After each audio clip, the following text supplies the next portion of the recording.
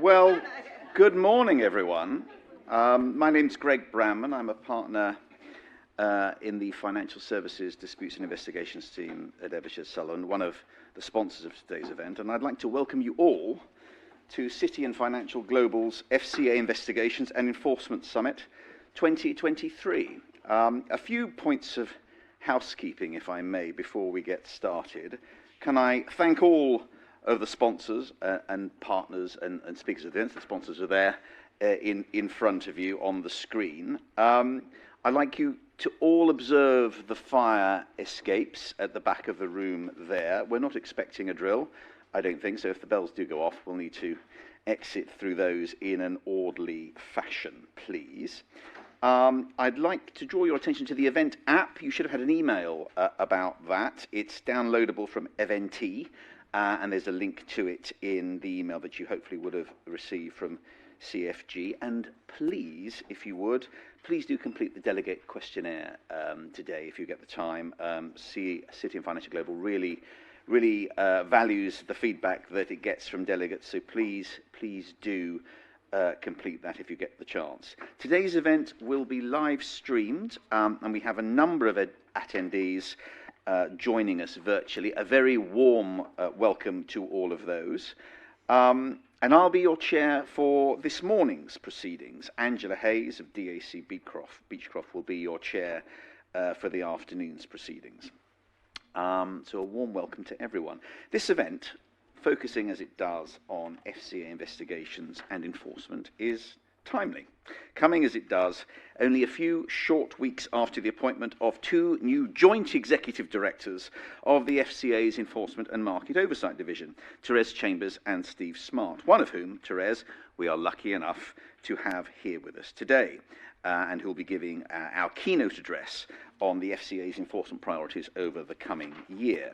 Steve, of course, has joined FCA enforcement from the NCA, whereas Therese has been with the FCA for some time now. For many years as a senior lawyer in the enforcement division, where I first got to know her more than 10 years ago now, and latterly as Director of Consumer Investments. Now, I'm sure that we're all very intrigued to hear what Therese has in mind for the enforcement division in the coming years, and what the financial services industry in the UK can expect from her new regime. Following publication of the FCA's business plan for 23-24 in early April, which set out the FCA's intention to become a more assertive and proactive regulator, acting faster and at a larger scale against individuals and firms causing harm to consumers and the UK financial system. I'm sure we're all very interested to hear from Therese in what I think is her first speech since her appointment as Joint Executive Director of Enforcement about the role the Enforcement and Market Oversight Division will play in achieving the FCA's business plan objectives in the coming year. But more of that from Therese herself in a few moments' time.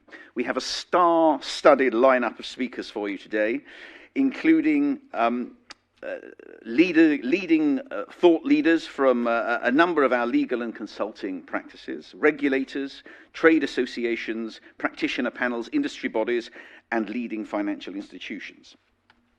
This morning, they'll be talking to you about FCA enforcement priorities, key areas of risk for regulated firms, how firms can ensure that they will not be used to facilitate financial crime through crypto, early intervention by regulators, and conducting internal investigations. So we have a packed agenda full of fascinating content and valuable thought leadership. So without further ado, I'll hand over to Therese to get us started. Welcome.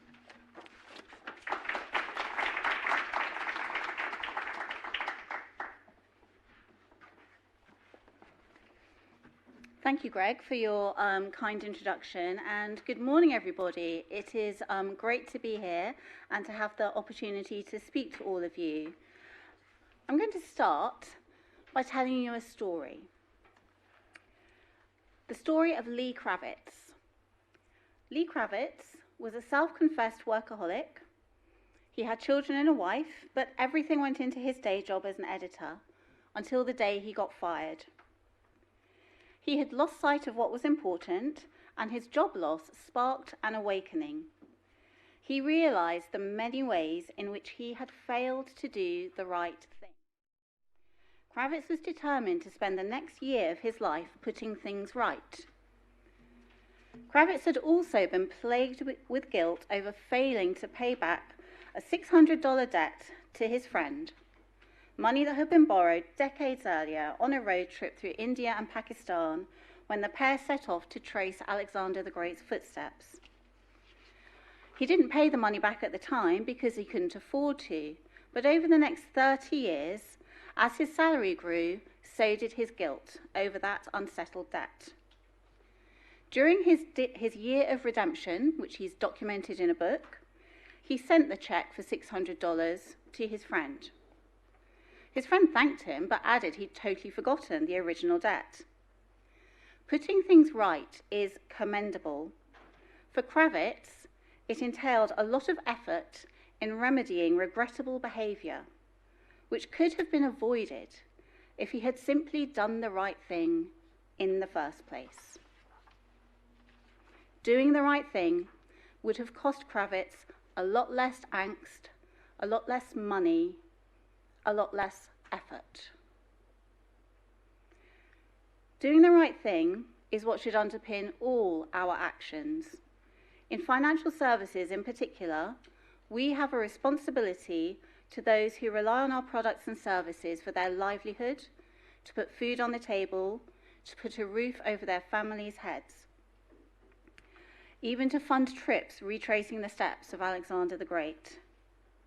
And doing the right thing when nobody is watching and when we as individuals do not directly benefit is even more important. It is a true test of integrity. And sometimes the world, or even your industry peers, consumers and regulators are very much watching. As Greg mentioned, this is my first speech as Co-Executive Director of Enforcement and Market Oversight. I only took up the role in April, although I have been at the FCA and its predecessor, the FSA, for many years. Steve Smart, my fellow co-director, will join the FCA on the 21st of June, and we will set out our vision further once he is in position. What I can say today is that you can expect to see a strong alignment between our enforcement work and the FCA strategy. And in the joint leadership model that Steve and I will bring, you can expect to see us working closely together, bringing the insights of the extensive but very different experience that we both have. Steve comes to us from the National Crime Agency, where he has been Director of Intelligence.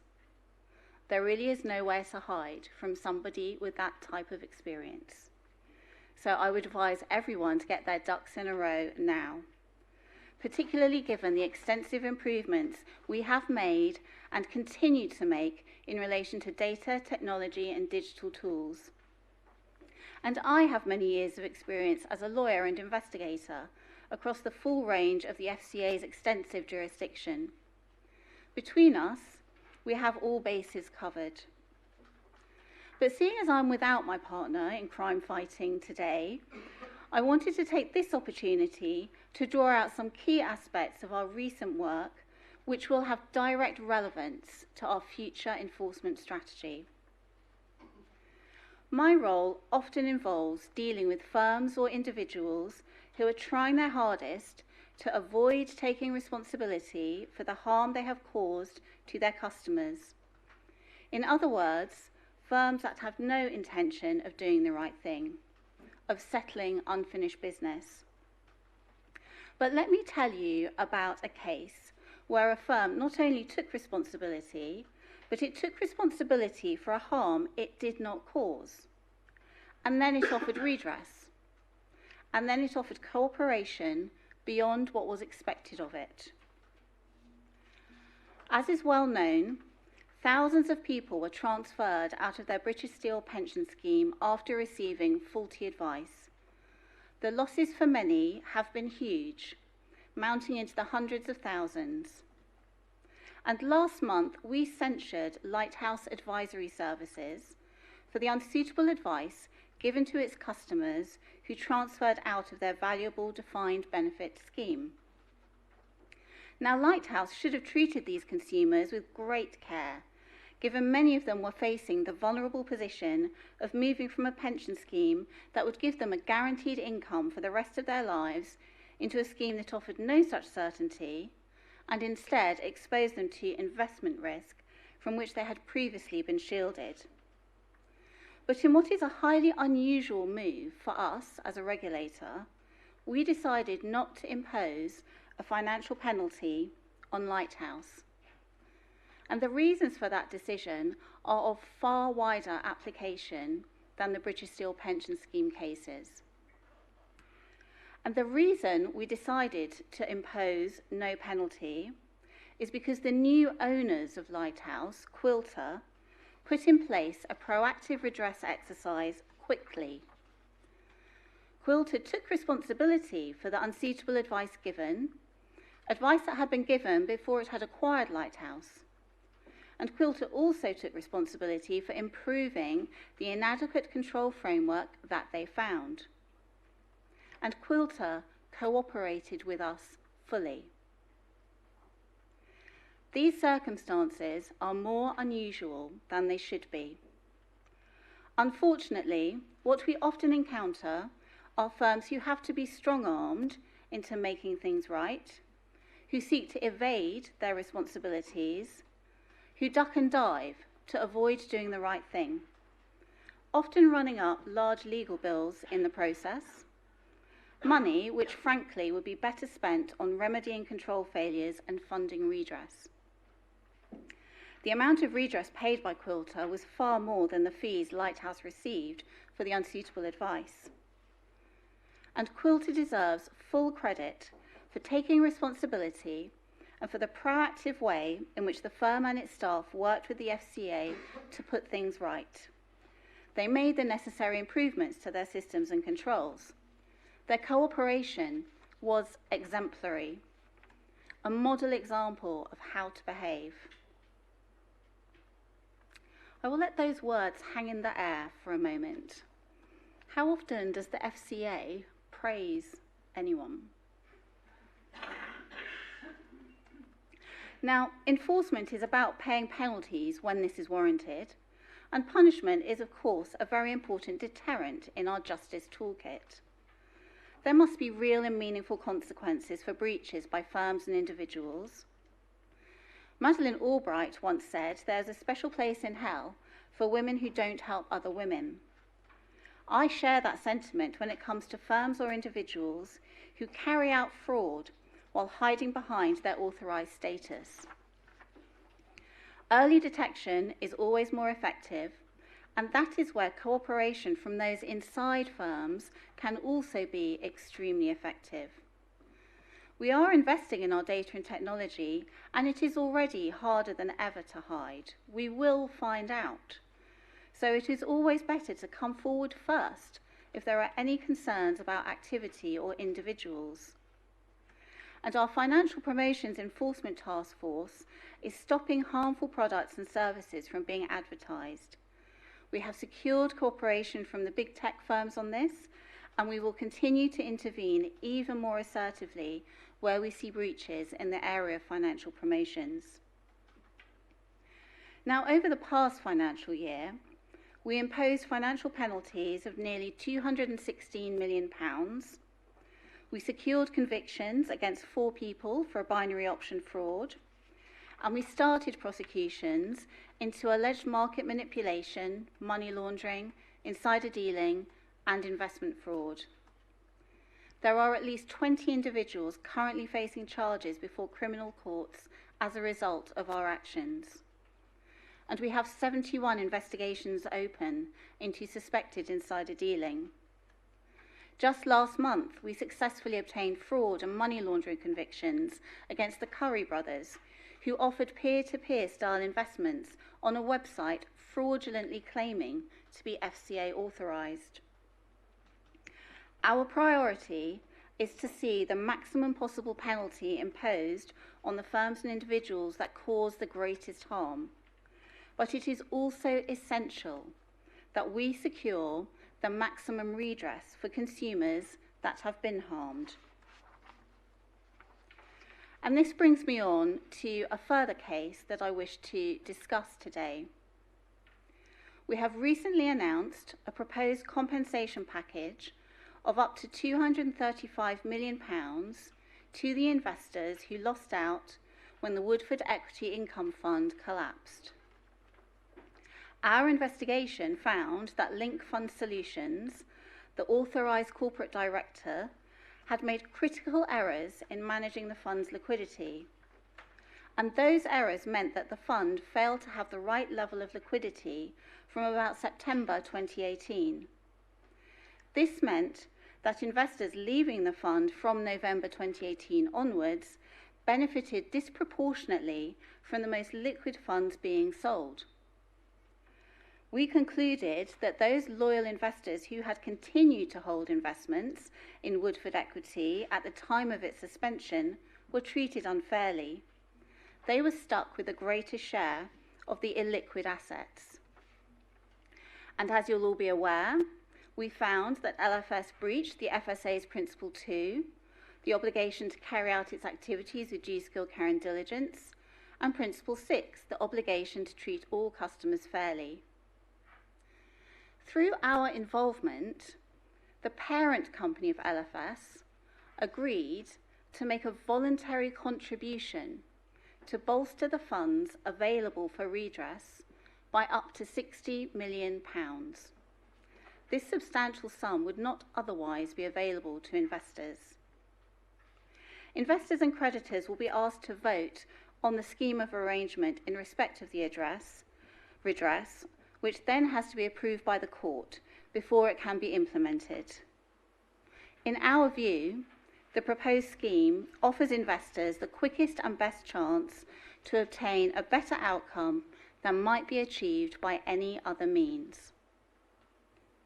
Neither FCA redress nor FSCS compensation would cover investment losses, but the FCA's redress under this package applies to all investors in the fund at suspension, including investments above the FSCS limit.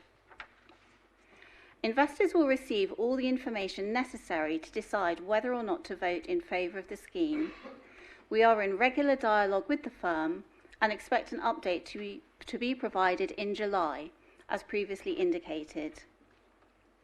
The compensation would go to the 300,000 investors who lost out and is subject to completion of a sale of the Link Group's Fund Solutions business.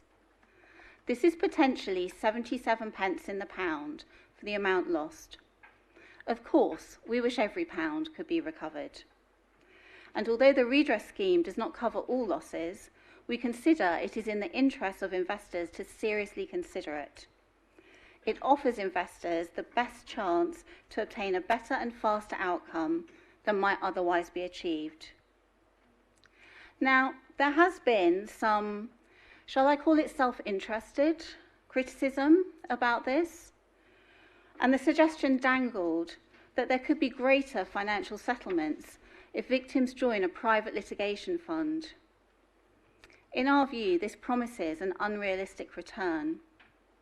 This deal that we have brokered exhausts the resources of LFS, and the parent company contribution of that additional £60 million is entirely voluntary. Link Group will also fight our findings should creditors vote against the scheme, which would further deplete funds available for redress and extend the timeline considerably. Sometimes, properly authorised firms can carry out what looks like to us wildly inappropriate activity. And fraud involving an authorised firm is something that we take, and will continue to take, extremely seriously. We care about this. It jeopardises the reputation of the entire industry and the integrity of our markets. One recent case that you may have heard about sounds more like a plot from a Dick Francis novel. At the beginning of April, we took several highly assertive steps to protect consumers following the identification of serious regulatory operational issues at WealthTech LLP. We used our regulatory powers to ensure the firm immediately ceased all regulated activities.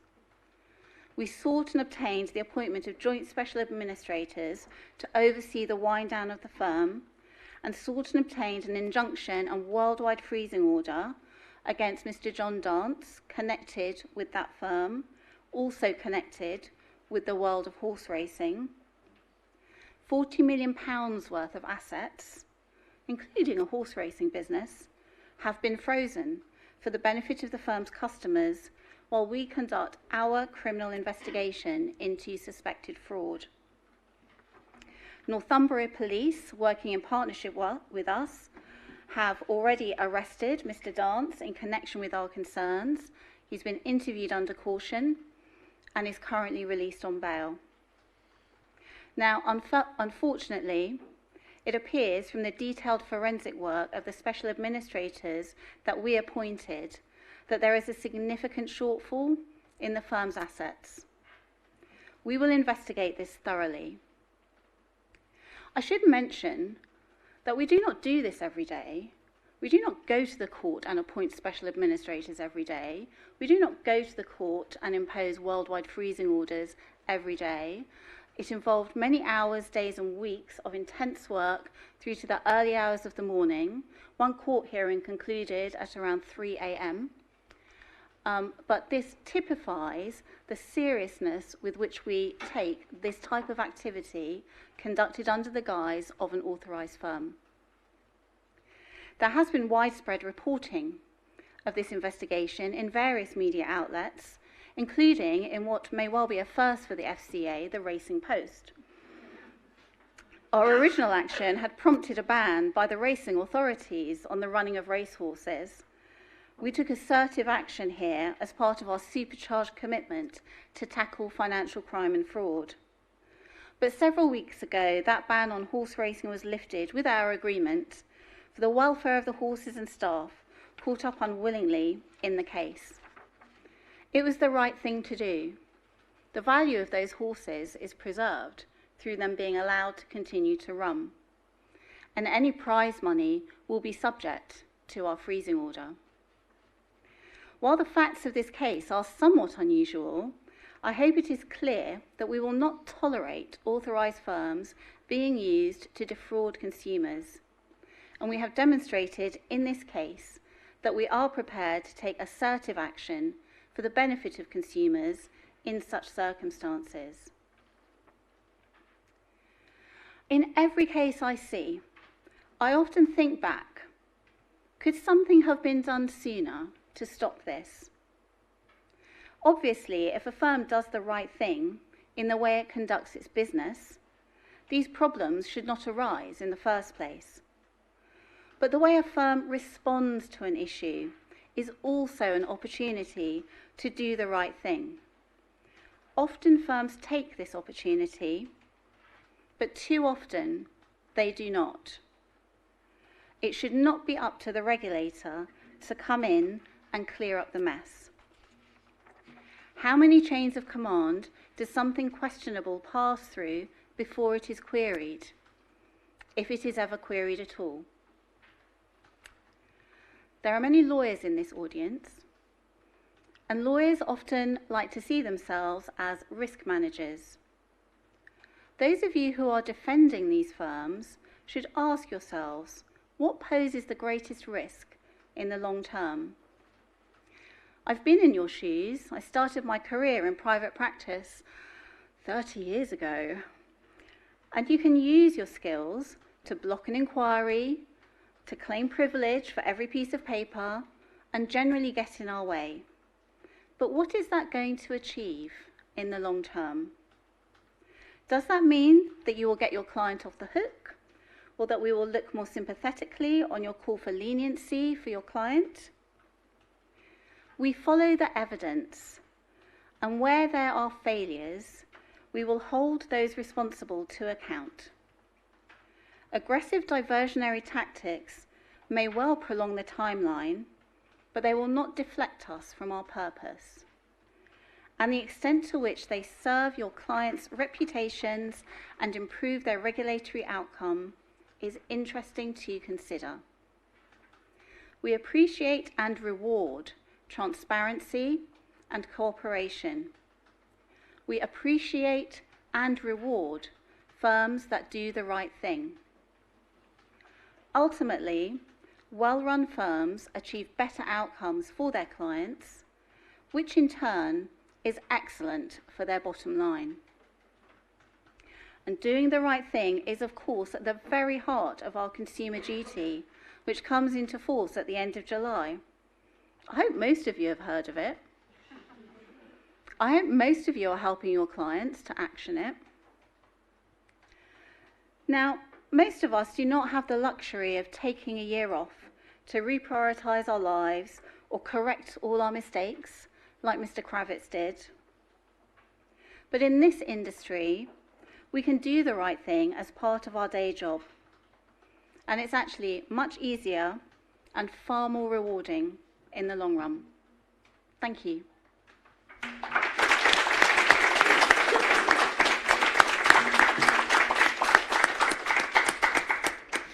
Thank you, Therese, for that very thought-provoking speech.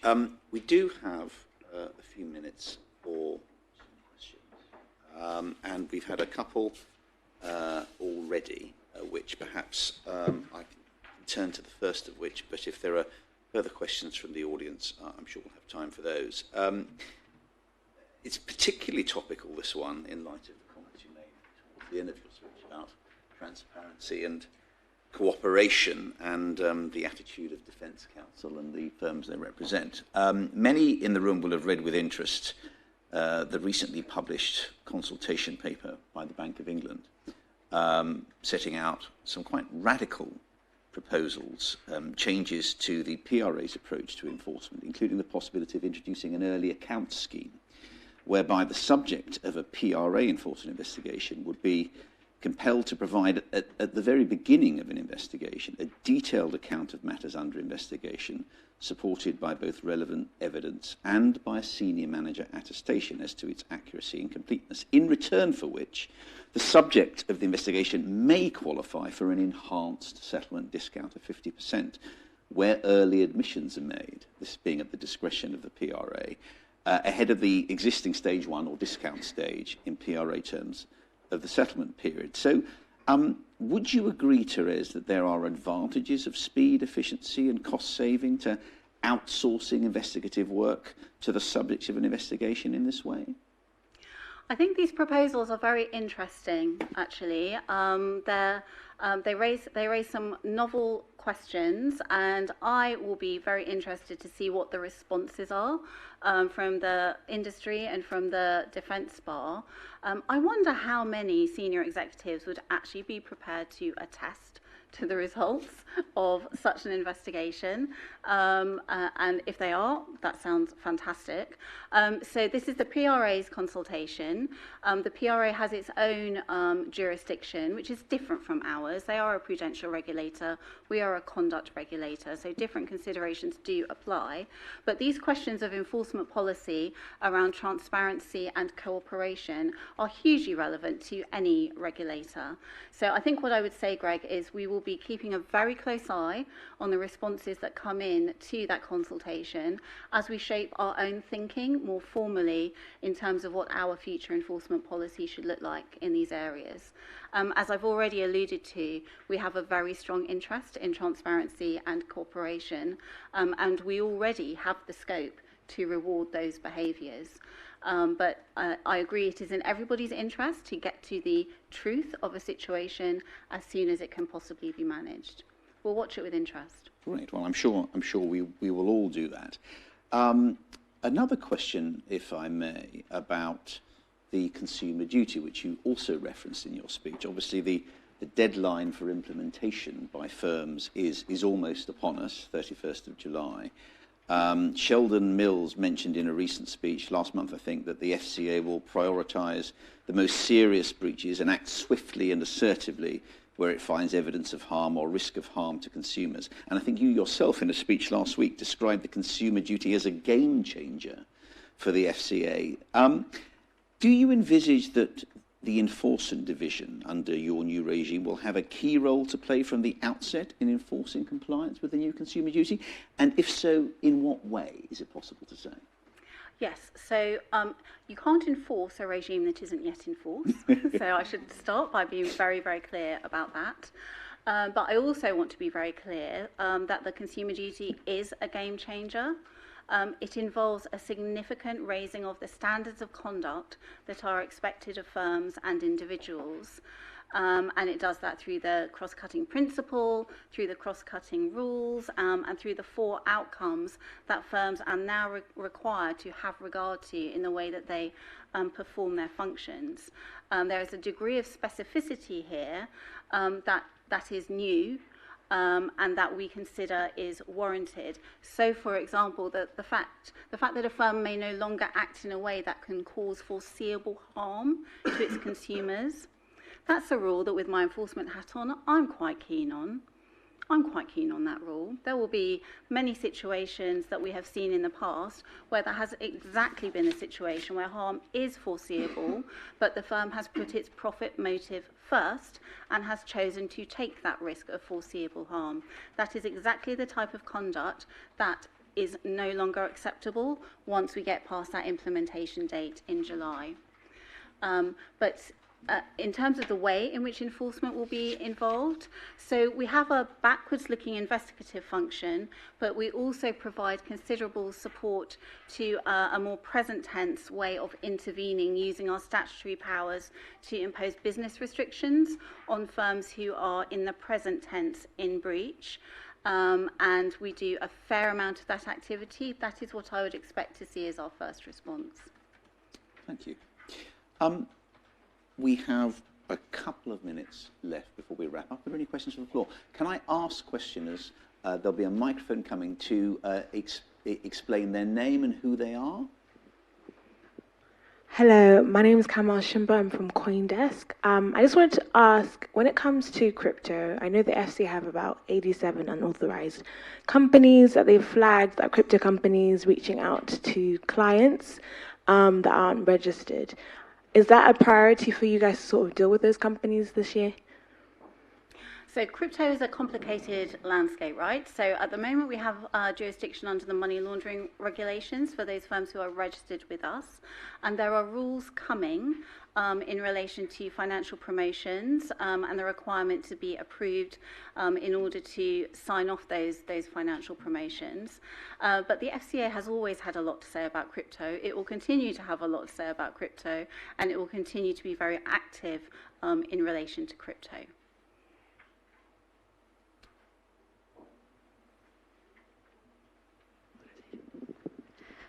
Good morning, Therese. Tracy Devaston, Palace Partners.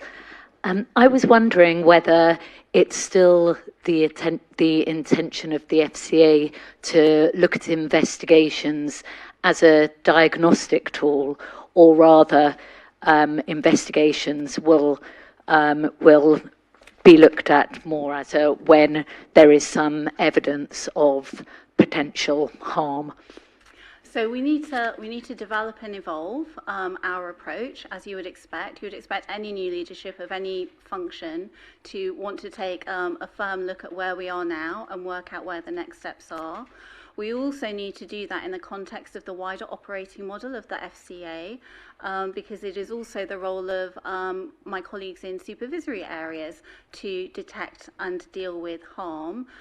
Not every harm that is identified requires the use of enforcement tools, but where it does require the use of enforcement tools, we're here, we're ready, and we're ready to act.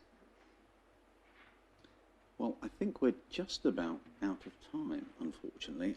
We've got our panellists for the next session ready to go. So can I just ask everyone to thank Therese once again for a very insightful session.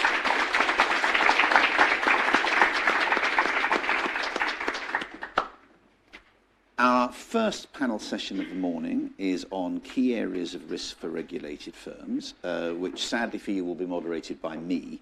But can I ask the panellists to come to the stage, please? That's Fleur Asenk, Legal Counsel of Barclays, Litigation, Investigations and Enforcement, Miles McGuinness, Chief Executive Officer of the Financial Market Standards Board, and Simon Hood, Head of Litigation Investigations at RBS.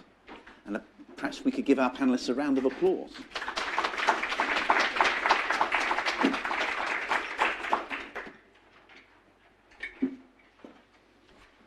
Morning, everyone.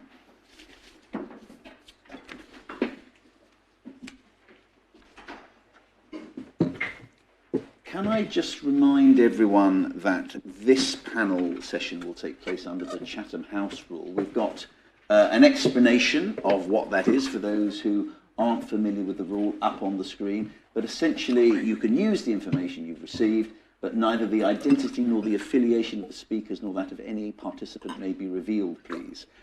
So please refrain from posting any content on social media identifying the speakers. Thank you very much.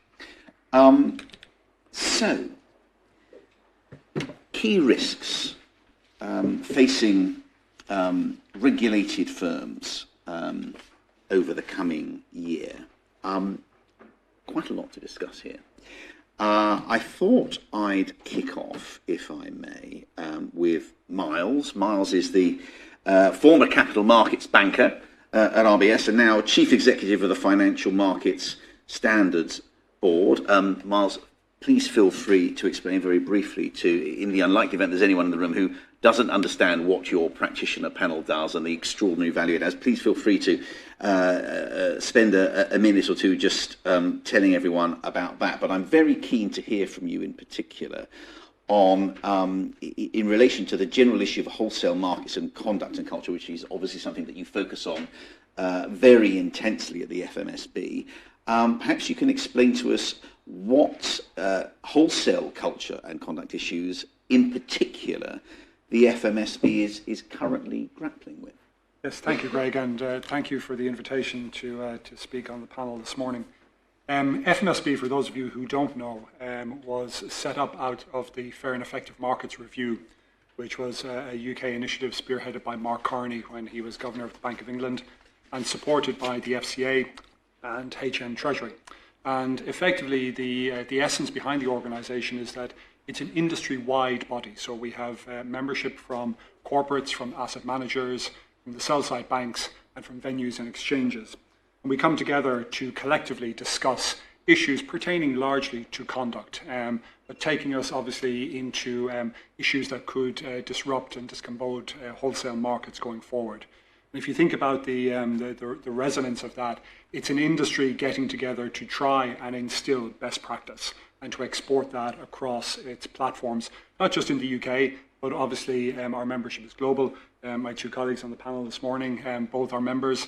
So our firms represent effectively a large part of the global capital markets infrastructure. Obviously, the conduct lens is one that we deploy, and I think it's interesting to listen to Therese in the keynote address. Doing the right thing, I suppose, is a key element that we address in all of our observations.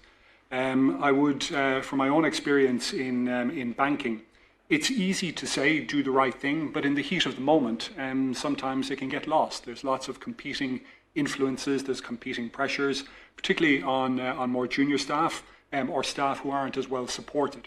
And I suspect it was probably at the heart of some of the issues that we have seen bubble up post-crisis, but still are in developing and nascent markets, which we can address over the course of the discussion this morning. When we look at the issues that we are sort of focused on right now and that the industry continues to grapple with, culture is at the heart of it, because culture and conduct inextricably linked. Does good culture beget good conduct? Certainly there's a link, but it's not a complete insurance policy against poor conduct. So I suppose managing and educating around that human dimension is key to what we do. And for those of you who are familiar with our output, you'll know the Behaviour Patterns Conduct Analysis, BCA, which is a compendium of censures that we compile over history in wholesale markets. And we produced the first version of it in 2017, and we updated it most recently last year. So it now has the first censures related to greenwashing, which I know is a topic we'll come to, and also for the first issues around crypto markets.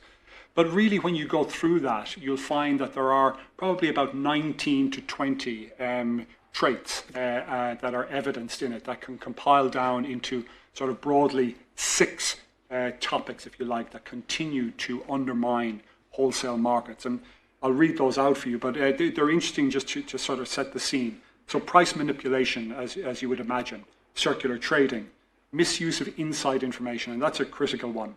The reference price influence, we all remember the benchmarking issues.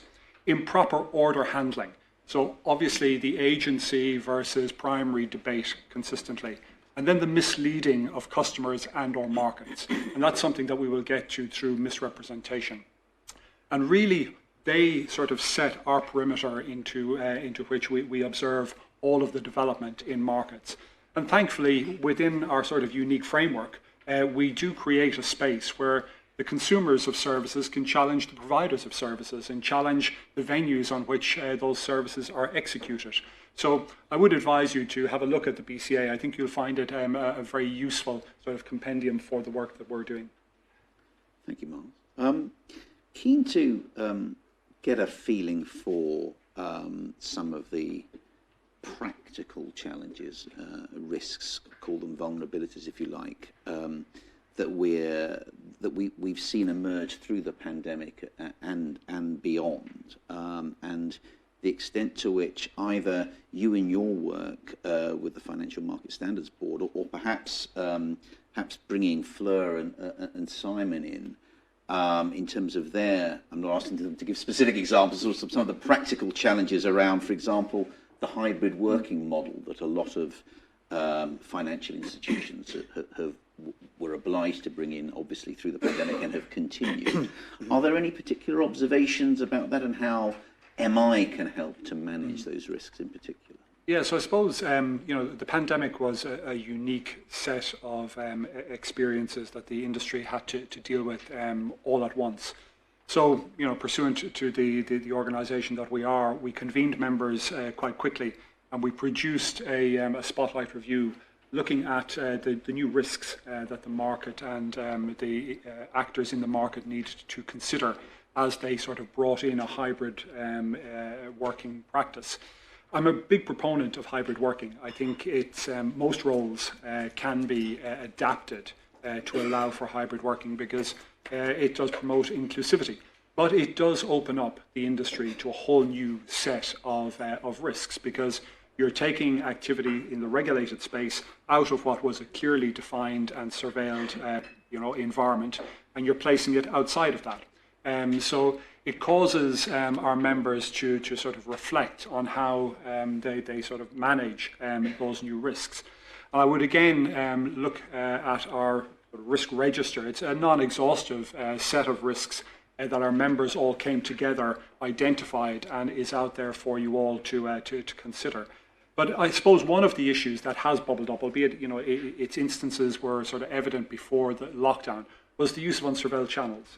Is probably a very good example. And we've seen a number of high-profile censures come into the space already.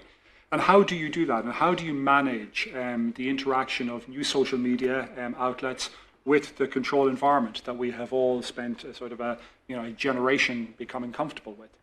So that's something that our members grapple with continuously. And I think that's going to become even more difficult as the sort of array of channels open up. And how do you stop you saw it with meme stocks. You saw sort of bubbles of conduct-related issues happen outside of the sort of the standard wholesale industry, and yet just contagion happened and they just discreetly jump into the wholesale space. So, the likes of the silver market were affected. Obviously, the meme stocks everybody knows about. But within our world, commodities are an area of intense focus for us. And that was one of the issues that we were looking to address. Understood. Could I just pick up on one of the things that Miles was saying? So I agree, there is a risk of taking regulated individuals outside of that very neatly circumscribed space within which they're operating. And so that's identifying the risk. It's how you manage the risk, I think, is really important. And this is my personal view, not the institutional view, I hasten to add. But I think it comes down to two things. One, instilling the right culture in your people. And two, trust in them. And that doesn't, that does pose a risk, but ultimately it's a risk that exists anyway. If a bad actor wants to circumvent surveillance, they'll find a way. And we've seen that time and again in the industry. So it's a different kind of risk, but as I said, in my personal view, it comes down to those two things, culture and trust, and how you build those. Certainly in my experience, that's we're increasingly being asked to advise around how you manage the risks. And as you say, Simon, some of those risks are simply insuperable. You have to trust. You must surveil, but how you surveil and the reasonable boundaries about that. I mean, the reality is, if people want to evade that surveillance, particularly in a hybrid working environment, there's just nothing that you can do about it. And that was one of the things. Almost as soon as lockdown was announced and traders were starting to have to work from home, the immediate question was, well, how do you stop somebody taking a photograph of their screen at home and sending it to their mates on, say, WhatsApp? So I come back to the point I made before, having the right culture and the right framework around things. You end up being in a position where you have to place trust in people. Yeah. I think you also mentioned MI. I think it's interesting to look at, obviously this is largely a legal forum, to look at the evidence as it starts to come out. When I joined just 2 years ago, I was on a panel with Sarah Pritchard quite early in her own role in the FCA, and she spoke about looking at outcomes, and that the FCA would take a what I thought was a very rational view, which is we can understand that society demands this pivot to home working and regulated activity happening outside of the confines of the office. And we will judge its success based on, really what we see as behaviours. Are there going to be an increase in poor conduct issues? And from certainly my observance, that hasn't necessarily been the case. There seems to be, a sort of a plateau. I don't think that the evidence points to a shocking deterioration. Now, having said that, a lot of trading roles have come back into the control environment quite quickly. But there still is an element of regulated activity in the sales and origination functions that always happened outside of the controlled area. And I suppose that's something that people do forget. They see regulated activity as simply the trading aspect of it, but actually it's not. It's wider than that. It's engagement with the client around the concept of a trade. And some of the worst sort of conduct issues have happened, in that space already. But I think it's just worth noting that. While we're looking at the work of the FMSB, it would be, I think, slightly anomalous not to discuss the challenges that you are probably grappling with in relation to nascent markets and digital assets in particular. We've already had crypto referenced at least twice in the context of what Therese had to say. There's also the thorny issue of non-fungible tokens. Is that an area of focus of your work? And if so, what is the view of the evolving risks and how these can best be managed? Yeah, so we do. We have 5 standing committees across market practices, ESG, conduct and ethics, electronic trading and technology, post-trade. And we look at the digital on a sort of a horizontal across them all, because I suppose from our perspective, our focus is very much on wholesale markets. A lot of the crypto markets are still evolving in the retail space, but obviously they're looking to move increasingly into wholesale. So I would observe that in the first instance, the best defense is to use sort of the established lenses that you have for observing traditional markets and apply those to crypto in the first instance. So you will learn by, you've had some very painful experiences in traditional markets in managing poor behaviors and apply those learnings to the nascent markets as they develop.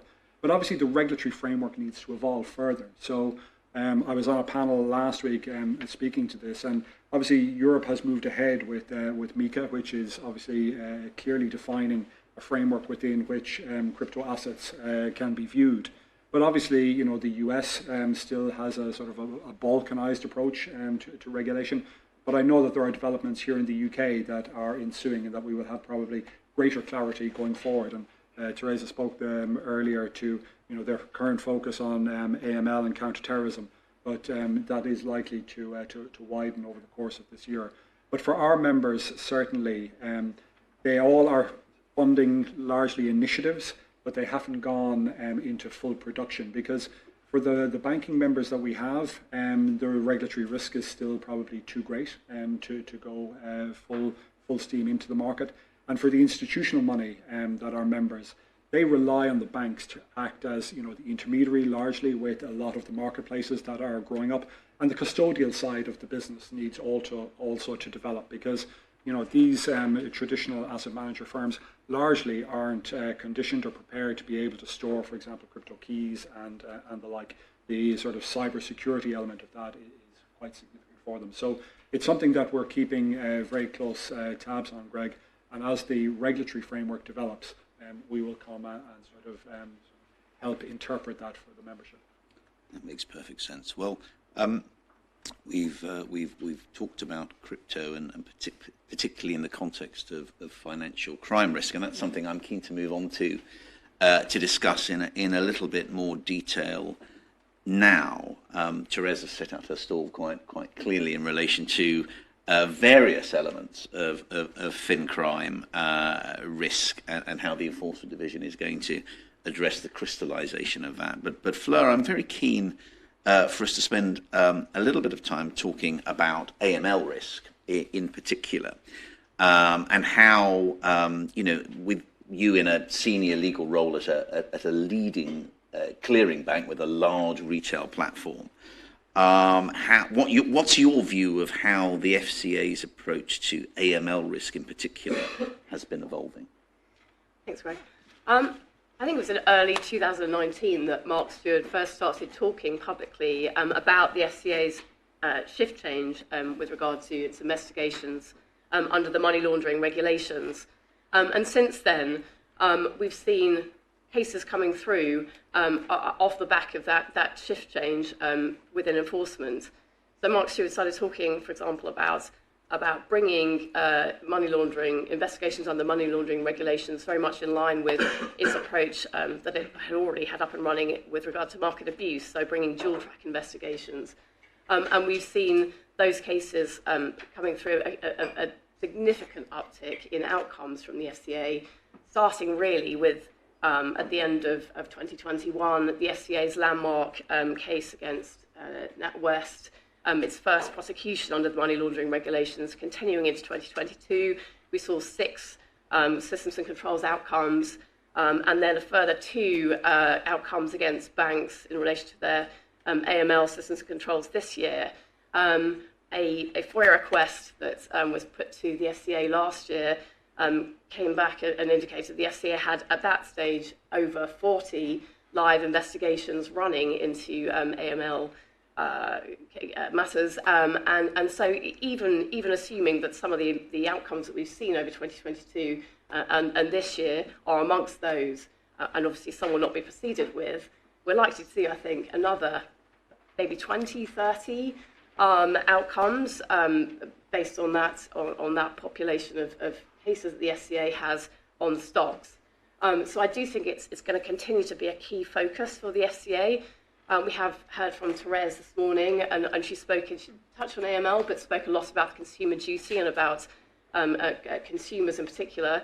But I think, with the bringing into the Enforcement Division of Steve Smart from the NCA, I think that's no accident. I think that this will continue to be a substantial focus for the FCA in the coming years. And obviously you can understand why. Money laundering strikes at the heart of the integrity of the UK's financial system. And I think a failure on the part of the regulator to get to grips with money laundering really is an invitation to criminals and fraudsters that the UK financial system is open to business, and that's something that the FCA will very much want to avoid, giving that impression.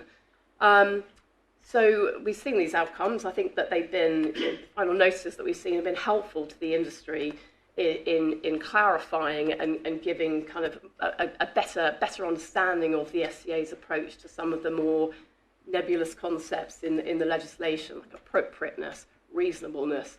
These are things that practitioners in the industry will be looking at carefully to see, what the FCA's expectations are, what its appetite is to take on cases where they perceive failings in those areas. That's really what's going on in the enforcement space. In the supervision space, we've seen the FCA's most recent business plan. It's 4 kind of key pillars coming out of that. One of those is tackling financial crime, and buried within the language, you see improved assessment of firms. So I do think we're going to see a more assertive, proactive approach from supervision in this space. And that's very much in keeping with the FCA's general kind of messages, which are very much couched in terms of assertiveness, proactivity, intervention.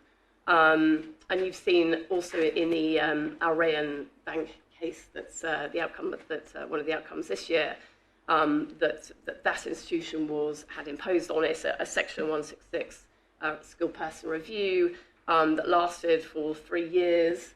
But I can't see that approach from supervision within the FCA is going to cease. I think that will certainly continue. Yeah, it's very interesting. I need to be a little bit careful what I say about Al Rayyan because that's a case that we have some knowledge of. But it's definitely the case that the enforcement division's focus on AML investigations is continuing, which is interesting given it's been about 10 years now since that became a key enforcement priority. I think it's quite interesting listening to Therese. She was very much positioning on a forward-looking basis the enforcement division's focus around fraud, around criminal prosecutions, for example, of insider dealing, interventions in financial fraudulent financial promotions, for example. So, what we can read into that about the future of the ML agenda, I don't know, but certainly what we've been seeing in practice consistently over the last few years is it's probably 60% of our enforcement work is AML systems and controls related, and an awful lot of our work around sort of the grey hinterland between BAU supervision and enforcement. I'm talking about 166. I'm talking about supervisory visits from financial crime specialist supervision. I mean, there's really been no let up at all in terms of the FCA's focus there. So I think that's bound to continue, and the real area of risk arising from supervisory visits is entirely apparent from cases like Al Rayyan Bank and one or two others, where they come in and tell you you're getting it wrong, give you a chance to fix it, and you don't really fix it very well, and they come in again and you haven't fixed it. That's kind of a one-way ticket to the enforcement. I mean, you get away with a 166, that's quite a good outcome, but actually it will often be 166 and enforcement in parallel. And we're seeing, increasingly not just dual track investigations where they have that optionality to choose between using regulatory powers or criminal, but often single track criminal investigations now for AML. Obviously, you've referenced NatWest, and we've certainly seen other cases where the FCA has been willing to pursue at the outset a single track criminal, saying, look, we think there's been a crystallised risk of money laundering, for example. That's often the trigger. But looking increasingly at individuals, and I don't know whether anyone on the panel has seen that specifically, but I think we're all waiting for that first case against an MLRO, God forbid, or a head of compliance, where they said, by consent, connivance, or neglect, or whatever the current test is under the most recent iteration of the money laundering regulations, that you have fallen down and failed to meet that regulatory standard. And I think, mindful of the sort of evolving agenda against senior managers, we've obviously seen the Carlos Abarca case most recently in relation to Lloyd's TSB in very much a sort of a vanilla regulatory forum.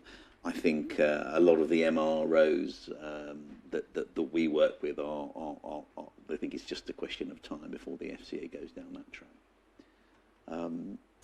Perhaps we can talk a little bit about the consumer duty What's the general? Perhaps sort of, Fleur, given that this is probably closer to your heart than perhaps it is certainly to Miles's, but I'm keen to get Simon's view on this as well. What's the perception about the readiness of the industry? And I'm not asking for you to speak for your employers, just to be absolutely clear. But what's the general perception in terms of your engagement with institutions more generally about the readiness of the industry for the entry into force of the Consumer Duty at the end of July?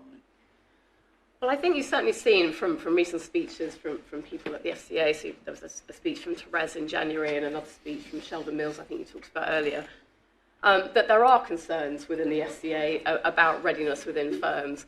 I think that it is an enormously challenging exercise for a firm to grapple with the breadth of the Consumer Duty and the number of different areas of the business in which it touches, not just products, but also customer engagement, the level of training that needs to be undergone in order to be ready for it.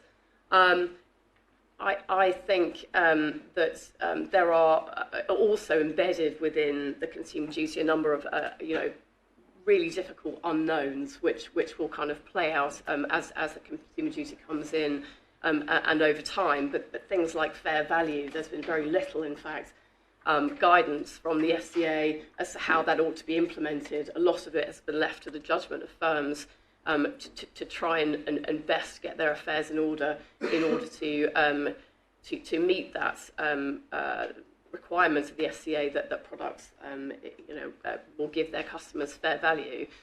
I think it's just an enormously challenging exercise. A huge amount of work is being undergone in order to get things ready for it. But I think it's very clear from pronouncements at the FCA that there will be very little forbearance on the part of the FCA for firms that are not ready. And I do think they've given you long enough. I think they do. I think Sheldon Mills's recent speech talked about a sort of 82-day period of that ought to be enough. I mean, that is a it is clear that the FCA firmly expects that firms will be ready and will not tolerate a lax approach to the implementation of the Consumer Duty. Therese sort of made it pretty clear that they will be looking at enforcement of that duty pretty much from the outset. Yes. And she talked about that sort of expansion of the existing duty to treat customers fairly into something that's actually more focused from an enforcement perspective. She seemed to think that was going to, she didn't say it in quite those terms, but she seemed to think that would make it easier and more productive for the retail departments of enforcement to take action, particularly in the context of that foreseeable harm issue. Do you agree? Do you see that's a real area of exposure for retail platforms? Oh, undoubtedly is, and what also comes across very much from the FCA in this period is that it's very much saying this is not a kind of reassertion of treating customers fairly. They use the language that they use, game changing, step change, and these are real, represent a real kind of cultural shift in a very short period of time. So we shall see how it plays out, but I do think this is an enormously challenging exercise for firms. Thank you. Well, we'll have some time for questions at the end. It'll be interesting to explore views in the room as to how ready the industry is for 31 July and what's keeping people awake at night there. But we'll return to that in due course. Can I just say that I think it's interesting for any of you who haven't read it, if you go onto the FCA website, there's a publication from January, which was an assessment by the FCA on a no-names basis of a variety of implementation plans. And they run the gamut from haven't really thought about it to at the forefront of the charge to get ready for this new duty. It's quite an interesting read. What that looks like 5 months on, we don't know. But I very much agree with Fleur, and just picking up on something I think you said, Fleur, about AML regulation, there are some nebulous concepts. If you look at the Consumer Duty, the bare bones, you've got a new principle 12 of the FCA's Principles for Business, the cross-cutting rules, and then the 4 outcomes as well. I think we're driving more towards principles-based regulation than rule-based regulation, which is inherently difficult, and you come up against these nebulous concepts. You must act in good faith towards retail customers. Well, what does that mean on the ground? Who's the burden on to prove that you have or haven't acted in good faith? There's an awful lot to... It's incredibly broad, as Claire was saying. There's an awful lot for firms to think about, and I suspect we will probably see a run of enforcements in the next year to 18 months as it becomes clearer exactly what is expected. Yes, I completely agree. You can't introduce a game-changing duty of this nature and not be willing to be courageous and resolute about trying to enforce it. And I actually it's never nice to be at the sharp end of an enforcement action, but in terms of the learnings that can be taken from that in relation to a new principle's been introduced, and there's a lot of underlying arrangements. You've mentioned the cross-cutting rules.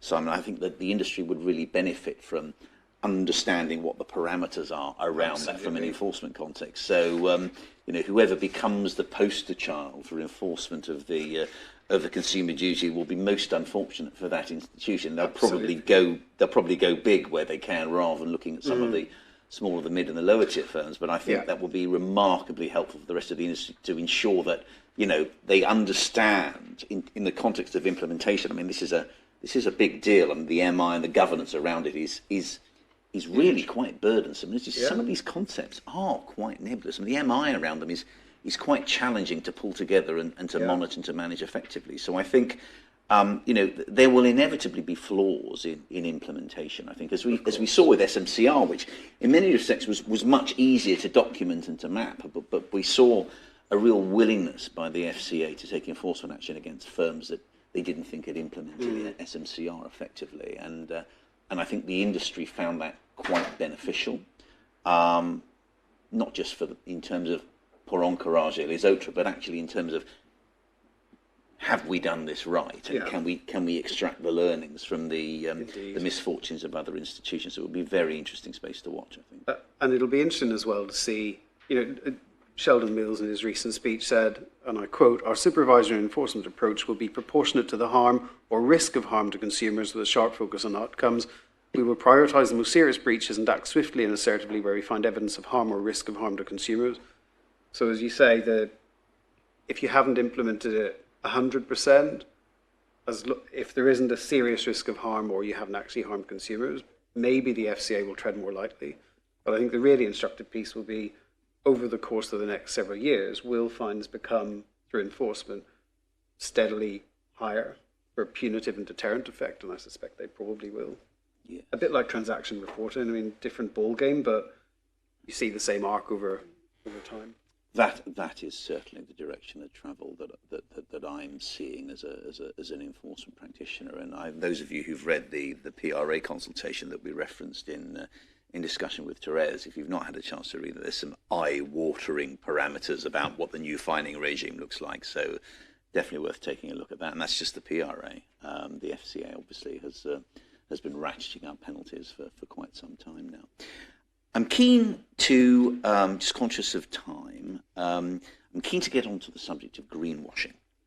And perhaps, Simon, and I know this is something that's quite close to your heart, perhaps you can give us your perspective on what the principal issues are currently being faced by the UK financial services are from a greenwashing perspective, and where you're seeing those risks principally crystallising right now. Sure. I'd start off by saying that I think green is grey. And what do I mean by that? It sounds very glib, but there is a purpose behind it. We're in a space right now where there is a deluge of regulation on the horizon, both in the UK and in other jurisdictions. But there's no statutory or regulatory definition currently in force of what greenwashing is. And I think it's one of those things, if you've never seen an elephant, you can probably describe it. Greenwashing is the same. The FCA has defined it as, quote, marketing that portrays an organisation's products, activities or policies as producing positive environmental outcomes when this is not the case, end quote. And that's probably as good a definition as any, but it's just a definition. you also end up having to look at both sides of the ledger, so not just the positive but negative, and we'll come on to that shortly, I suspect. We'll mention the Advertising Standards Agency. In terms of regulation currently on the horizon, the FCA's anti-greenwashing rule will apply to all regulated firms, and there are proposals for product labelling and disclosures which will apply to asset managers and their UK-based fund products.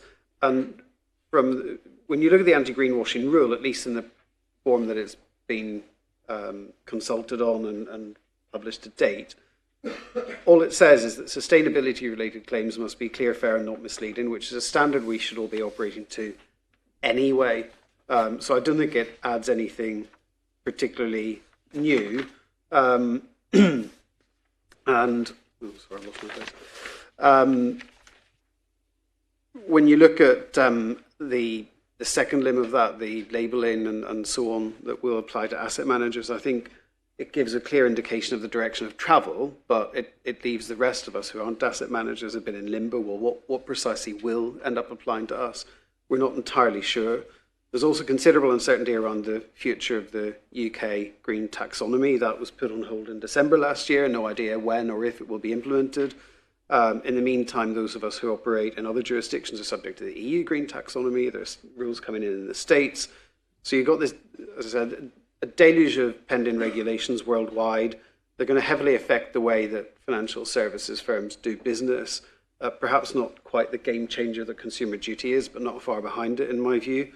And the point's a bit more fundamental. As I said, we're operating in a grey space before the storm hits, and we all know what's coming, hasn't yet arrived, and we're preparing for it. So if issues were to arise today, to what standard would we be held? And I'm not sure anyone necessarily has the answer. And then the other point, I've mentioned different jurisdictions. I like to think of them as different tectonic plates moving in tandem and occasionally crashing against one another. But if you're a global organization like Barclays or like NatWest, and again, this is my personal view, you end up facing a choice where you either have a lowest common denominator approach across all jurisdictions, where you apply what the baseline is, the toughest baseline, so taking a conservative approach, or you have different approaches in different jurisdictions, which is more costly, it's less efficient, it's difficult to navigate. I think that gives a flavour of the key things that I'm seeing at the moment. I don't know if anyone else wants to add anything. Thanks, Simon. Miles, is this something that's a real area of focus for the FMSB? Yeah, it is, and I think to Simon's point, it's evolving, and it's we've had obviously a couple of censures around the representation advertising. We've obviously had in the asset management space, we had the DWS issue in Germany, and I think from our membership, it's the first time that when people have looked at conduct in wholesale markets, they've always focused on the banks, sort of heretofore. I think this is certainly a huge issue for the asset management industry, how they represent their products and services. And we've already seen a number of large European asset managers downgrade some of the funds that they market because they can't actually verify that all of the products that are in it meet the criteria. And that's one of the areas that we're going to focus on. Like, as a sort of a membership group, we're completely politically agnostic. So the E and the S we leave to sort of individual members to align with their commercial models. But the G is something that runs across the governance, runs sort of, I think, horizontal across all of this. And we're about to kick off a piece of work looking at the KPIs associated with sustainable products, right, such as loans, bonds, and how you select these, how you verify them, how you monitor them over time, how you retire some if they're not performing, and how you link them to are there triggers where if a firm isn't performing to the sort of stated KPI, what does the trigger mean, and is the trigger enough of a deterrent? Is the trigger enough of a deterrent to actually cause a change, or is this simply a recut of the core principles that the corporation sort of espouses, and really the sustainable product doesn't do anything other than what a senior unsecured would do? So that's the area that we're about to explore.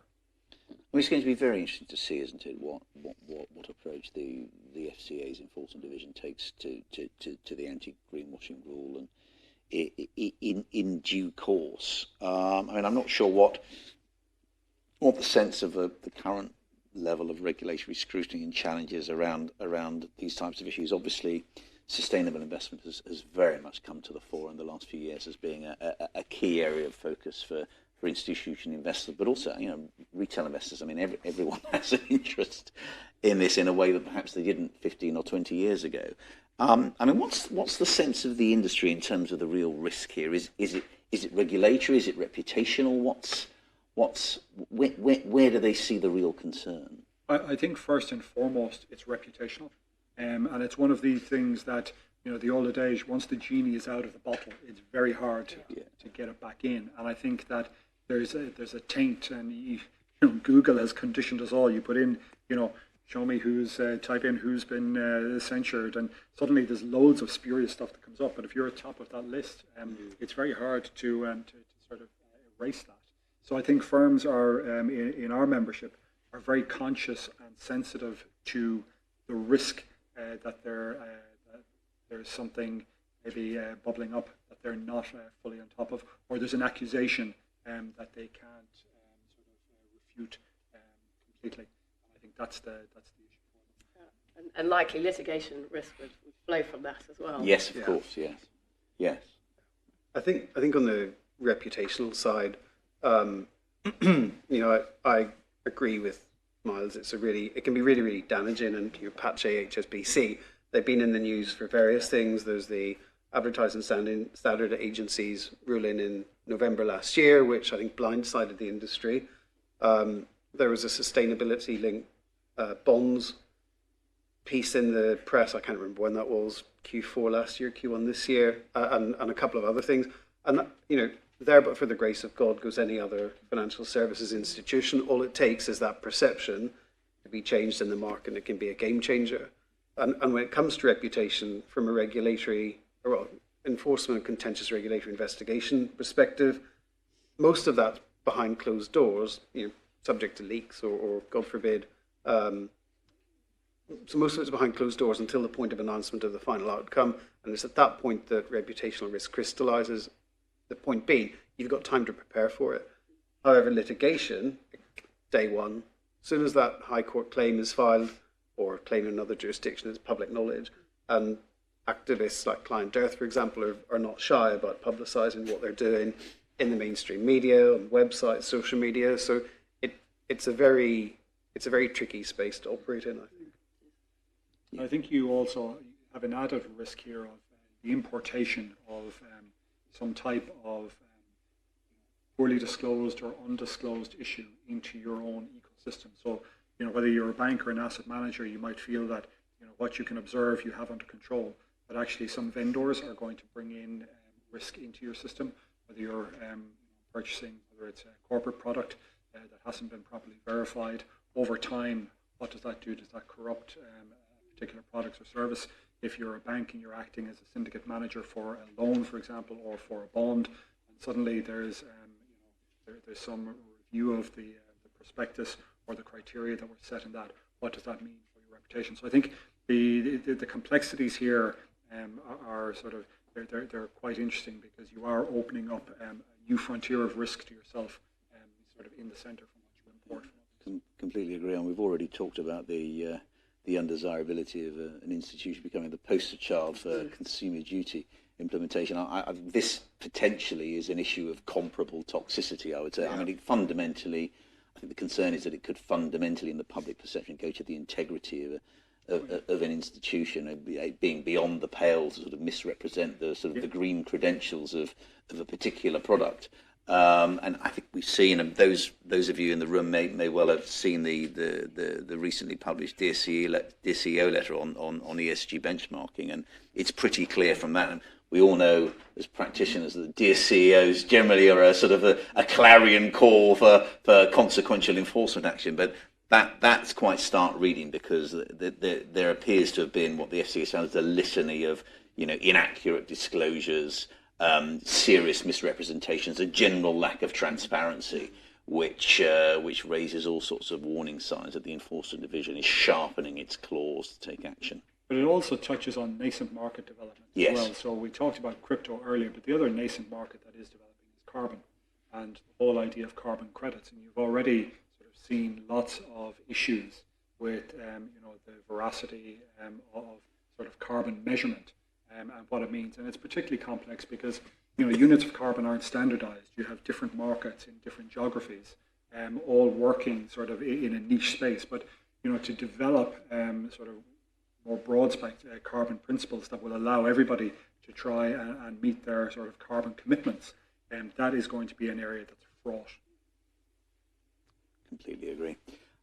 We have a few minutes before our incoming networking and coffee break for questions for our panelists. If I should say panel members, panelists is probably not quite the right word. Are there any questions in the room about anything that we've discussed, or any wider issues around emerging risk for regulated firms? Hello again, and can I ask you please to introduce yourself? Thank you. It's Helen McCarthy from State Street Markets Compliance. Miles, can I ask whether I love the fact that we haven't seen an increase in conduct or bad outcomes from the pandemic yet. I don't want to get too hopeful because the FCA historically does it takes a long time for those wheels to turn. Are we hoping, or do you think that is going to change? How much can we take comfort from that fact? Look, that's a very good question. I suppose only time will tell, not kick the can. I think if there were egregious issues, they probably would have bubbled up by now, maybe not directly through vocalization from the FCA, but across the rumour mill within the industry itself. I think everybody is aware of the unsurveilled channels and are trying to deal with that. I suppose, in the ecosystem where you have seen egregious behaviour is in the accounting firms, right? The cheating that happened around registration and education within those firms and qualifications. That's an area I think that is certainly under scrutiny. But to the best of my knowledge, and I make the statement to the best of my knowledge, I haven't heard of a material uptick in poor practice that has been reportable to the FCA. But it is still, as you said, too early to probably call time on it. I don't know whether our two senior in-house litigators at major financial institutions have a horizon scanning view of whether we can expect a flood of post-pandemic enforcement out of any particular area of risk. I'd be surprised if there wasn't an uptick in market abuse matters arising from the pandemic, and I think it's right that the FCA investigations have been taking some time, so it may just be that they haven't hit the stocks yet. Yeah, I agree with that. Simon? I agreed, and a contact in the industry had told me they'd submitted a FOIA request about specific investigations being undertaken by the FCA, but the response was reasonably tight-lipped, as you'd expect. So we're not finding much coming out of that, but I agree, generally, yes, there should be. I mean, Therese did mention a figure this morning, didn't she? Yeah. 71, I think, insider dealing investigations. Which, I mean, that is high. Considering the cost and resource expenditure incurred in even a relatively straightforward insider dealing prosecution. We've both been on the inside of some of that work. On the right side of the inside. Indeed. From our time at the FCA, we know how labour-intensive that stuff can be. I mean, that's an extraordinarily high number. Absolutely, they're difficult investigations. I think when I was in the Enforcement Division 10 years ago, there were maybe half a dozen investigations on foot at that stage. It's certainly substantially more than there were at any time that I was there. Yeah. So that's so if the Enforcement Division is moving fairly slowly, that may be one of the reasons. Any other questions before we wrap up for a coffee break? It's Sumitra Subramanian from Evershed Sutherland. It's a comment and a question for Fleur and Simon, really, on the Consumer Duty. There's been some interesting media commentary recently about how certain firms and maybe pockets of the industry see the duty as really an enhancement to the existing treating customers fairly standard. And actually it's not, it's a much higher standard focused on good customer outcomes. And the FCA has emphasised that this requires a major cultural shift in many firms. And I guess the question is, with all of the focus on changing processes and systems to comply, do you think that enough attention is being paid to the cultural dimension, and do you see that as an area of risk for firms? Really good question. Excuse me. Certainly can't speak for Barclays, obviously, as an individual firm.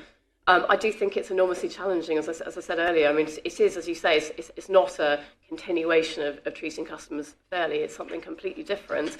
It will require a total cultural shift for firms, and that is going to involve an awful lot of in-house staff training in order to get to grips with. It's a very challenging exercise, but in order to meet the expectations of the SCA that have been very clear about, that will have to happen in every firm dealing with consumers. I mean, the FCA would say, I completely take that point, that it's not just a continuation, but they would say in terms of the supervisory messaging over a number of years about the importance of customer centricity to the business model, it's absolutely a continuation of the drum that they've been banging for many, many years. The difference now is you've got a new consumer principle and some quite granular underlying rules setting out what the expectations are, which if you can't demonstrate that you're complying, that's going to give rise to genuine enforcement risks, which is the game changer, I think, that Therese was alluding to. So, yeah, it's definitely one to watch over the coming years, I think. It's interesting, isn't it? I mean, the larger the ship, the slower it's likely to turn. And so marshalling resources is a difficult job for large and complex organisations, but you're quite right. The interesting point, I think, is that the TCF rule doesn't disappear. So for non-retail customers, it still applies. So you're going to have this dual regime where for retail customers, you have the consumer duty, and non-retail customers, you still have to treat them fairly. And I wonder over time how those two will align. So you will have the consumer duty, which is a higher standard, but does it then pull up TCF as well? Well, it's time for a coffee break. Before we do break, I've been asked to remind you that we're due back in the room, please, at 11:05 for the next panel discussion. But before you rush off and recaffeinate, can I please ask you to express your appreciation for Simon Hood, Head of Litigation at RBS, Miles McGuinness, CEO of the Financial Market Standards Board, Fleur Acing, Litigation Counsel at Barclays. Thank you, folks. Great. See you all in 15-20 minutes.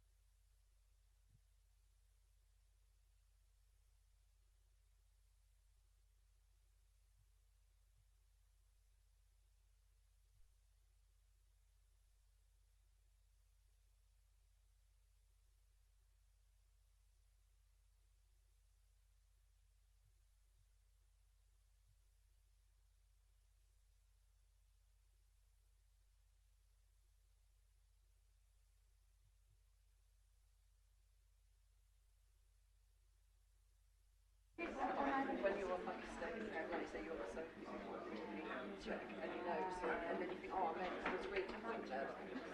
Oh, are you? Yeah.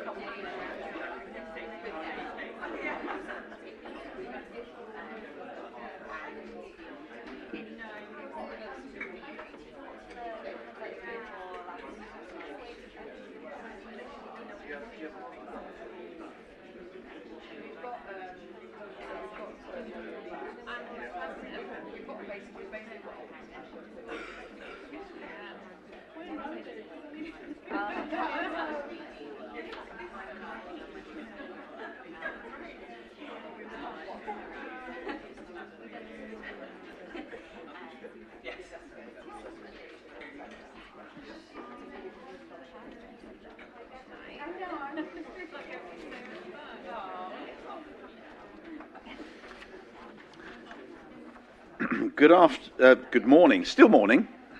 Good morning, everyone. Welcome back. Thank you for returning punctually. I'd like to introduce the next session, which will be a panel discussion on how firms can ensure they're not facilitating the use of crypto for money laundering, evading sanctions, or other illicit purposes, which will be chaired by our moderator, Mike Haley, who's the Chief Executive of CFAS. Mike, over to you. Thank you very much. Yes, good morning, everyone. So we have 40 minutes to discuss this really interesting topic, and I think already this morning crypto was mentioned 3 or 4 times. Particularly we heard from Therese Chambers, who mentioned that the FCA would have a focus on money laundering and fin crime, and was also had a very wary eye on crypto, and also from Miles in the previous panel where he mentioned the kind of changing regulatory environment from Europe with MiCA, but also from Asia Pacific, and how regulation is starting to come into the crypto market in the UK. So I think it's a very topical issue. It's an issue I think there's a quite split opinions around whether crypto is a good thing or a bad thing, or whether it's all a scam, or whether there's real value. And it'd be interesting perhaps to get your views and questions to a really expert panel. From my perspective, when I thought about this, I looked up a few reports, both FATF reports, Financial Action Task Force, and their recommendations around money laundering and crypto, but also a House of Commons Treasury Select Committee recently. And that reported that 10% of UK citizens now hold or have held a crypto asset. And there are reportedly 23,000 different crypto assets in existence. So from my perspective, I think that crypto is here to stay. It's part of our environment. It's something we need to get knowledgeable about and consider its risks and its opportunities. So lots of people are now trading in crypto, particularly younger people. I think my kids are. And but we also know, and this is also from the National Crime Agency and the Financial Action Task Force, that it's becoming the asset of choice for criminals and fraudsters to launder funds and evade sanctions. So the question we are seeking to throw light on this morning is how can firms ensure that they're not facilitating the use of crypto for money laundering, evading sanctions, and I'd say other illicit purposes as well. So joining to me today, I have a really kind of excellent panel to provide answers to that question, some other questions I've dreamed up.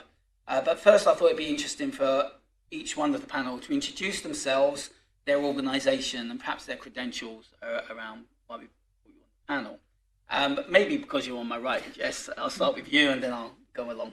Sounds good. Hi everyone, I'm Jess Shao. I'm the Money Laundering Reporting Officer at Gemini in the UK office. So Gemini is a crypto exchange. We're one of the first crypto asset businesses registered for the MLRs under the FCA. We're also authorized as an EMI in the UK, and we offer buy, sell, trade functionality for people who want to buy, sell, trade crypto. So prior to joining Gemini in 2021, I was at Coinbase for a few years, working to enhance the overall UK compliance framework, particular focus on financial crime. So I've been kind of working at this intersection between crypto and financial crime for about 5 years now. And yeah, very happy to be on this panel with a lot of very experienced professionals who are also fighting this good fight. Thank you. Phil McInerney, good morning. So I'm a Detective Chief Inspector at the NPCC, National Police Chiefs Council. I oversee cryptocurrency and the dark web there. Prior to that, worked across the Met Police, so the cybercrime unit. I led that for a while. Organised crime, counter-terrorism, anti-corruption, and mainstream CID. Okay. Hi everyone, so I'm Sophie Bowler, I'm the Chief Compliance Officer and MLRO at Zodia Custody. So Zodia Custody is an institution-only crypto custodian, which is owned by Standard Chartered and in association with Northern Trust. So we offer, traditional custody for crypto and also staking as well. So prior to that, I was in EY for over 7 years in the financial crime consulting practice, working with digital asset firms to help them develop their controls and assess their controls as well. And then, before the sort of digital asset boom, very much focused on the traditional banking sector. And before that, it's just been sort of financial crime focused, so deputy MLRO and working all that type of thing. So real focus on anti-financial crime, shall I say. But yeah, happy to be here. Thank you. Good morning. So I'm Phil Aris. I work for a company called TRM Labs, who are a blockchain intelligence firm. My current role at TRM is Director of Public Sector Relations in the UK and a little bit in Europe. In essence, I help TRM work alongside law enforcement and regulators. Prior to working for TRM Labs, I was a police officer for 15 years and in fact worked alongside Phil at NPCC. And my role there was the National Coordinator for cryptocurrencies and virtual assets for the last sort of 5 or so years. Primarily I was helping policing across the UK in their response to the threat of crime involving cryptocurrencies and virtual assets. Thank you very much. So you see we've got a range of those who are involved in compliance in crypto, but also law enforcement backgrounds and solution providers. But before we kick in, I just want to kind of gauge how much you know about crypto. So I'm going to ask 3 questions with a show of hands. Do you know a little, kind of enough or a lot about crypto before we start going into a whole load of acronyms from a table here? So hands up if you know just a little about crypto. That seems about half the audience, I think. Enough, kind of confident, probably the other half. And a lot, none. No one would admit that. I thought someone from CoinDesk was here, was that right? Yeah. Get their hands down, because you don't want to be seen as an expert to be picked out. So a bit there just kind of engage the audience. So therefore, I think that if you feel that any of the questions you want to come back on or ask for some clarifications, just make yourself known to me.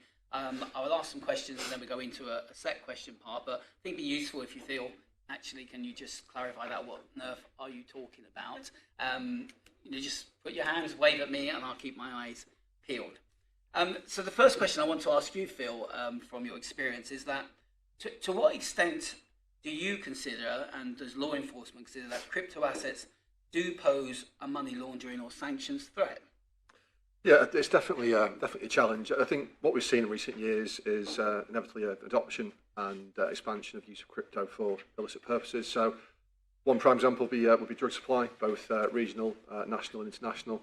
Clearly, there's facilities offered by cryptocurrency in terms of peer-to-peer transactions that evade the traditional banking sector, anonymisation as well of the actual transactions too. But I think what I would say with crypto, it's a cross-cutting threat, if you like, in some ways, in terms of the application. So all crime types, from child abuse, the dark web, ransomware. So we look at ransomware as well as an example, often nation-state backed. The payment method of choice for ransomware attacks is cryptocurrency, typically Bitcoin. So definitely there are risks with it, I'd say. But having said that, I think the key thing from my point of view is not the actual technology itself that's bad or illicit. I think any new or emerging technology, even way back with the internet back in the 90s and the World Wide Web, you will have use and adoption by criminals for illicit purposes. That doesn't mean the actual technology it's safe is bad. So I think law enforcement, from our point of view, we're working around a whole network and adoption of our approach to the cryptocurrency threat. There's a lot of private sector partnership with that and tools that we use as well. But I don't categorise the actual technology itself as illicit. It's more the use by criminal actors. I think that's a good point around any kind of new technology about how it's used, isn't it? Maybe from an industry perspective, first for yourself, Jess and Sophie, do you think it's kind of overplayed threat of the use of crypto as money laundering? It's just all criminal activity. Well, I wouldn't say that it's all kind of overhyped or overplayed. I think it's a bit of both. So I think on the one hand, we're all aware of these increases in fraud and scams, APP fraud, which then, of course, means money mules. And that's where we see a lot of overlap with crypto exchanges, where the mules are using crypto to funnel a lot of funds out of victims' pockets. And so the threat is real. It's increasing. We need to be alert. We need to be doing more. But on the other hand, I would say that, it's not just the crypto asset problem. It's an industry-wide problem, and all financial institutions in the whole chain have responsibility, and for the protection of customers, to prevent illicit finance, to protect their customers. And in some, I think, crypto with too much focus on crypto assets themselves kind of loses sight of that bigger picture of what is actually the industry-wide solution. Thank you, Sophie. Yeah, and I think just sort of to touch on some of the points, I think where there's an opportunity for exploitation, anyone will be taken advantage of, and we see that year on year in traditional finance with money laundering scandals and enforcement action that's been put into place as a result of that. And I think with the crypto sector, obviously it's a nascent industry at the moment. It's not yet under the full regulatory framework, and naturally the regulatory framework needs to catch up. So at the moment, not all the firms will have the necessary controls in place to do what they need to do to identify and mitigate that threat. But I think one point to note is, from the money laundering and sanctions perspective, the crypto firm has been under the scope of the anti-money laundering rules for 3 years now. So there may be the threats there, and there absolutely are the risks there, but providing the firms have got the sort of controls in place to identify, mitigate and manage those risks and, ultimately to mitigate those threats, then that's where we can try and mitigate that risk. So there absolutely is that threat there, but providing we've got the controls in place, we can mitigate it. And I think maybe just finally, one real actually, big benefit of the blockchain is that you can see all the way through. So whereas in the traditional finance, you see where the transaction's gone, or you see, where a transaction's come from, you can actually see with regards to, your client, the whole element of exposure, be it scams or, CSAM or sanctions, you can actually see absolutely everything. So actually getting that view enables you to, you've got the full view of the exposure, and then you can work out how you can mitigate and manage that, whereas, of course, you don't have that in the traditional finance sense. So I think that's a real good benefit that's helping the sector. And Phil, are you worried from experience? You said that you've also been in law enforcement, so I feel and Phil M, I'm going to have to differentiate in terms of the cryptos being a driver for illicit proceeds. Yeah, I think just coming on to Sophie's point there about the transparent nature of the blockchain technology, and that's what's really driven the success that you've seen in law enforcement globally. We've seen some fantastic results in the UK, Europe and US, and that's been the ability for law enforcement to track and trace, identify where those assets are kept and conduct enforcement on those assets. I think it's also really important to say that whilst, yes, there's clearly a risk involving crypto as the criminal fraternity adopt this technology, it's still not a dominant sort of more form of money laundering. Cash is still the king in as far as that's concerned. But the overlaps, the cash to crypto spaces and the on and off ramps are clearly the vulnerability points, which is obviously the roles that Jess and Sophie have, and that's how we help those firms combat that risk. So, Sophie, can I come back on something you just mentioned, and in fact, Phil kind of developed around traceability? Because I think quite a lot of people, when you think of crypto, is that crooks turn to it because of obfuscation, anonymity, and yet you talked about traceability and transparency. So why are people thinking that it's all anonymous and it obfuscates the trail? I mean, there are elements of part of crypto that, promote, privacy, or, there's like mixers and tumblers and, privacy coins. But, firms in the regulated sector, for example, from a Zodi perspective, will prohibit all of that, and we won't want anything to do with it. And, the blockchain technology actually enables you to see where maybe there's an exposure to mixing. So you can see absolutely everything. But of course, like you said, in all other different financial asset classes, there's opportunities for obfuscation and to get around things. So I think the transparency helps significantly, and that's where we're seeing lots of benefits in it, being able to investigate. And Phil, you mentioned earlier about peer-to-peer transactions. Is this something which is kind of out of anyone's kind of view of traceability, or is that still something you can look at? Well, I think, peer-to-peer doesn't mean you can't be traced. It just means you actually circumvent mainstream, if you like, financial, the usual, the route you would take, if you like. So peer-to-peer can still be tracked. It's just down to the actual avoiding a banking or financial sector to do so. And maybe a bit of terminology there, Sophie, about mixers and tumblers. What are those? So, I mean, I'll try and say this you probably know much better than me, but it's basically mechanisms that people can use to send their crypto to mix it up ultimately, so that the actual origin of the crypto is then obfuscated. So, if I'm a criminal and I want to try and obfuscate that, it's me that owns that, I'll send it to a mixer. They'll mix it up, and then when it comes out, you can't see who ultimately, is the owner of that. I mean, I hope that's a very simple way of explaining it. But I think a very good explanation. I think, in essence, you can automatic or programmatic sort of money laundering methods, I guess you can call that. The analogy that I like to use when talking about sort of mixing services is if everyone in the room here was to empty their sort of wallets of change and notes onto a table, literally physically mix it around, and you withdraw what you put in minus a small commission fee. In essence, that's how a mixing or tumbling service works, and the more sophisticated methods make it more difficult to try and follow the flow of funds through that mixing service, and some of the weaker versions, we can trace through those. So Phil, who kind of provides those mixers and tumblers? Are they part of are they a virtual asset service provider and come under money laundering regulations as well, or are they something out of the ordinary on more criminal side? Yeah, so I guess probably talking of the history of mixers, you can probably guess where they come from. So in essence, that they developed to really sort of allow people to withdraw their funds from darknet markets, and then to go through a mixing service, and then to off-ramp them. So they have a history of being almost completely illicit. That's not to say that there are some use cases that you may want to use a mixing service or tumbling service, which is where, for instance, our colleagues here working in compliance would have to sort of to tackle that challenge. But primarily they come from an illicit space, really advertised heavily on darknet forums, to allow people to sort of obfuscate their funds to try and circumnavigate compliance officers and the normal checks that people are doing. Thank you. I just want to move on, unless there's any questions around that kind of opening question. Then to talk about some of the tools that are needed to manage the risk of virtual assets in relation to money laundering.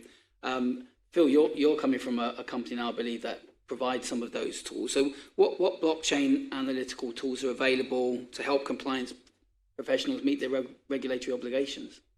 Certainly. So TRM provides a range of suite of tools that allows compliance professionals and law enforcement to track the flow and manage the risk of illicit finance. In essence, you can sort of bring it down to sort of three products areas really. Well, first is sort of transaction monitoring, allowing sort of compliance teams to see the taint of assets coming into their exchange. Also is sort of wallet screening, so the reverse of that, sort of any person asking for a withdrawal, sort of be able to sort of risk assess that sort of wallet. And then I guess probably our sort of our top range of our products is what we call forensics, which is basically allowing staff using that software to follow the flow of illicit finance, identifying services such as mixers and tumblers, and identifying certain on and off ramps, literally using the blockchain data, and we enrich that with our own proprietary data, using both off-chain and on-chain data to give investigators, both in law enforcement and compliance officers, a really rich, full colour picture rather than the black and white core data of the blockchain. Thank you. Just from a crypto exchange perspective, you know, you're in the hot seat, aren't you, the MLRO? How do you get yourself assurance that, you know, what tools do you deploy? Well, I mean, I think a good blockchain analytics tool is really the critical piece of your toolbox as a compliance department within a crypto exchange. I mean, the progression, the improvement seen within these tools over the past few years has been massive, and the way that they can be integrated into transaction monitoring, the way that they can be customizable to your own risk appetite, and how they can be leveraged for those kind of deep dive investigations is really magnificent. So yeah, I think that is the critical piece. But outside of blockchain analytics, I think the tools that we use are probably not that dissimilar to traditional finance, or maybe the best comparison would be kind of your challenger banks, your fintech firms. So, you know, really good tools for making sure that in this online world, in a completely remote world, we can trust the identities that we verify. And then we briefly touched on this, Mike, just now about how deepfake and AI might be changing the way we use these tools, but that is a completely another Pandora's box that we need to open. But then also name screening tools, being able to check against outgoing crypto transactions, incoming crypto transactions, maintaining your own internal block list of high-risk addresses, sanctioned addresses, and then, of course, then making sure whether in-house or outsource, your transaction monitoring is calibrated not just to your fiat transactions, but to your crypto transactions as well. So all in all, not that dissimilar to what we should be used to in the industry. Yeah, I think that's quite telling. It sounded like the same sort of tools you use in traditional finance, transaction monitoring, onboarding checks, etc. Sophie, you're kind of slightly different as a custodian, isn't there? How does that operate? Yeah, sort of slightly different to an exchange, but I feel like Jess and I's answer is going to be quite similar because, of course, I think blockchain is absolutely key, blockchain technology, and even utilising, you know, two or even more blockchain analytics solutions can be really helpful because, you know, as you rightly said, that you're utilising the blockchain, sort of the information on the blockchain, but then you supplement it with your own proprietary information. And sometimes, actually, you know, when I'm doing investigation, we use a couple of tools. It's actually useful to see what one tool's saying and what another tool's saying, and you might get actually a bit of additional information from one and the other, and that really helps to sort of supplement your view and, you know, make a risk-based decision. So that's absolutely key. And then, I mean, as Jess said, it's all the typical things that you know see your traditional financial institutions use. So, you know, like the screening to identify adverse media, you know, sanctions, you know, law enforcement. We also use fraud tools such that it can track and monitor the transactions and if there's any fraud risk that comes to us. And then, of course, and I think we're going to go on to speak about it a bit later around the travel rules. So actually utilising solutions that ensure that when any transaction, you know, is attempted to be made into, you know, a Zodia custody wallet, we understand exactly who that's coming from. And if we don't understand exactly who that's coming from, it'll be quarantined. So having that technology to, you know, to quarantine. So, yeah, like, I mean, very, very similar to the financial sector. And, you know, all of those things are absolutely key. And Phil, is there anything that we can learn from law enforcement and the tools that you might deploy for, like, tracing? Sure. I mean, again, very, very similar, to be honest with you. So it's required a bit of change of mindset of law enforcement. You know, detectives traditionally very good around organised crime investigation, conventional surveillance, all that sort of thing, really. It's built for years and years and years. So recently, what we have built, including when Phil A was in my role previously, is a network of detectives across the UK who are trained around blockchain analytics. And that's primarily through track and trace of commercial products. So there's also scaffolding around that in terms of the intel feed from the private sector. But I think the actual, the principles there are the same in many ways in terms of the actual fundamentals. So it's around, I suppose, knowing who the customer is, knowing who the target is really, what they're up to and what the provenance is of what they've done. So, and again, blockchain analytics forms a key part of that. Right. So I think that's covering some of the money laundering risks. But one of the other questions we have, we were posed is around sanctions. Jess, maybe turning to you. Do you consider that crypto assets are sufficiently captured by the kind of sanctions regime, and what do you do to manage the risk of sanctions evasion? Yeah, well, to the first part of your question, I think, yes, it is like unequivocally clear now. Ofsted has come out with statements, I think it was March 2022. Ofsted, FCA, Bank of England issued a statement saying that all financial services firms, including the crypto asset sector, need to play their part in making sure that financial sanctions regulation is taken seriously. So yes, very, very clear. But I would say to that all the good actors in the space, crypto exchanges, were already doing this anyway. It's not that the invasion of Ukraine happened and suddenly we all jumped up and thought, oh no, we've got to take action. We were already taking this very, very seriously. And then internally, so what we kind of do, if we take the invasion of Ukraine as an example of how we stepped up our sanctions compliance, really taking that deeper look at all of our controls. Is the GeoIP blocking in place? Are we looking at VPNs, the improbable logins, if people are logging in from one jurisdiction and then somewhere again far away, will that trigger a review? Are we looking at the bank accounts that people are linking? What are the SWIFT codes? What is the chain? Are we sure that these bank accounts and these bank accounts are not captured by sanctions? And then, of course, on the crypto side, we have things like pre-withdrawal checks, which were already in place. So when customers send crypto assets out of their wallet, we're doing those checks before that transaction goes out, using blockchain analytics tools to make sure, is that on the SDN list? Is it sanctioned? What is the exposure? What can we do to proactively restrict and freeze those accounts before the funds go out? And then also at the same time, when there are newly attributed addresses, if something new comes out, then doing that post-withdrawal check as well, looking at our exposure throughout the whole history of our exchange, and really understanding what is our sanctions exposure and how can we tighten our controls around that. So, same question to you, Sophie. How are you exposed to sanctions risk, and how do you manage that? Yeah, I mean, of course, so Zodia Custody is institutional only, and then if we have institutional customers, the underlying customers of those will be institutions too. But again, it's like I said, we've got this process where, of course, we'll apply all of the relevant due diligence. But when any transaction comes in or out, it's required to be whitelisted, so it's subjected to all of the relevant screening around sanctions, of course, adverse media. And of course, required to get all the travel information as well. And we'll absolutely only accept it when we're 100% sure and we know actually where it's coming from.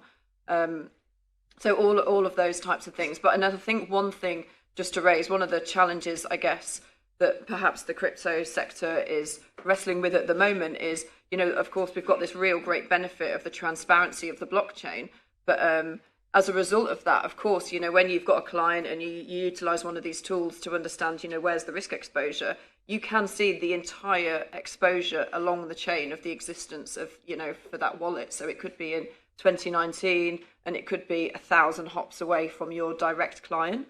So one of the challenges is because of course, sanctions, you have to have it's strict liability. And I think even if you're not aware necessarily of the sanctions exposure now, there's still that liability.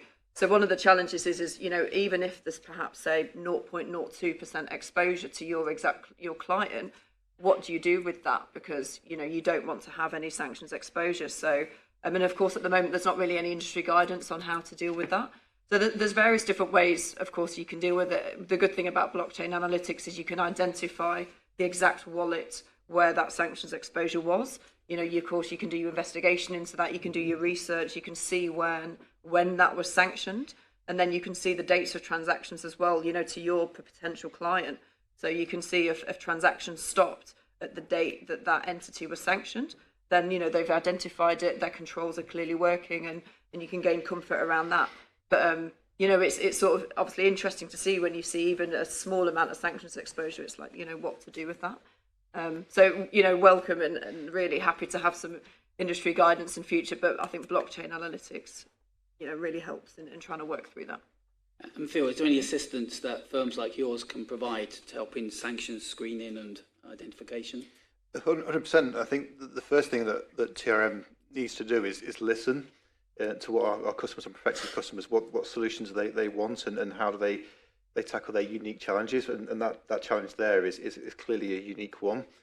So having accurate figures on indirect exposure and potential malicious dusting attacks. So for those that aren't aware what a dusting attack is, that's like self-depositing 1 or 2 pence into someone's bank account that's come from an illicit source. So having unique solutions around those and helping our customers understand the exact risk.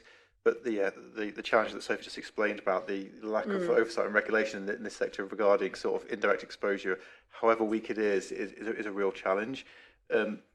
However, flipping that on the head, the fact that software like ours can identify that's really powerful, and that allows compliance officers to really cut a granular score against that risk to make informed decisions, especially when that indirect exposure is creeping up to alarming levels. They can make really informed decisions to protect themselves.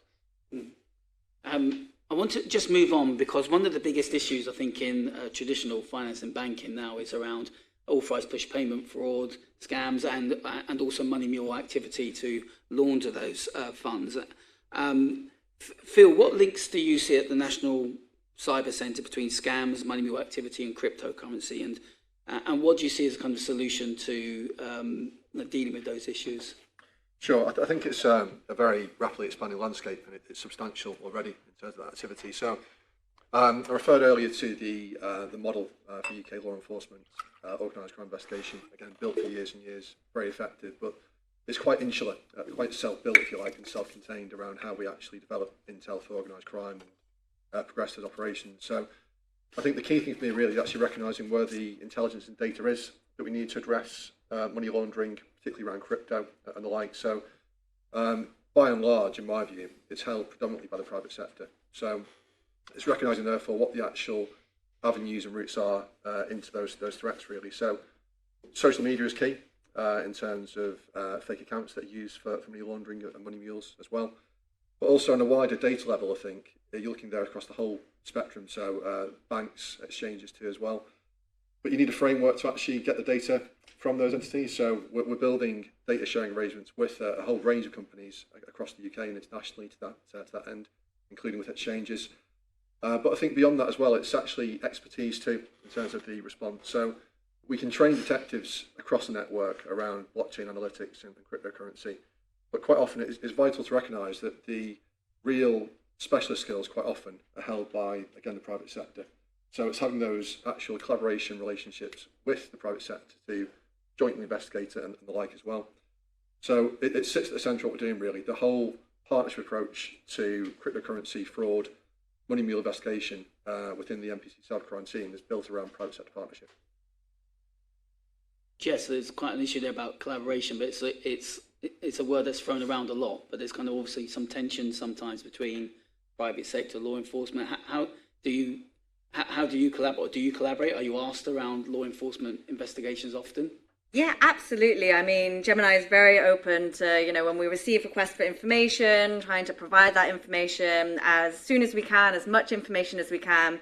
Obviously, then the wider collaboration between many private sector bodies and then law enforcement can get a bit more complex. I know information sharing is very complex, but I think as crypto exchanges, we only hold a very small piece of the puzzle. We can only see what we can see, and whilst that is a lot, thanks to blockchain analytics tools and the such, but I think if we aren't able to then also get the data from the banks, the challenger banks, EMIs, other institutions in the flow, and then all work together with law enforcement, it's going to be a very kind of segmented, bitty approach that's it's not forming that united front against money laundering, money mules, which I think, for me anyway, would be the ideal solution to addressing the threat.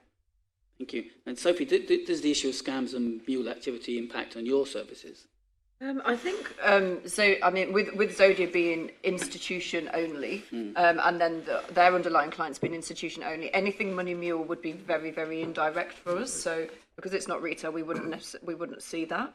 I mean, scams, again, maybe a bit less so, but of course the sort of phishing scams that everyone will be subject to, of course, will be subject to that.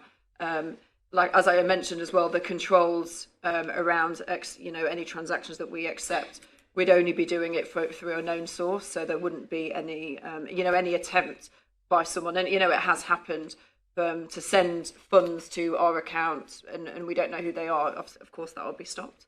So I think not hugely, but of course, when we deal with clients, we'll see any exposure to scams on the blockchain. So we see that quite regularly if a client's transaction has, however many hops away, been involved in a scam at all, and we'll deal with that and mitigate that at that time. Thank you. I know we've got 5 minutes left, so I'm going to see if there's any questions from you guys. Any clarifications?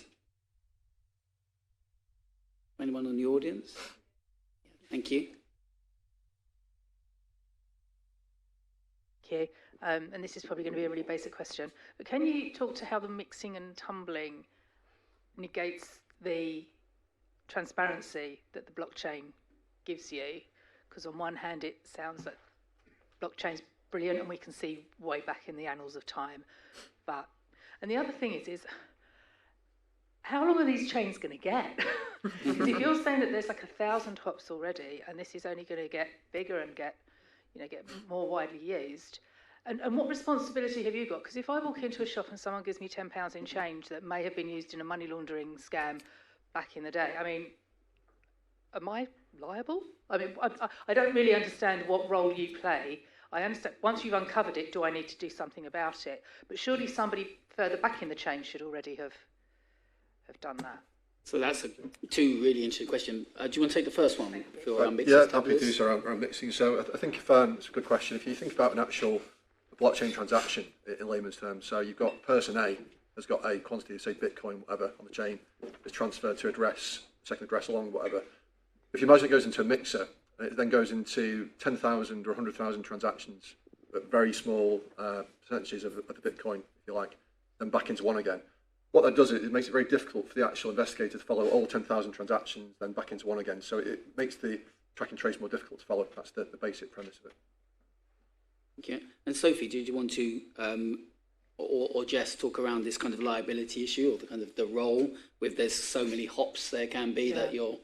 I think this is where, sort of, I mentioned it briefly earlier, this is where the challenge we're faced with, and you can't, because we see something 100 hops away, doesn't necessarily mean that actually that's sort of connected to your client. So I think that's the point of the part that the investigation plays, is to determine actually is it legitimately sort of linked to our client, and therefore is the risk to our client. So if it's, you would consider lots of different angles around, how many hops, sort of dates and times, sort of volumes of the transactions. You do an investigation into, the entity where that came from, and ultimately, try and make a risk-based determination as to whether, you can discount it or not and justify that. But this is where, I guess, this being a nascent industry, we don't have any sort of guidance yet from the regulator around it. And I think that's where we want to, like as we've said about working together, we need to work together to work out what is a viable solution in these circumstances. So when you see that, do you need to raise a SAR, or do you need to let Phil know, or do you assume that this scam has already been reported? I think we'd raise a SAR if there's like knowledge and suspicion of money laundering, sort of, I guess, more related to sort of your client. But when it's, if it was in 2019 and it's, it's that far back and you've done your investigation and you've determined it's not sufficiently close, that's sort of how you make your risk-based determination. But all firms have different approaches. We've got our own approaches based on our risk appetite, and ultimately, like you said, you can't raise a SAR in absolutely every instance. Like law enforcement would be absolutely bombarded with useless SARs that they can't do anything with. So you just have to do it, I guess where you think it's reasonable ultimately. But again, a challenge and something that, we want to work through with the industry to try and get a bit more guidance on. Thank you. Any last questions? Just got one more, I think. David Rundle from BCLP. Very interesting. Thank you very much. You've talked quite a lot about tracing the assets. I was just wondering if you could speak to perhaps both of the Phils, or maybe all the whole panel could speak to the challenges around trying to secure the assets, freeze them, using your powers, and also speak to the challenges around international cooperation for that purpose? Probably quite a big topic with 2 minutes left. Sure. Happy to start, mate, if you want. Or... Phil, Yeah, I can certainly talk about that. From my policing background, I was fortunate enough to be involved in a number of seizures. I think personally involved in the first 2 out of 5 seizures in police.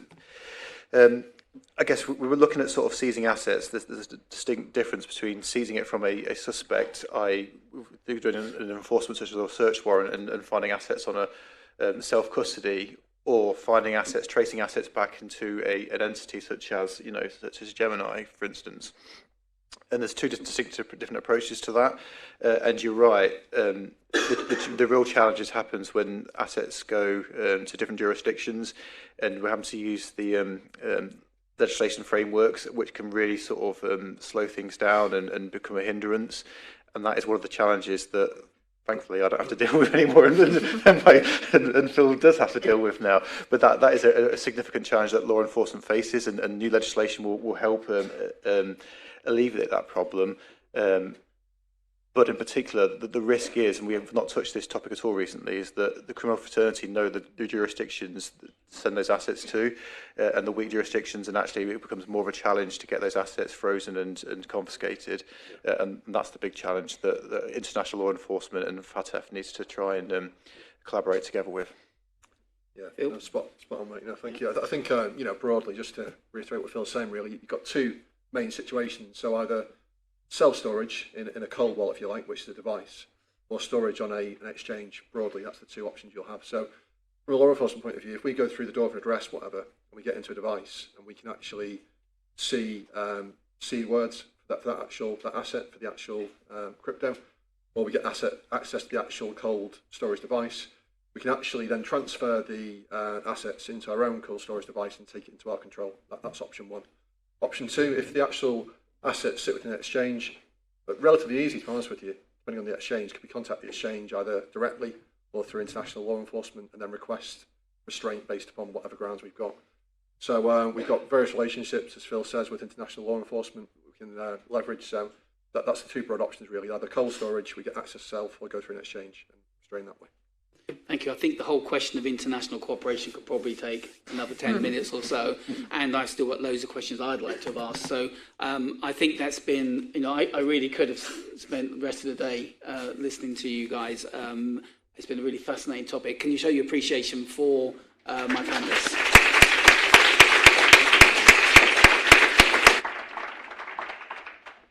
Thanks to Mike Haley for moderating that very interesting discussion. Thanks, of course, to Sophie Bowler, Phil McKinnon, Ijaz Shao, and Phil Aris. We now have a presentation, and I'd like to welcome to the stage Sarah Cody from Linklaters on early intervention by the regulator. Good morning, everybody. I'm delighted to be here to talk about early intervention. I'm also going to give you a few thoughts on the PRA's enforcement reform. Those of you who don't know me, my name's Sarah Cody. I'm counsel in Linklaters financial regulation team. My background is in enforcement, but I've also recently spent many hours focusing on and helping firms with consumer duty implementation. And I do think that early intervention is kind of where these 2 worlds collide. But I will confess to feeling a degree of pressure doing this talk, in that I think early intervention has been referenced in every single presentation we've had this morning so far. And I think that speaks to how important this topic is, and also just the way in which the enforcement landscape is changing and what we think of as enforcement is changing. I'll start by just giving you a little bit of background as to, where this focus on early intervention has come from. And I think, we've got messages coming from Nikhil Rathi that they want the FCA wants to be more aggressive in terms of its ability to intervene and more adventurous about testing the limits of its legal powers. You've got the new co-heads of enforcement, Therese Chambers and Steve Smart, stressing that they will build out their assertive and proactive approach to preventing serious harm. And you heard Therese this morning talking about exactly that point.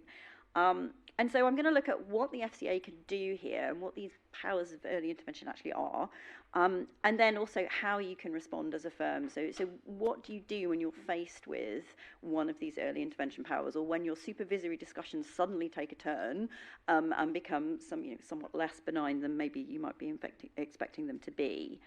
So how do we get here? Well, consumer harm, obviously, for a conduct regulator is always going to be a priority.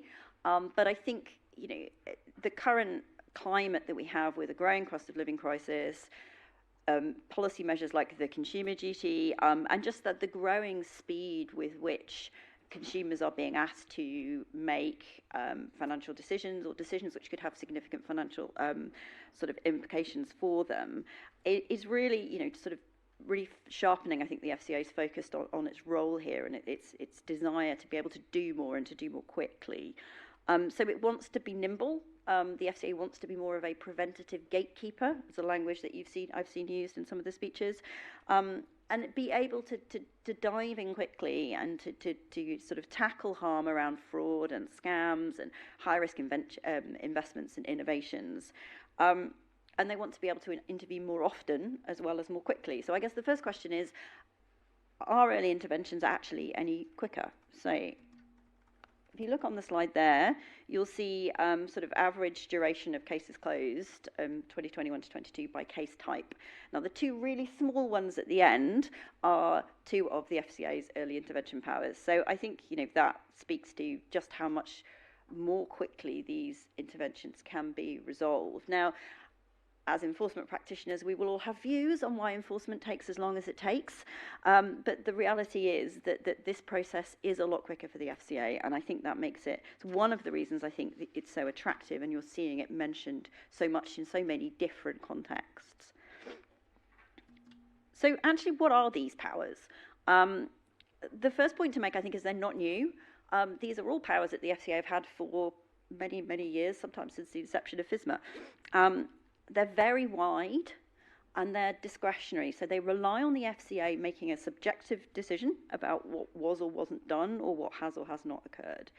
And they cover, we've listed it on the slide here, but things like restrictions on regulated activities, or even on conducting regulated activity altogether. You've got OIVOPs and OIREC, so requirements or variations of permissions, product interventions, either requests for authorizations or to vary permissions, approvals of senior managers, preventing the dissipation of assets, requiring changes to a board or senior executives, financial promotions being withdrawn, and then seeking documents and information under the Section 165 powers. So these are, there's a huge range here, and actually the implications of some of these being imposed on your business is huge. And they are also often publicised, and publicised quite quickly, almost in real time. So there's a sort of reputational risk here. And the other point I think to mention about these powers is that the decision-making process is very different. It's much more streamlined. So what the FCA did, as part of its desire to use these powers more and to be more nimble, was sort of in the back end of 2021, it transferred decision-making powers for some of these supervisory powers from the RDC back to its own executives. And that left the RDC just handling enforcement matters. And this covers some of the most significant early intervention powers that the FCA has. So things like OIVOPs and OIREPs, contested approvals processes, and you'll see that in some of the tribunal cases around crypto authorizations that we're already seeing coming through, some of the court proceedings and cancellations. And that's very significant because decision-making through executive procedures is much less formal and it's much less structured than the RDC decision-making process that you may be more familiar with. And there are fewer procedural safeguards. So if you think about the RDC, there's a right to an oral hearing. You don't have that when you have an executive's procedures decision, unless it's sort of very exceptional circumstances.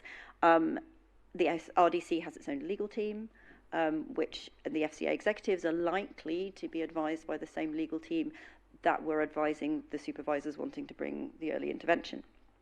So there's a lack of kind of independence there as well. And to compound this, although you can refer these decisions to the upper tribunal, the tribunal's powers itself here are limited. So Unlike in enforcement cases where the FCA basically it's a complete rehearing before the tribunal. I always get annoyed when people talk about appealing to the tribunal. It's not an appeal in an enforcement context. It's a rehearing. It's a referral. But they, in this context, all the tribunal can do is dismiss a reference or remit it back to the FCA for a reconsideration. In accordance with the tribunal's findings, and those findings are limited to either a finding on fact or law, matters that should or should not have been taken into account, or procedural or other steps that should be taken in connection with the making of the decision. So there's no ability there for the tribunal to substitute its opinion for that of the FCA. And that's really important, because if you think about some of these powers, they cover decisions about senior managers, which are potentially career-ending. And those decisions are now being made by an executive with a much more limited referrals process than you might, than is the case for sort of general enforcement. So there's a really interesting mix here, I think, of an FCA that really wants to act quickly, with a broad range of non-enforcement powers, which are actually, quite significant in terms of their potential impact. Following a streamlined decision process and with fewer procedural safeguards and a more limited referral framework up to the tribunal. And I think all of this means that firms really need to be thinking about how do you respond, how do you treat supervisory communications, because as I said at the outset, I don't think they're going to be as benign necessarily as they maybe once would have been. There's actually an awful lot at stake here for firms. So how do you respond? I think the first point to make about early intervention powers is they move really quickly, again, in contrast to enforcement. And that means as a firm, you don't have a lot of time to shape the narrative. And I think, so the first point I would make in terms of your response is getting ahead is crucial to the extent that you can do this. And I think that starts with reading the warning signs. So looking at the tea leaves, looking at some of the, the tone of the discussions with supervision, trying to work out, what they're actually, what they're really concerned about, rather than, what they might actually be asking you about. And that's as a means of stopping these things escalating or ratcheting up once, the FCA has a concern that it's pursuing. And I think, often when we talk to firms who find themselves in this position, we'll talk to them about, what have you been talking about supervision? How did you get here? And to us as sort of independent bystanders, it's quite obvious that the FCA was heading in this direction. But obviously, often in firms, I think it's not. And I think, again, it comes from this sort of background of, well, this is what enforcement does and this is what supervision does. And the never to twain shall meet. And I think, actually trying to read the tea leaves here and sort of work out where this is heading or could potentially be heading is absolutely crucial. Getting on that front foot, if you can, will pay huge dividends. Another area, I think, is just being really proactive about implementing learnings from either decisions or FCA communications. So again, you think about the consumer duty, we've had feedback on value frameworks, we've had feedback on implementation planning. To what extent, or we've had a bunch of Dear CEO letters, to what extent are you taking, these communications to the extent that they're relevant to your business, and actually, thinking about how far you are, do you comply, do you measure, how do you measure up? If you don't measure up, what steps are you taking? Excuse me. And then are you recording that? Is there a document? Is there something you can point to show that you're taking the FCA's published concerns seriously and you're trying to apply them in the context of your organisations? I think having that sort of narrative to deliver in that sort of area could be hugely helpful. Obviously, open and cooperative communications with the regulators are always key. Responding quickly to concerns and keeping regulators updated in terms of if you've said that you're going to do something, basically kind of updating your supervisors is also really helpful. And as I said, responding to the concern, not the question. Now, there's a degree of nuance here because obviously you can overthink a response, which is equally unhelpful. But I do think, just being really thoughtful about your communications with the regulator, channeling that through one particular party in your organisation for consistency is also really, really helpful. And And I guess that's important because, as we said, the ability to challenge the FCA here is limited. And we've talked about the upper tribunal. Your only other option really is judicial review. And obviously that is only really going to be available if the FCA doesn't follow its own procedures or guidance. And these leave a significant amount of discretion available to the regulators. So really that's not really going to be an option, not least because also, you've got a long-standing regulatory relationship, which is not going to be enhanced by taking the FCA to court. So usually, constructive, proactive engagement is your best way forward here. I think often correcting factual errors is another really important piece, whether that's by teaching or in meetings or just in correspondence. Because often the regulator does get things wrong, and I think getting in there quickly and setting out what your view of what's happening can be crucial. Getting an objective view from external counsel is often very helpful. Yes, I probably would say that, but I do genuinely think that it is. And I think offering proactive remediation steps. So if you can offer a framework and a process that will address the FCA's concerns without them having to resort to these early intervention powers, and is obviously less disruptive to you as an organisation, everybody wins. And I think, just as in an enforcement action, I think, you're trying to build your confidence build the FCA's confidence in your ability to solve the problem and address the harm that it's concerned about. And the more you can do that, hopefully, the more you can kind of move the FCA away from a position where it uses these powers. But should the worst happen and you find yourself on the wrong end of an early intervention power, I think having clear internal procedures and escalation procedures about identified issues is obviously crucial. Having that governance that sort of kicks in where these things are threatened is really vital in terms of streamlining your response as an organisation.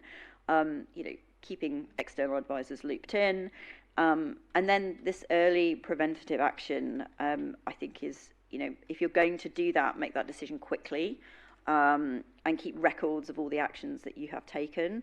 Again, that helps to control the narrative and it helps to shape the process and the criteria that you're trying to meet. And it does, it goes some way towards helping demonstrate that you and the FCA are basically, moving in the same direction and looking to achieve the same aims.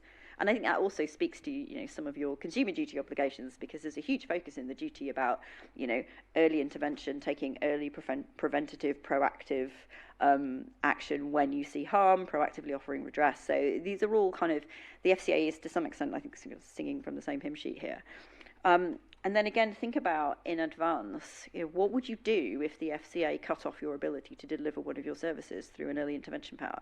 So if you're offering crypto and the FCA basically said, well, we're going to restrict your permission to do crypto, how would you manage customers there? How would you, it was almost like an op res question, but how would you, what would you do with your customers and how would you address that concern internally? How would you address that challenge internally? And again, I think that, touches a little bit on consumer duty because there's a foreseeable harm there to your consumers. So how are you going to meet that foreseeable harm? And then I think, when you're engaging with the regulator, use your senior individuals, use your senior executives. And if you're, overseas headquarters firms, use senior executives from the local branch and the group, HQ. Actually, your senior executives demonstrating that they're taking a matter seriously and kind of fronting up to the FCA in that way is going to be a lot more useful than your lawyers will be, quite frankly. And I think, if you can use your senior executive to show that that matter is getting, top level attention and there's a real commitment to, to meeting the FCA's requirements in an area, I think that will go a long way and be extremely helpful. So that was all I had to say on early interventions. And I think before we stop for questions, I was going to share a few thoughts and reflections on the PRA's consultation on its enforcement powers. Which we've already had reference this morning, and I think one of your questions slightly stole my thunder on the your fault, on the EAS, but I think the early account scheme. But I think these are very interesting. I think it reflects a real coming of age actually for the PRA as or its enforcement division. Because if you think about when the FSA was split into the FCA and the PRA. the PRA wasn't really going to do any enforcement.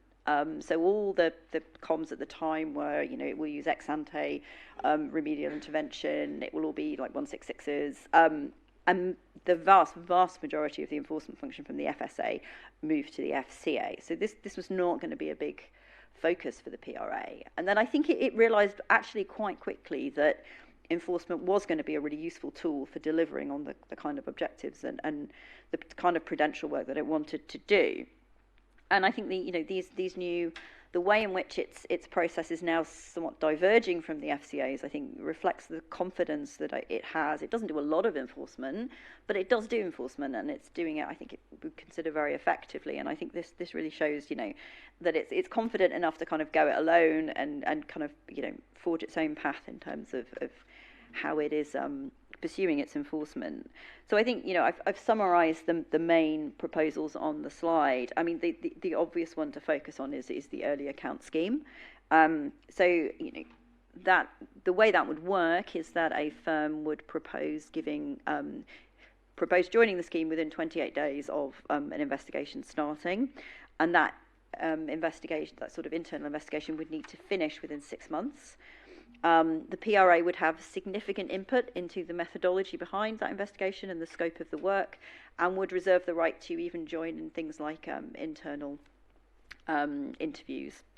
So there would be a heavy degree of PRA involvement in that. And then at the end of that process, the findings of that independent investigation would need to be backed up by an attestation by a senior manager confirming that there are no other matters which need to be drawn to the PRA's attention. If you do all that and you couple it with, you know, without prejudice admissions and, you know, sufficiently good cooperation, then you are entitled to claim a discount of up to 50% rather than the usual 30%. So that's a higher discount. Now there's a high degree of subjectivity within this, so it still relies on, you know, the PRA's view of how good your cooperation is and you know, whether you've made enough without prejudice admissions, etc. But I think as a sort of formal sort of, you know, early response framework that they've put together here, rather than a kind of, you know, the more vague promises that we heard this morning from Therese about, you know, the FCA has the power to, you know, to reward people for cooperation, etc. Yes, it does, but I think for firms, the lack of a kind of clear framework and, if you like, words on the page, you know, not quite guaranteeing, but making a sort of, you know, a strong assurance of a discount if you basically, you know, front up early with your sort of internal investigation, I think is a real deterrence, because I think it's very difficult to get firms to take that risk based on, you know, a vaguer promise. And I think what the PRA has done here is put some meat on the bones, if you like, and actually put some framework and some parameters in place, albeit with, you know, a reasonable degree of subjectivity still. And I think, interested in views from the floor, but I think that could actually be quite, you know, quite attractive to firms. And I think it does pose a challenge to the FCA actually in how it responds. So that's the early account scheme. And then I think the other sort of notable point is the changes to the penalty policy. Now, I could spend many hours talking about what's wrong with using relevant revenue as a starting point for penalty. And I think if you look at many FCA and PRA decisions in recent years, Citigroup being a good example of this, there's many cases now where both regulators start with relevant revenue, and then they have to basically move that figure down by one of the five stages, because it just comes out with a ridiculously disproportionate figure. And I think, you know, this is actually in some ways quite a welcome recognition that relevant revenue is maybe not the best starting point. And that step 2 approach that we have at the moment is not working. So what the PRA is proposing to do is it basically has a sort of a matrix with broad bands basically of penalties, so ranges within which penalties will sit depending on how serious the enforcement is and how significant the firm is. So as you can imagine, the more serious the infringement and the more significant the firm, then basically the bigger the penalty. And those ranges are quite high for some types of cases. Now, I think a lot will depend, if your objective is to make fines more predictable and consistent, a lot will depend on how the FCA uses this, the PRA uses this in practice. But I think, as I said, it's an interesting acknowledgement that step 2, using relevant revenue, isn't working, and it's an attempt to do something different. And again, it will be interesting to see, excuse me, what the responses are. In terms of my thoughts, for what it's worth, on the EAS, I think 28 days is not very long for a very large organisation, particularly where complex failings are alleged, to make a decision about whether to go for early account or not. I think that's asking a lot, quite frankly. Yeah, I do think that's hard. And whilst I think, that having that framework in place, I think maybe there is some tweaking to the parameters maybe that need to be done to make it truly effective. As we've said earlier, I think it will be interesting to see what the FCA's response is, particularly if it proves popular. There are other sort of, I guess, more philosophical questions in that, will there be a presumption of breach if you don't request an EAS? I don't know. And how will this work in joint FCA PRA investigations, or indeed if you've got a joint firm and individual investigations? I think that could be really tricky, actually, for regulators to manage. Therese picked up on the attestation point, and I think, her suggestion was that this wouldn't be particularly attractive to senior managers. And I think that's a very valid point. I think attestations are always, anxiety-inducing, to say the least. And I think they are hard, and it's something where, we often work with firms, and firms can find it quite difficult to get to the right place in terms of the governance and the assurance that sort of backs up those attestations. But I think, I think as long as the PRA reflects carefully on the precise terms of those attestations, and the senior manager in question can rely on, sufficiently forensic work of other people in terms of the investigative work that they've done, then I don't see why this couldn't work. These are not attestations are not statutory. There's no direct, as far as I can see, enforcement liability. So your liability would be failing to take reasonable steps or reasonable care when you sign it. And I think if you get your governance and your assurance right, then you're putting yourself in a good position to rebut any subsequent suggestion that you didn't take reasonable care. But that is, I think, it is worth doing the work on that if you think this is an avenue that you might want to go down, should it come into play as an organisation, because actually attestations are kind of everywhere. If you look at the Consumer Duty, there's that sort of annual board sign-off process on annual reports about compliance with the Consumer Duty. Again, that requires an attestation-like process. So I think you're seeing this kind of senior manager assurance piece coming up in lots of areas. So it is something that's probably worth looking at internally, because then at least you're in a good position if you actually want to use any of that. That was all I had to say on both of those topics. I think we have a few minutes, is that right? We've got a few minutes for questions, if anyone has a question. Again, if I could ask, would you identify yourself and where you're from when asking the question? Thank you. Reginald Hanna from FNZ UK. I wonder if you can speak to, I guess, a little about, you said, answering the FCA's concern as opposed to the question. What are challenges firms are going to face in actually decoding that regulatory language, which can be quite, I guess, vague, quite obscure, and not really to the point? Yeah, no, it is a little bit of a dark art, I think. I mean, I think it's a combination of factors that come into play. Some of it is experience of dealing with supervisors. I think some of it is understanding the broader context in terms of what the FCA is trying to do as an organisation. So what are its hot topics? What are its key concerns? What is it saying in its policy documents, in its DCO letters, in its speeches? Because often that gives you a really clear, a much clearer idea actually than your supervisors might as to what the FCA really is really concerned about in the context of your organisation. And then I think maybe, there's a piece around getting a second opinion internally on, where you think if the FCA is asking questions or you've got supervisory discussions, you're actually taking those notes either to external advisors or to someone internally and just getting a second view, because often when you're stuck in the middle of a conversation and you're in the weeds of something, it is actually difficult to step back and go, hang on, where is this going? What are they actually getting at here? And so I think getting those either more experienced voices or either external to the firm or external to, your team can be really helpful in trying to sort of put the context together with the discussions that you're having. But I agree, it's a bit of a dark art. Any other questions before we wrap up? I have a very brief one, Sarah, on this attestations point. There are a number of obvious practical challenges around the early account scheme,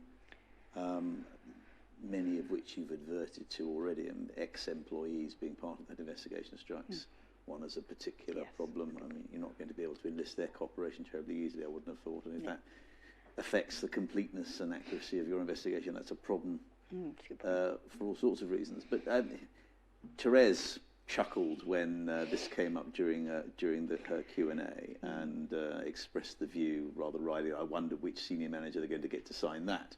I mean, do you think we're in a landscape where we're probably going to have to see back-to-back attestations supporting anything the senior manager, who typically won't be a lawyer and certainly won't have been personally involved in the investigation?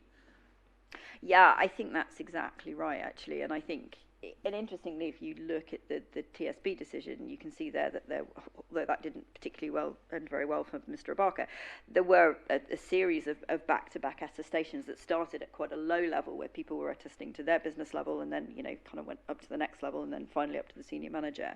And I think that's what I mean when I talk about building your governance and your assurance framework. So actually being clear about how you get to the top of that pyramid, if you like. Because I don't see any other way you can do it as an individual, because you're too far removed from what's actually happening. Yeah, it's very difficult. It's the sort of thing that I think Sir Humphrey Appleby of Yes Mesa would have called a courageous decision to sign that document. Yeah. Well, really, really interesting presentation. Thank you so much, Sarah. If everyone could express their appreciation for Sarah Cody.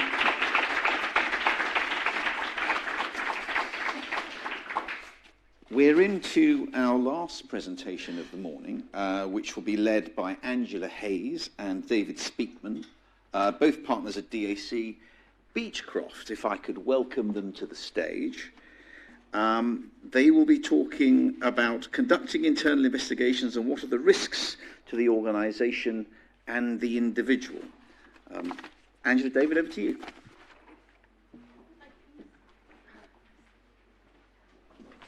We just had a long walk right from the back. So I think it is officially afternoon now, so good afternoon. And, oh, we need the zapper. Zapper's probably over there. I have a job. Small technical difficulty locating the zapper before we get going. Okay, so thank you. So, I am Angela Hayes, obviously. I am a financial services investigations and enforcement partner now at DACB, but people who've been coming to this conference for a few years might have seen me at a few other places, including in a long stint in US law firms. I'm joined by my colleague, David Speakman. David is actually an employment law partner, but who is also an expert in investigations, and I'll explain why in a moment. So, sounding as though I've got a bit of an echo, I'm hoping that's not the case. So this is what we're going to cover, and we can't give you a fully rounded treatment about how to conduct an internal investigation in just 30 minutes. So we're going to touch on some of these lightly and spend more time talking about others. 5 years ago, I wouldn't have been accompanied in a presentation like this with an employment law colleague. But in that period, we've seen the focus of the regulators, and in particular the FCA, on non-financial misconduct being a compliance issue like any other. And that, of course, used to be the province of employment law experts. But we're increasingly seeing the need where the conduct of individuals is being looked at, whether as the main focus of an investigation or part of the focus of the skills that employment law colleagues can bring. So we have a a team that's very much built up in that multidisciplinary way, and David and I are frequently engaged on investigations together, including right now. So that's why David is here. Before we get into some of the meat of the presentation, it's probably worth clarifying what we mean by an internal investigation for the purpose of this presentation. So we're talking about where a regulated firm has become aware of a compliance issue or a potential compliance issue and appoints a team to look into that, to understand whether there is a problem, and if so, what is the nature and extent of that problem, what are the root causes, and whether it needs to be remediated. And that could be conducted entirely by the firm's own staff. For example, they're commonly led by compliance. Some larger firms have dedicated internal investigations teams that will step up when issues arise. Or it could be wholly or partly outsourced to consultancies or to external law firms like DACB and others who are presenting today, no doubt. So we're not looking at, for example, attestation, which was just a topic that Sarah spoke about, and the assurance levels that have to be dealt with for that. Sometimes an internal investigation, will be focusing on individual cases of misconduct, but there are many circumstances where an investigation may not be doing that. You're just looking generally at systems and controls, and you're not looking to apportion any blame to particular individuals, and your approach to the investigation may be driven by that particular context. So if I will let David, I think, take a start by talking about getting the scope right. Thanks, Angela. Obviously, as Angela says, I'm coming at this from an investigation that is looking at individuals as opposed to some processes. And I think for you, the investigator, the scope is absolutely key. It's your roadmap, take you through the whole investigation. And as Angela indicated, we're doing a couple of investigations at the moment. One, we're looking at the Deputy CEO of the bank, and we were asked just that, look at the Deputy CEO. You need to take some time, you need to stop, you need to think about, what am I actually investigating here? What is the scope? How am I going to get to the end point? Because when we've taken the time with the bank and discussed actually what we're investigating, it's not just the Deputy CEO, it's a whole division team within the bank and culture more generally, much wider scope. And it's really important that you get this right. If I dive straight into why is it important, I think it's important for a number of reasons. If you look back, I think it's been spoken about on a number of occasions through the morning, that the change is happening. There is a big difference now than there was 10 years ago, particularly for individuals. So with the senior manager regime, we're seeing a very different focus on the employment aspects of investigations. 10 years ago, I probably wouldn't have been involved. People would have just thought, well, look, if we're going to dismiss somebody as a result of this process, it's probably just going to be an unfair dismissal claim. Any other sort of claim that's brought we're easily going to be able to prove that that's a nonsense. So we're just looking at an ordinary unfair dismissal, which is probably most of you know is a CAT claim. And depending upon which point in time we were talking about, it's probably sort of £80,000–90,000.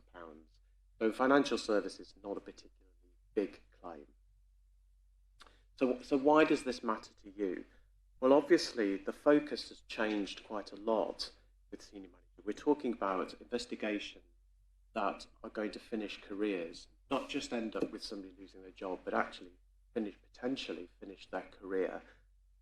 So we've had a very, very different focus and a lot more a lot more interest from claimant lawyers, and that's changed the way that the claims are run from these investigations. One of the things that we've noticed is that the investigation in a basic unfair dismissal claim wouldn't usually be looked at. You'd just be looking at the decision. The investigation's really being picked apart now to decide whether or not the process is fair. In the last 12 months, we've had our ex-head of team as the main witness for one of the large UK banks. She had spent days being cross-examined on the way she'd investigated. I thought I was going for one of the big US banks later this year, although thankfully it was my birthday and it has settled, so that's my birthday present. But that wouldn't have happened. That wouldn't have happened 5 years ago, 6, 7 years ago. When Zoe and I talked about what we were most concerned about when we were going to be cross-examined, it was about the scope.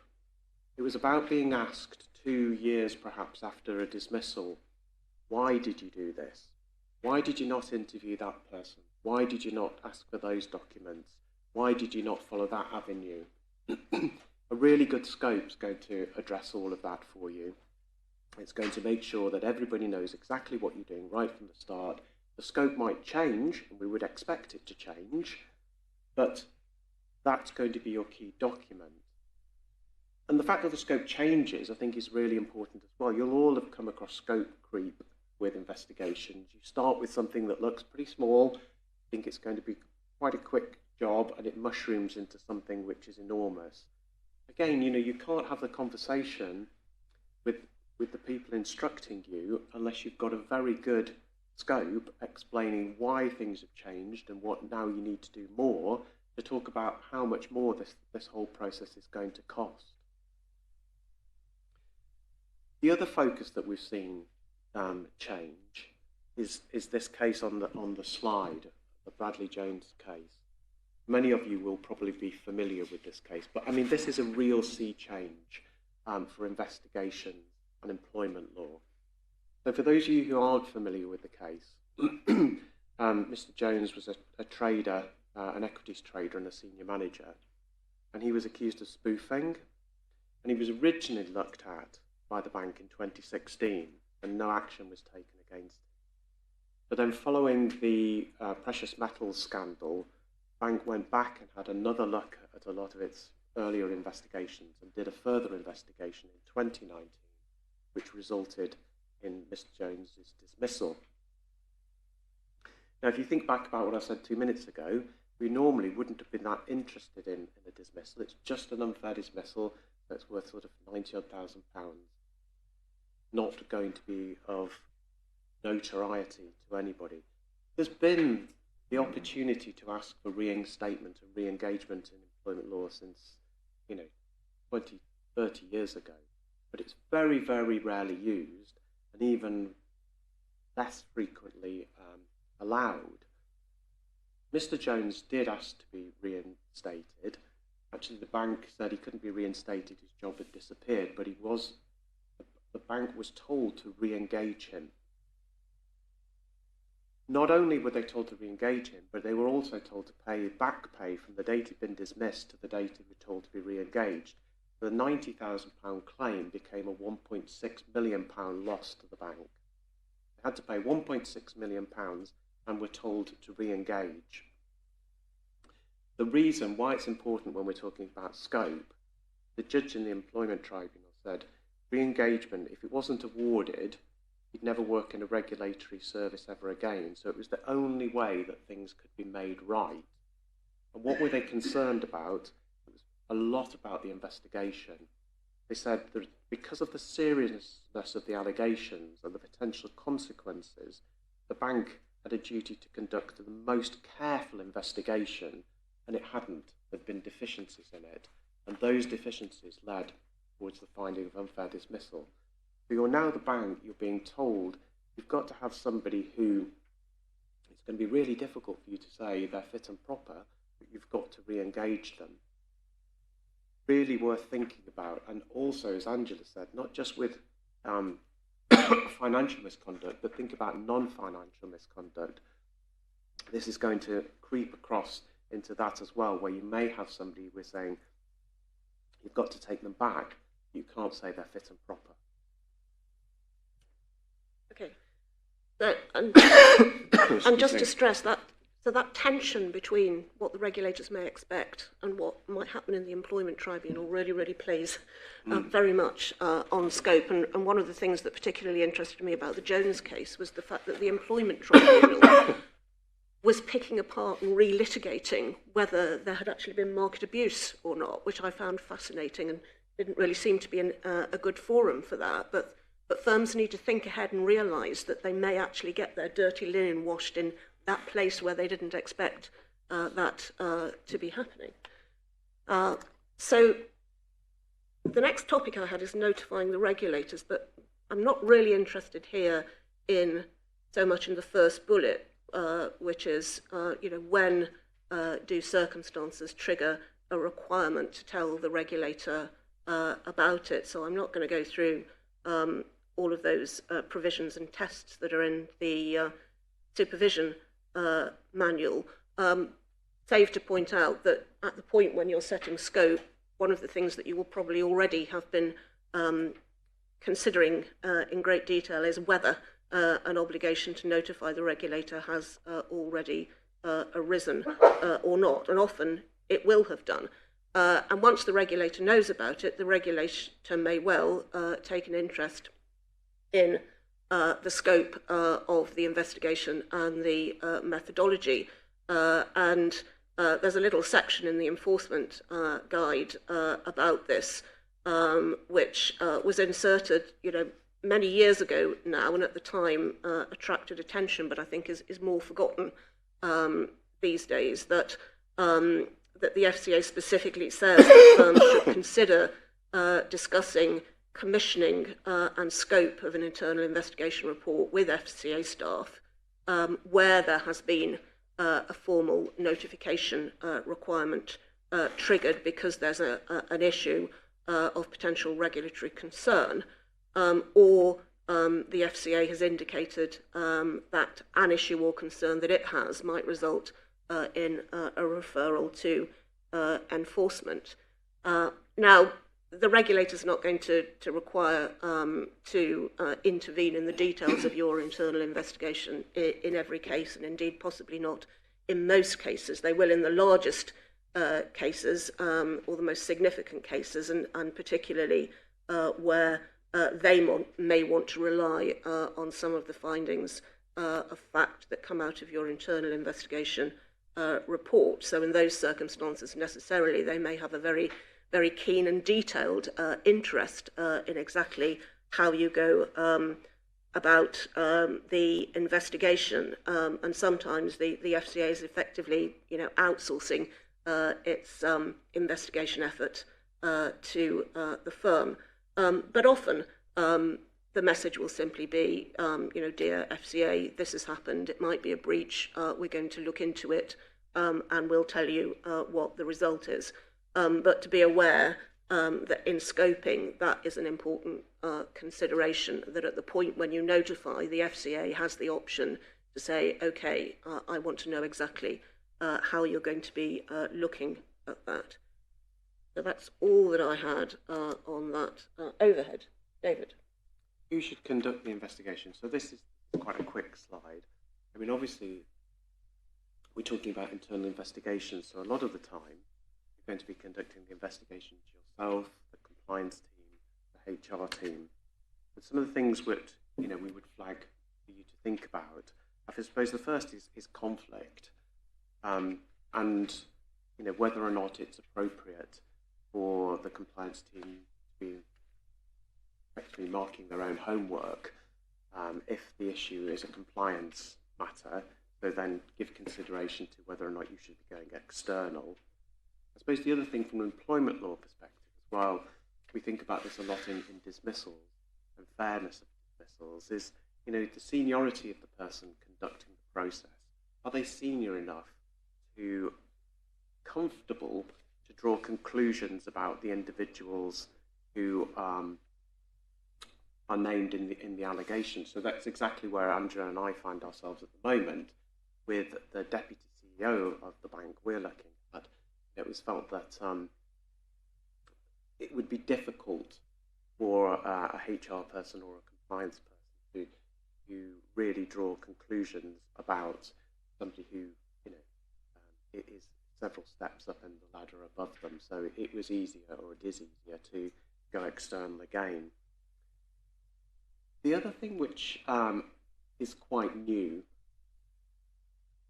and I don't really know why this is, that the non-financial misconduct side of things, we're seeing an awful lot more allegations of very serious sexual misconduct.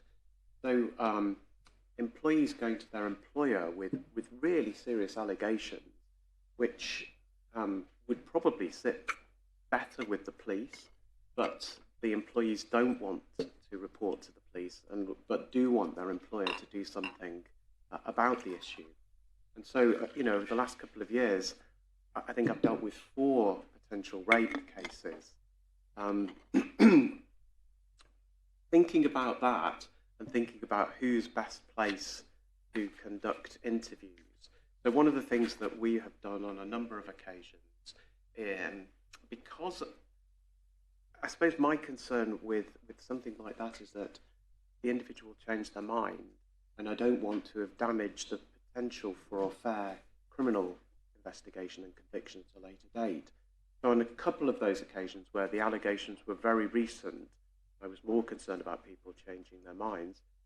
We got in rape-trained ex-police officers to conduct the interviews of the complainant.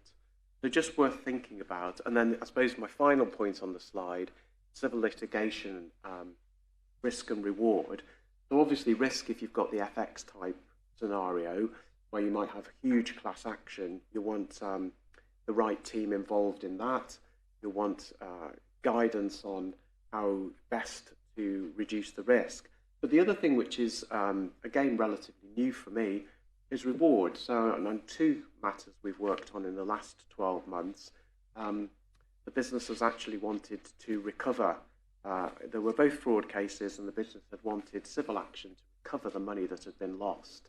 And so we worked very closely on those with regulatory employment and our civil litigation. So it's really just thinking about what specialities do you need, not having one investigator or one particular team investigating, but as Angela said earlier, thinking about cross practice, who should your team be made up of, which specialisation. Thank you. So document reviews usually elicits a groan from clients if I tell them that there needs to be a document review, because we're all familiar, I think, with the masses and masses of material that will be returned if you start doing word searches to find documents for an investigation. So do you really need to do it at all? And how much do you need to do?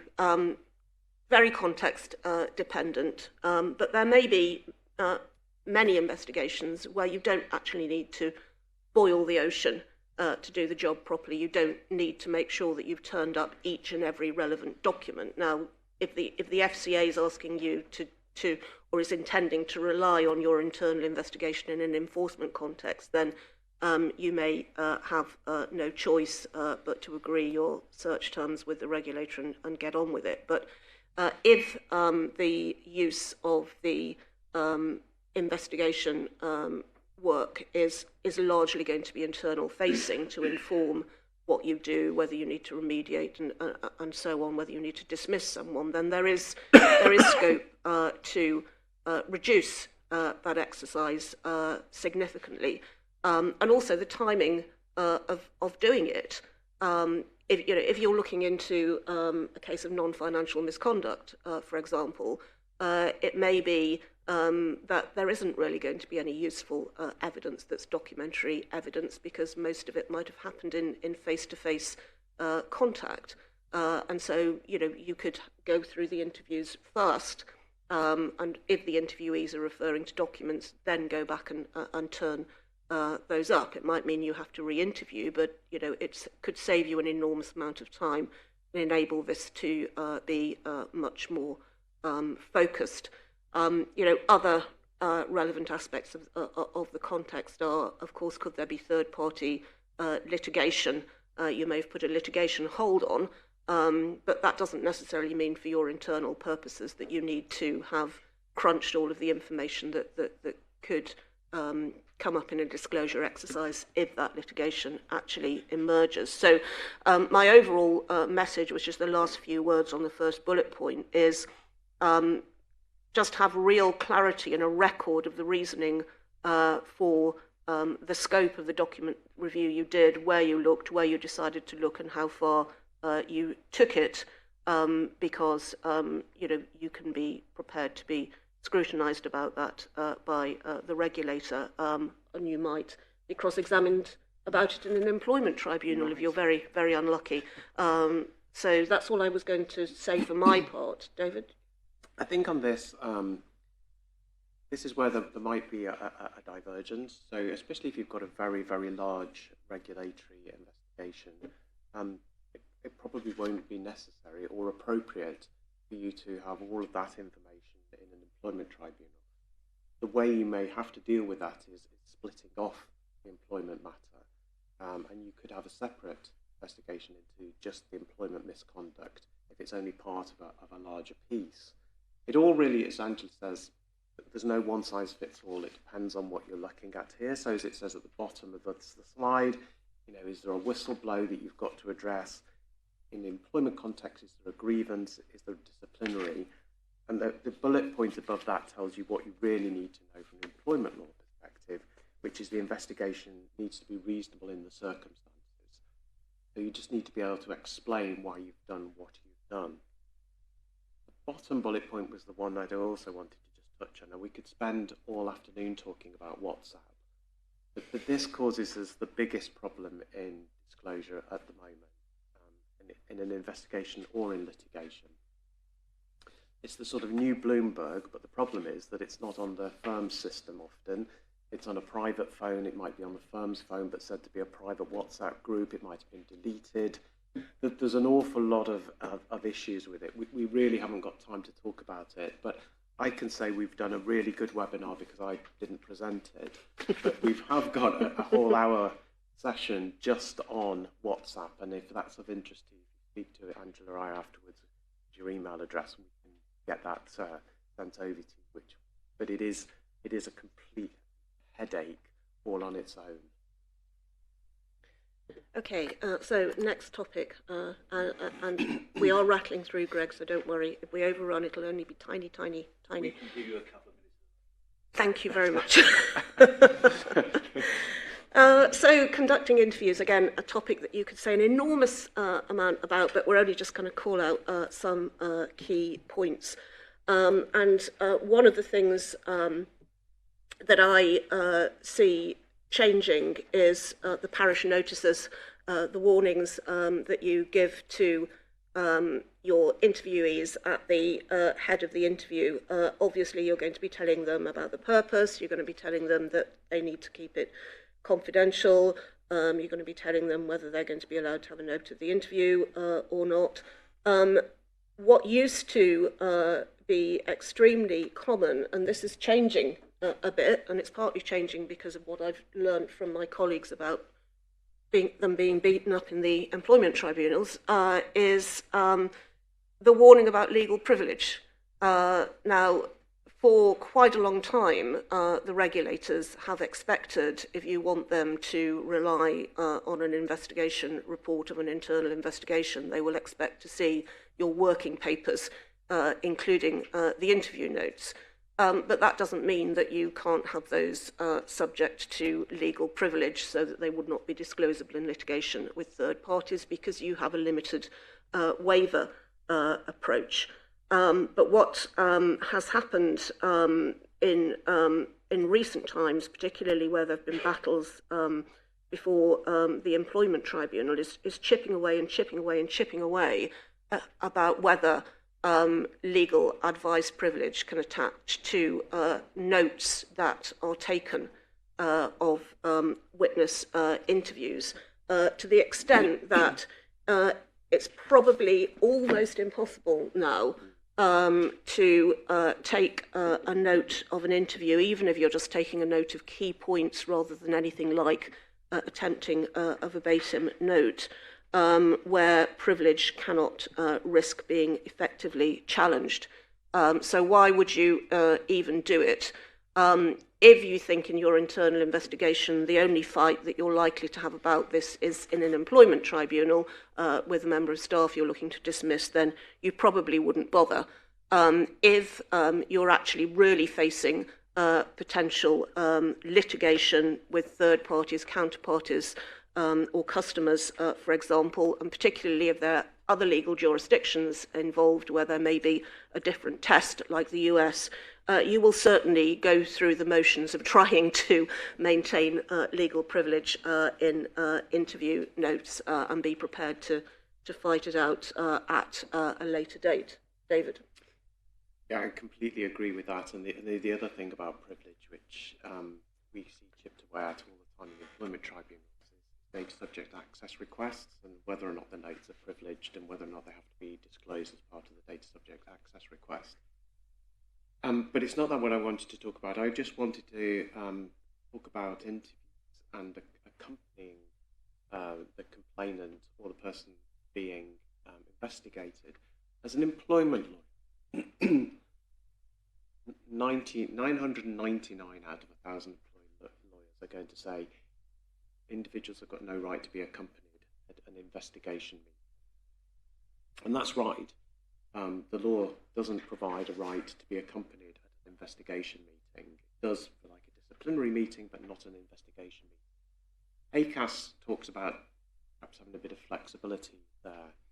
But what we've found, there was this Stevens case in 2015 where there was a successful challenge and the employee was able to get the High Court to decide that it was a fundamental breach of contract not to allow him to be accompanied at investigation meeting by a specialist where he needed specialist knowledge. We thought that would open the floodgates. It didn't. But I would argue now that you need to think about this really quite carefully, particularly where you're talking about investigations that could lead to a career-ending decision for somebody, and particularly if there's criminal allegations involved as well. You'll often be asked, can the individual be accompanied by their lawyer? Most people will say no. I would argue that's a bit presumptive, and I would say maybe. And the things I would think about are literally that. One, you're going to end somebody's career. You want them to have a fair opportunity to prove that they're not guilty. It's going to be really very, very difficult for the individual to put forward a very cohesive case when it's career ending, and particularly if the things that are being talked about, investigated, are quite technical. Interestingly, at the moment, we've got an investigation ongoing which does allege rape, and we have suggested, and allowed both the complainant and the person being investigated to have legal representation. I think it's useful, one, because it helps them both put their case forward, two, because it's criminal, and three, because at the end of the day, we're talking about career-ending loss for an individual here, and you can easily see how the concept from Stevens, a fundamental breach of contract, could come up in a sort of regulatory space where you're not just talking about ending somebody's job, you're talking about ending their career. Now, I'm not saying you should do it always, absolutely not, not perhaps even infrequently, but do consider it. Okay. So just to add on this topic, but also looking back to the other things that we've been talking about, some firms have actually got quite detailed protocols about how they will conduct internal investigations, and therefore you may feel obliged to follow those. And sometimes they look fairly inflexible. It's worth taking a look at those to see whether you need to build in more flexibility, or whether you need to make a case and document your reasons for departing from those procedures. For example, there was one that I looked at recently, which was actually a whistleblowing investigation protocol, where there was a requirement for each interviewee to sign a statement of their interview, giving an oath that it was true. Of course, I then advised that client that probably wasn't a good idea. They might want to pull back from that. So if you've got those protocols, take another look at them and see whether actually you need to wind back and give yourself a little bit more wriggle room. So the last topic before Greg gets really annoyed with me is reporting the results. And you may way back at the scoping stage have been deciding what the report is going to look like. In particular, is it going to be a legally privileged report? Is it just going to report facts, or are the investigators also being asked to give advice or recommendations or opine about whether there has been a breach of regulatory rules? But even if you think you have set all of that up at the scoping stage, depending on what comes out during the investigation, you may actually decide that it's a good idea to change track, and don't be afraid to do that if there are good reasons for that, and those are documented. So who receives the report is going to be driven probably by this question of if you've got a lawyer-led internal investigation, it's all about maintaining the legal advice privilege. Who is your internal client? Because that is the person who should receive the report. Or there may well have been a steering committee set up, or it may be a report to the conduct committee of the board. When it comes to factual reports, it's a bit of the same problem as with the interview notes. Sometimes it's tempting to, even if it's a lawyer-led investigation, to want to give a report that's purely the facts, because it's helpful for the client to be able to hand that round internally and use that more easily than trying to maintain it under the cloak of privilege. But you know, the question on that is, do you really want that? Do you really want something that, if it's disclosed outside the organisation, is going to look like that document? Most of the time you may well want to have a layer of legal advice privilege on it. Don't assume that the report that you have to produce has to be detailed chapter and verse of your methodology and every twist and turn and every piece of relevant information that you took out of an interview. It doesn't necessarily have to be like that. And sometimes it can't be like that. For example, if you're investigating an anonymous whistleblower, if you're doing a culture investigation, you may have to give interviewees the assurance that any comments made to the investigators will not be attributable, so the report will be could be in a very different form. And just I've said verbal reports there. Verbal reports are very, very useful for interim reporting, particularly where you need to maintain legal privilege. And in some of the largest and most complex investigations that I've been involved with on behalf of clients, and where the regulator has wanted interim reports, as well as the internal steering committee, even where there have been very technical issues, our reporting has wholly been verbal reporting. We may have had a PowerPoint that we didn't hand over to the regulator, but let them look at while we were talking to them. And in one case, we actually agreed a remediation package that we carried out and a methodology for calculating the remediation with the regulator, and they never ever saw the investigation report. So if there is room for a great deal of flexibility, but again, very context dependent. Anything else, David? Lunch? That's it. I think you're all really hungry now, so we're going to stop. I don't know if Greg's going to let you ask any questions, but if he doesn't, we'll be around over lunch, so you can talk to us then. Can everyone express their appreciation, please, for Andrew and David? Excellent. Many thanks for that. Sorry to shave 10 minutes off your lunch break, but I am sure you'll all agree it was entirely justified by the very interesting and excellent content of Angela and David's presentation. If you do have any questions, because I think I might be shot if we go on any longer, we wouldn't want that, will we? I'm sure Andrew and David will be around over lunch to discuss those, so please feel free to ask them. Thank you very much, everyone, for your attention this morning. Angela will be taking over the chair this afternoon, and on her behalf, could I ask, please, that you all do your very best to arrive promptly at 2 p.m. for the start. Thanks very much. See you all over lunch.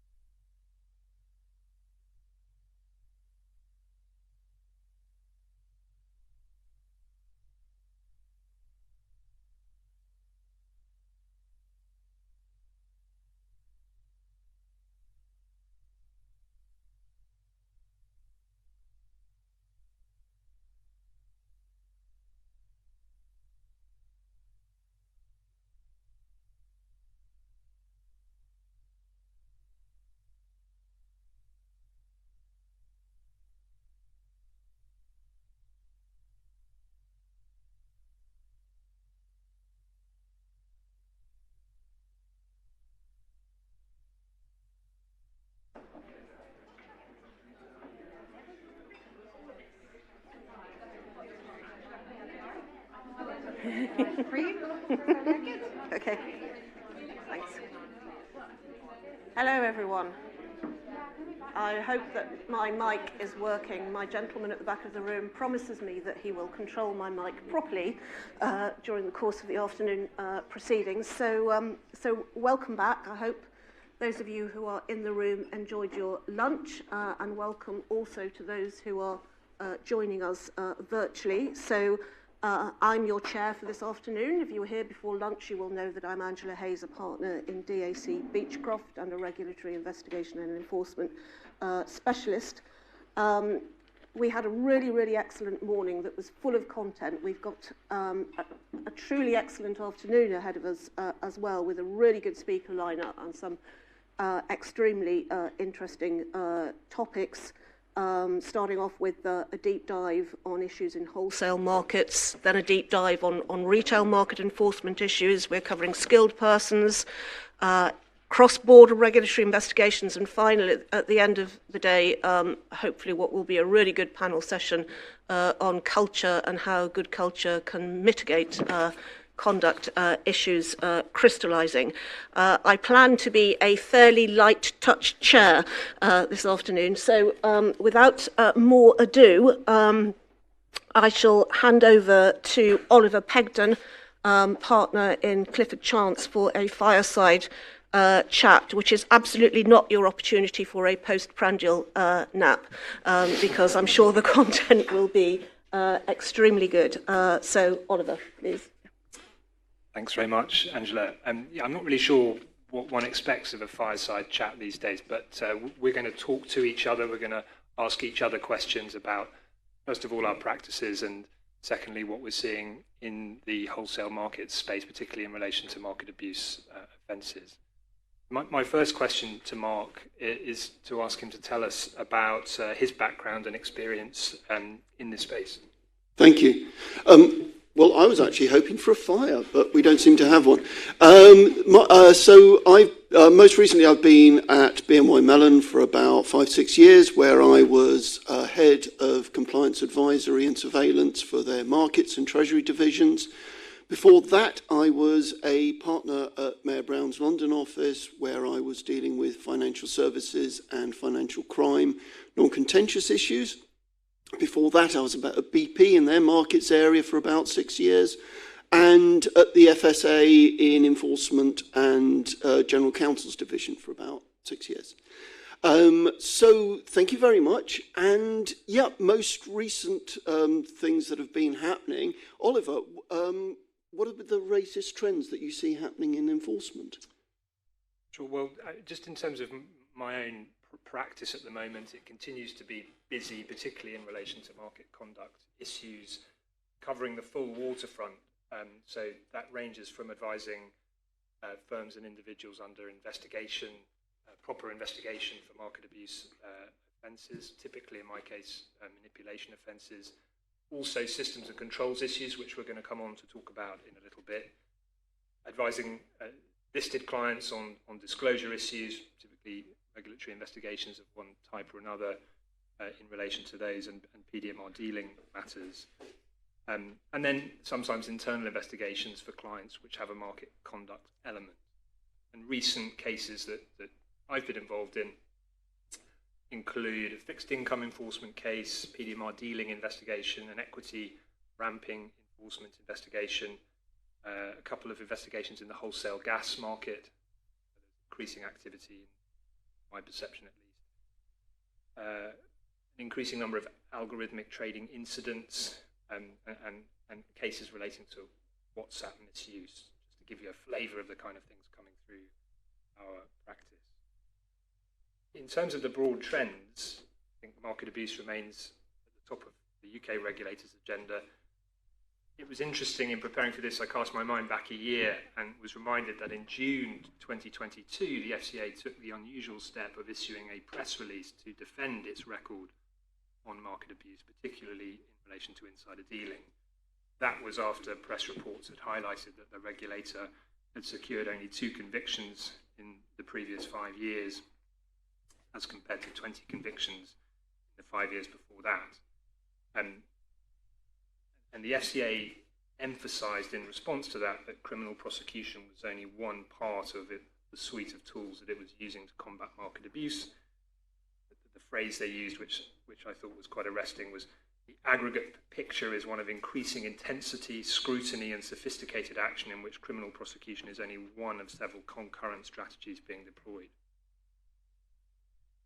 And I think there have been enforcement outcomes over the last year which have demonstrated the broad range of activity that the regulator has been taking. We don't have nearly enough time in half an hour to cover all of those, but just to give you a very whistle-stop tour of the highlights, we've had important systems and controls cases that we're going to come on to talk a little bit more about. We've had primary market cases, particularly around compliance with Listing Rule 1.3.3, taking reasonable steps to ensure the accuracy of information disclosed to the market, collection of cases in that space, and some of those also involving allegations of market manipulation, dissemination of false or misleading information to the market. And then there have been important enforcement activities in relation to the substantive offences themselves. That press commentary I mentioned in 2022, I think from memory, came about after the collapse of the criminal trial of Stuart Pays and Jonathan Swan, when the jury was just discharged in that case, having been unable to reach a verdict. But there will be a retrial in that case, as announced by the FCA. The FCA has also commenced in the last year criminal proceedings against former Janus Henderson analyst and others, and a number of other criminal proceedings commenced, some of which I understand were referenced by Therese Chambers this morning in her speech. In terms of civil enforcement, again, important outcomes, some of which we'll come on to talk about in a minute, but a high-profile decision against Sir Christopher Gent in relation to the unlawful disclosure of inside information, which I know drew a lot of attention from a number of our clients. A very interesting collection of enforcement cases in relation to market manipulation in the Italian bond market, Diego Jura and others, which we will come on to talk about a little bit more later as well. And then most recently, an enforcement outcome against Bank Havillon, not actually in relation to substantive market abuses offences themselves, but a principles-based case where the allegation is that a proposal was made in relation to activities that might have constituted market misconduct. Mark, I mentioned there a collection of systems and controls cases. If I think back, that seems to me perhaps for this audience in particular, perhaps one of the most important developments over the year, those cases and the takeaways from them. What would you say those are? Thank you. Yeah, we had a cluster of them in the second half of last year. There was the BGC and its affiliates case, there was the Sigma case, and there was the Citigroup Markets case. And all of them were focusing on related aspects of systems and controls, very heavily leaning on surveillance, but also transaction reporting and stores. And the FCA looked as though it was trying to send a very clear message there in picking those topics. And it's also worth noting that that's with the background that the FCA had, for quite a few years, most of its Market Watch publications had related to systems and controls issues on those topics, and insider lists to add to that as well. And I think if you remove odd things like Brexit, that's pretty much all of their Market Watch topics have been on related issues to that. And they're very different firms, but you do have some themes, not all necessarily always across all three of them, but related to them. And there was similarities in what was missed. And so you had across them a failure to do proper risk assessments. And in particular in the Citi case, that was something that was singled out very, very clearly, but also mentioned in the other two cases as well. And even when you were doing a gap analysis, and there were delays on the Citi side in that case, without the risk assessment, you don't know where to focus and how materially to target any of those gaps. You also had gaps in the coverage of asset classes and the coverage of certain typologies of market abuse and market manipulation. Some of that led directly from the failure to do risk assessments, quite naturally so. But what was interesting was the way in which some of that was applied in particular to BGC and to Citi, where you often think, don't sweat the small things. But what was interesting there, Citi predominantly equities, 70-odd% of that. BGC predominantly fixed income, over 90% of their business was fixed income.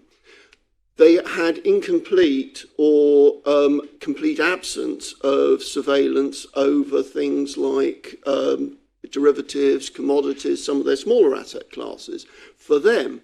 But 5% for Citigroup is still an enormous amount in market terms.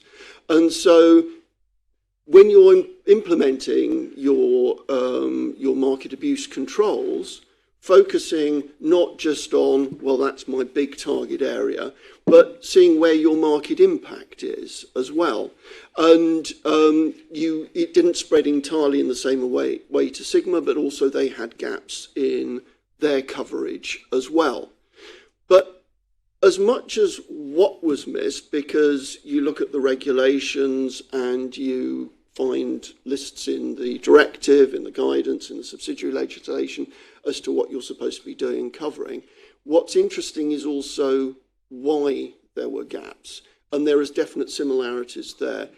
Implementation failures in particular, and we have interesting contrasts from Citi and Sigma on how the gap between the two, a very big firm and a very small firm, had governance failures leading to implementation failures.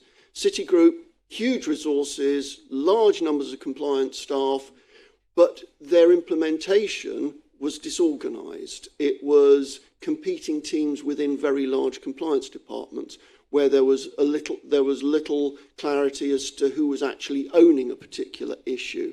There were projects set up, there were spreadsheets set up, Gantt charts to measure these things, but there were gaps in them.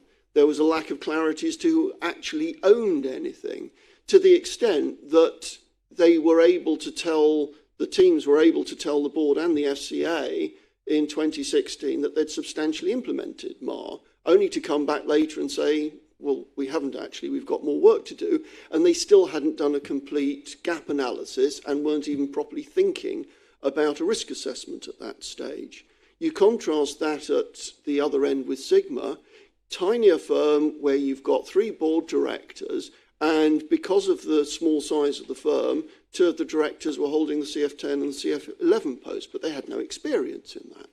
But they were not holding proper board meetings, and they had an inexperienced compliance team and an under-resourced compliance team.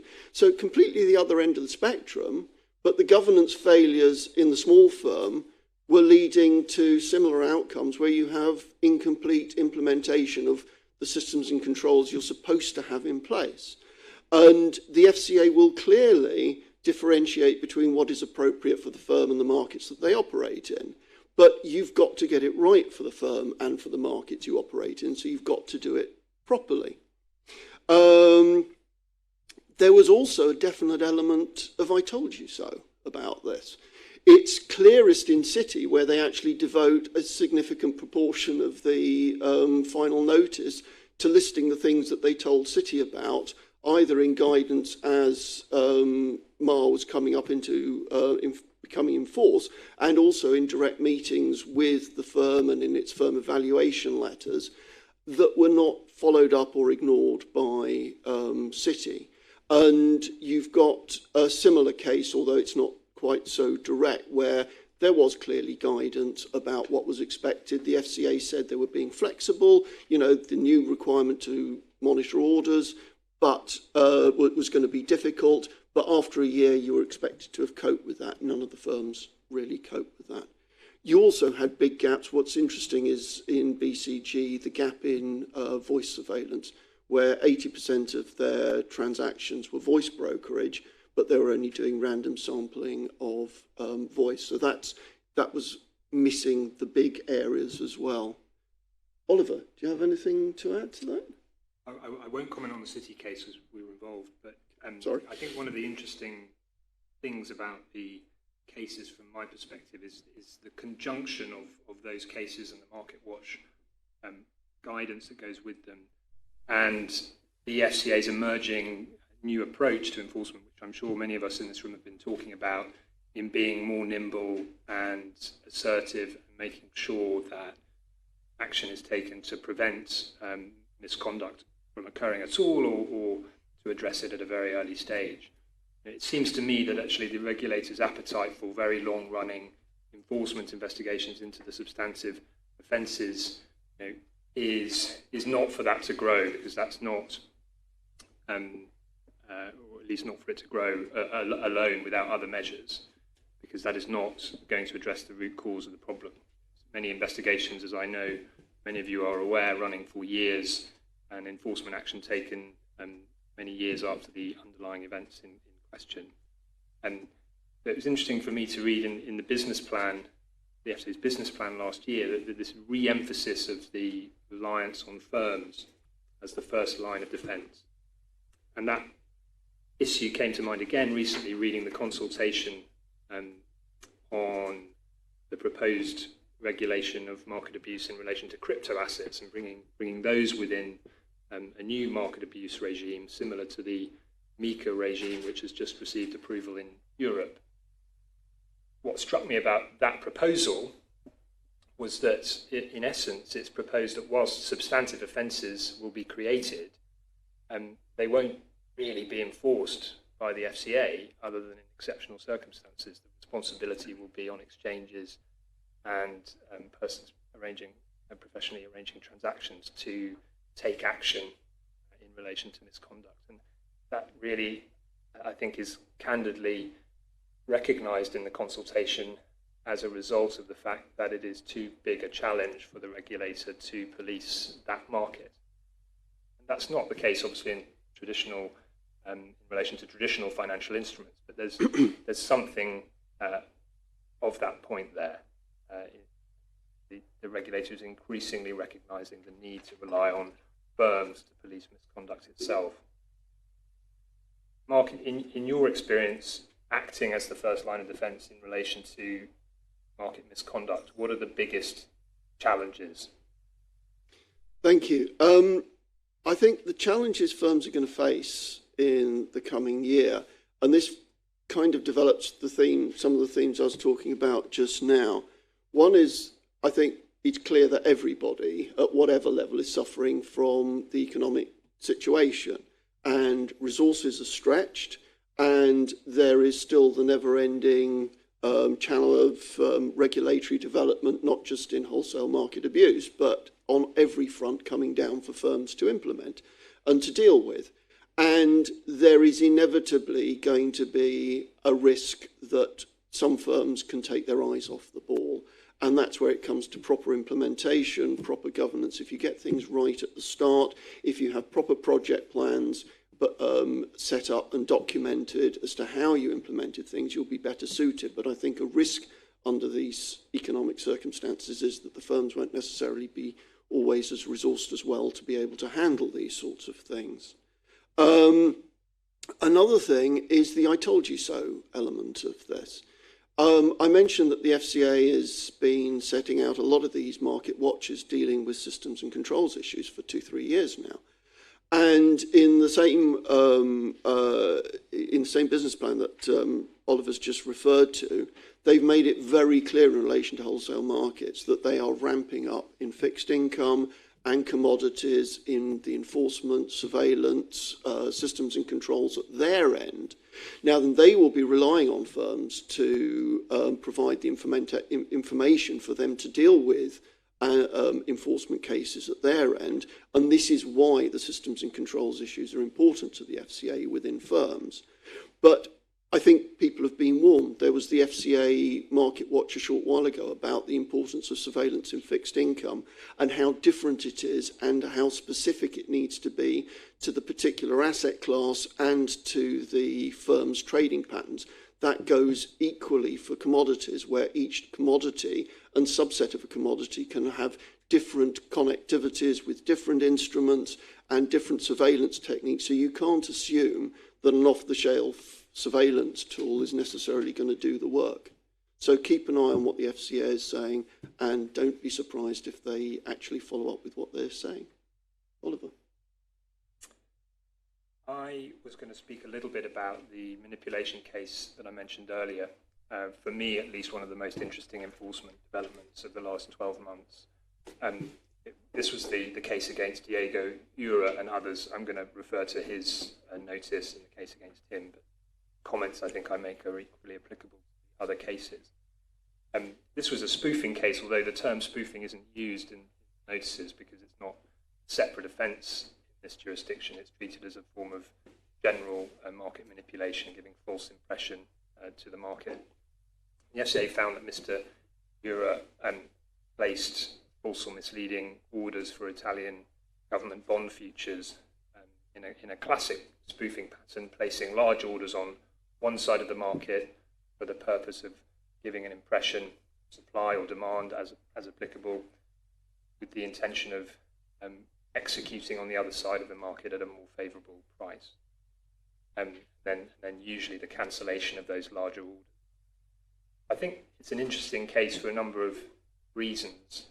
First of all, it's another case, a bit like the Abatista case, where the regulator has effectively based its conclusions almost entirely upon trading data analysis. So there weren't incriminating communications, smoking guns in that regard. No one admitted the manipulation. The regulator looked at the features of the trading pattern and inferred from the repeated nature of those features that manipulation had taken place. And some of those features they were looking at were, for example, the very large size of the orders relative to other orders on the book, the low execution rate of those manipulative orders, the fact that those large orders were often for exactly the same number of lots, which the regulator thought indicated that they were not part of any true hedging practice, as I'll come on to mention. They were often away from the touch, so-called in the middle of the market where executions are taking place. And they were usually not icebergs, so they were disclosed in full to the market, whereas the genuine orders on the other side of the market were often icebergs.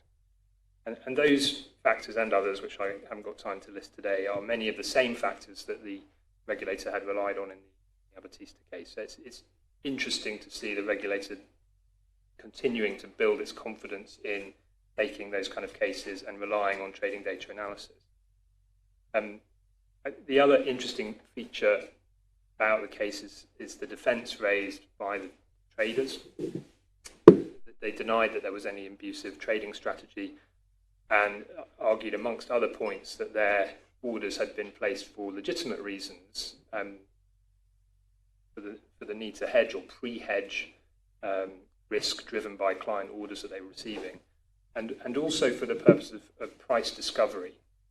The notion that by placing these large orders into the market, they could learn from whether or not those orders executed something about what was going on in the market, which would help their trading. And actually, in the end, the FCA rejected that is what was happening as a matter of fact. But they have referred their cases to the tribunal, and as I understand it, it's expected that there will be a hearing where those kind of issues are ventilated, and there should be a very interesting tribunal judgment in relation to both the factual issues, but also some of the more interesting legal questions that are thrown up by spoofing. In particular, what is the intent that is required, or lack of it, when placing an order? What is the threshold in terms of your intent that gives rise to a spoofing offence? One of the other enforcement actions I mentioned in the introduction, which has been of great interest to colleagues and clients, has been the enforcement action against Sir Christopher Gent. That's a disclosure of inside information case.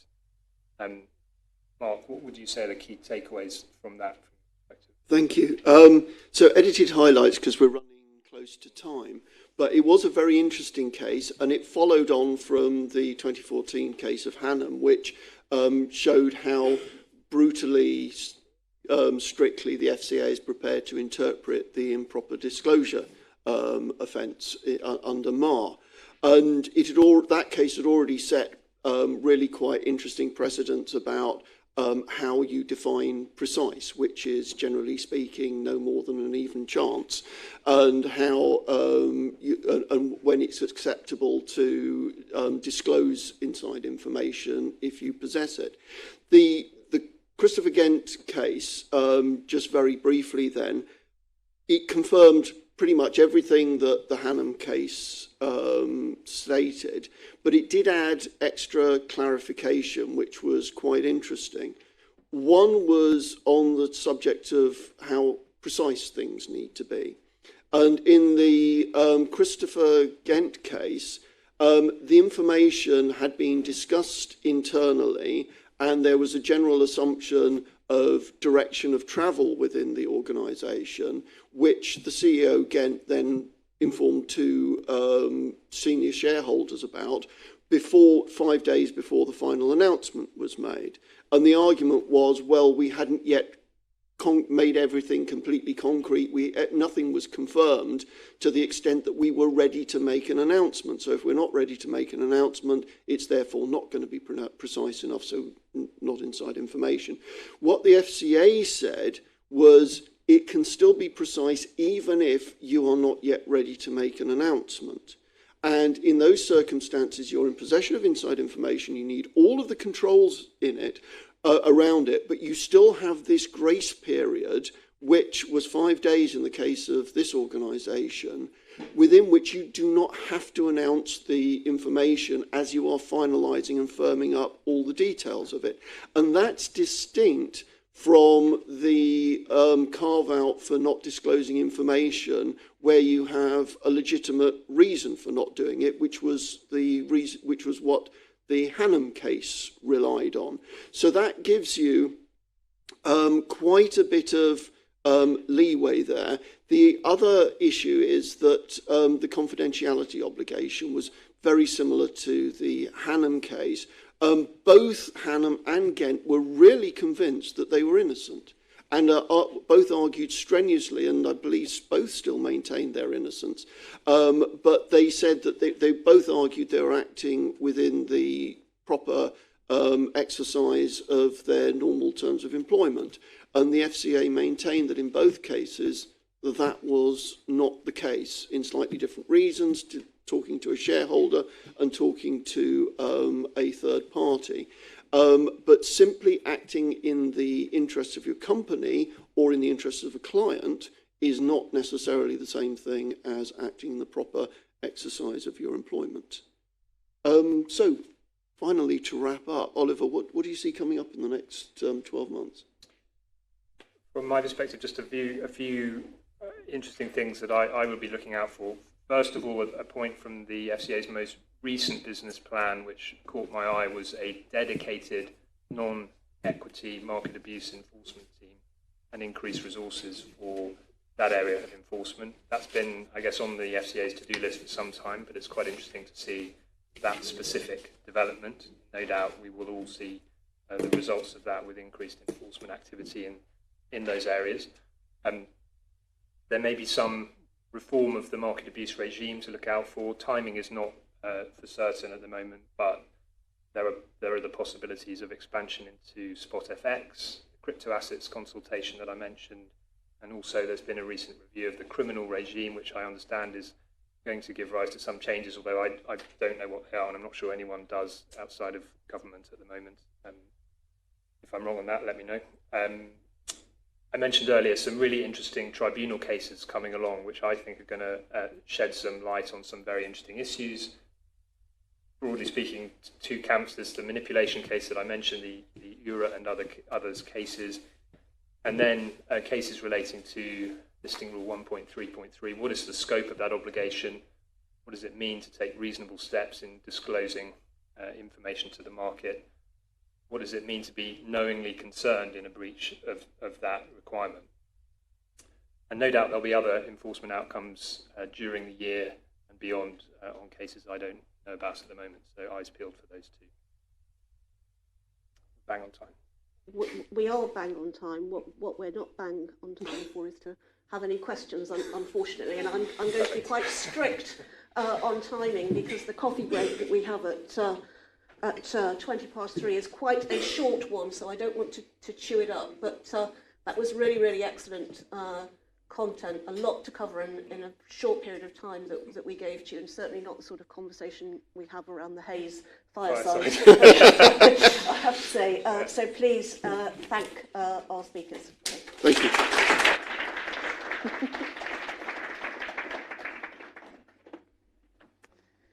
Okay, so having had a fireside chat with my former colleague Mark, I have to say, we used to work together, we are now having a head-to-head with a retail conduct focus. So if our speakers and panelists can come up. And while they're settling down, I have to remind you about something that I should have reminded you about at the beginning of the afternoon, which is on your tables, you have questionnaire and feedback forms. Please complete them. I think I might be speaking out of turn. There used to be a prize for filling in the forms. They might not do them anymore, but in the hope that they do, I suggest you fill them in. So retail conduct focus, if I can introduce I think Sushil, you're doing the moderation. So yes. If I can introduce Sushil Kuna, a principal associate in the financial services regulation practice at Gowling WLG, who's going to lead the conversation. Thanks, Angela. It's a pleasure to be with you all here today. As Angela mentioned, I'm a Principal Associate in Gowling WLG's Financial Services Regulatory Team. I joined the firm 5 years ago now, having spent 8 years at the FCA, where I spent 4 years in its supervision division and a further 4 years in its enforcement division. Predominantly, my experience has been retail focused, and since joining Gowling WLG, I've been advising clients on a range of conduct and culture issues, including the fair treatment of vulnerable customers and the incoming new consumer duty. I'm delighted to be joined by Siwan Jones, Chief Compliance Officer of 118 Money. Siwan, would you like to introduce yourself? Yeah, so move a little closer. My name is Siwan Jones, and people always mispronounce it. So I've been in financial services for 28 years now. I came in by probably a very different route from everyone else, where I started as a software developer. I wrote financial services software, and then as a result of that, because of the huge amount of regulation you have to deal with when you're writing these systems, I ended up studying the regulation and then moved sideways into compliance. So I've been working in compliance for the last 15 years. I'm at 118 Money, which most of you will just remember 118 as the directory inquiries business. So when directory inquiries disappeared, the firm needed to look for something else and chose the very easy option of lending money. So we now work in the near prime space, where we've got personal loans and credit cards, which the loans are £1,000 to £5,000, ranging from a year up to 5 years, and the cards are, again, it's our sort of close, not closest competitors, because we're nowhere near as big, but we're competing in the same space as Vanquis, New Day, those sorts of cards. So that's what we do. Thanks.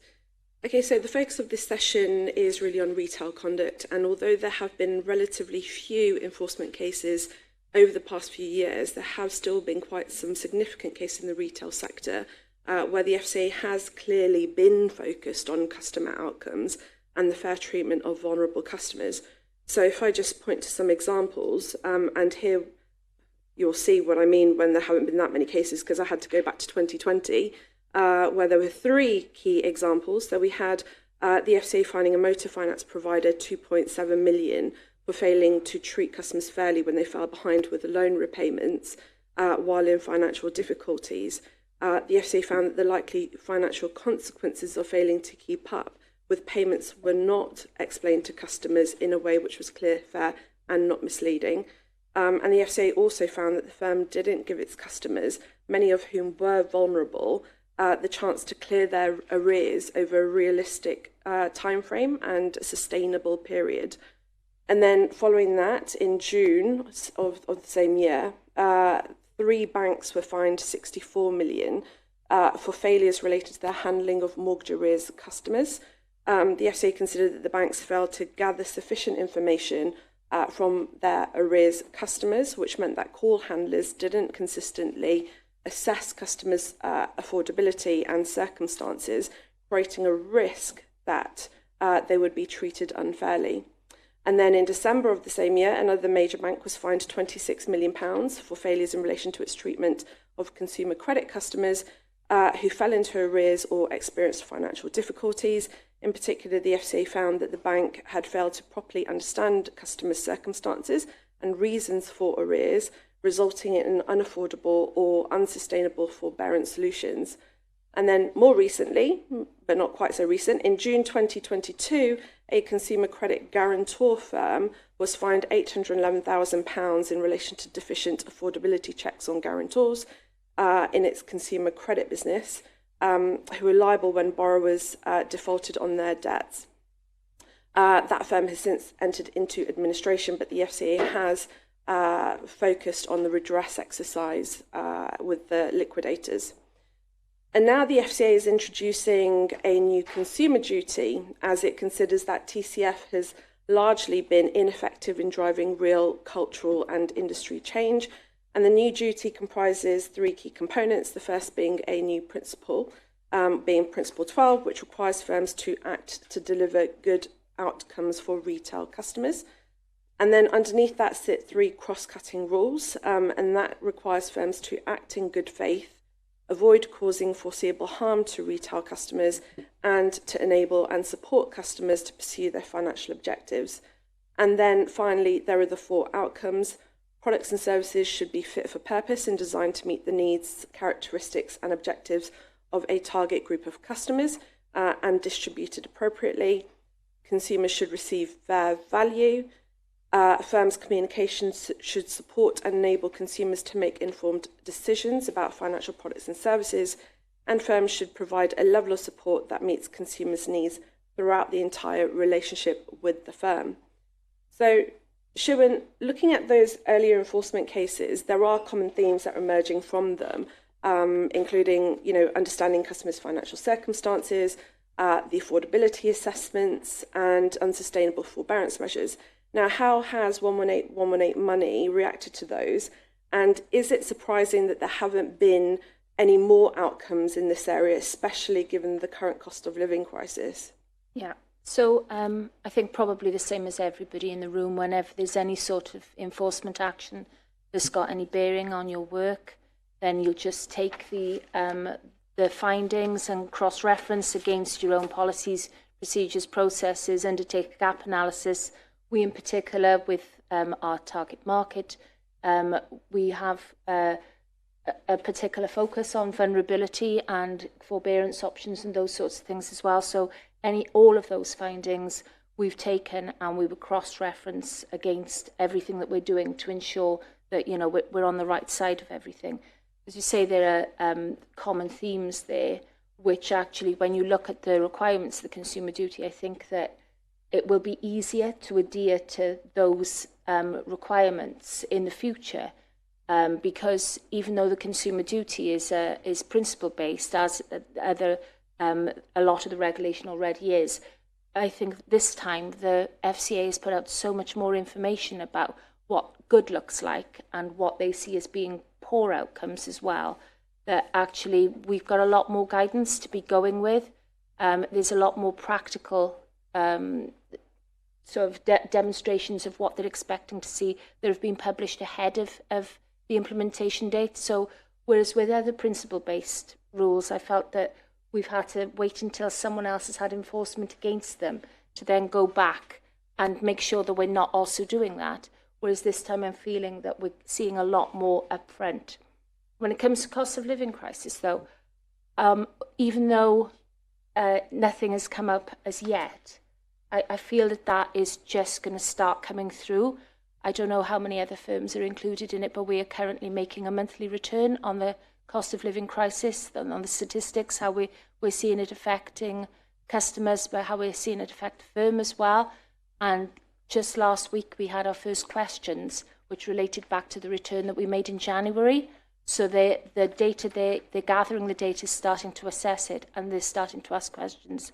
So nothing's happened as yet, but you know, in the same way as we've seen financial crime cases coming to the fore, which are based on things that happened years ago, I think the cost of living things will be something in the future. Yeah. And again, focusing on the fact that enforcement is just one tool, and you've got supervision that are doing their own thing as well in terms of trying to mitigate and intervene much earlier, and, you know, slapping on sort of variations of permission, for example, on firms too. Yeah, exactly.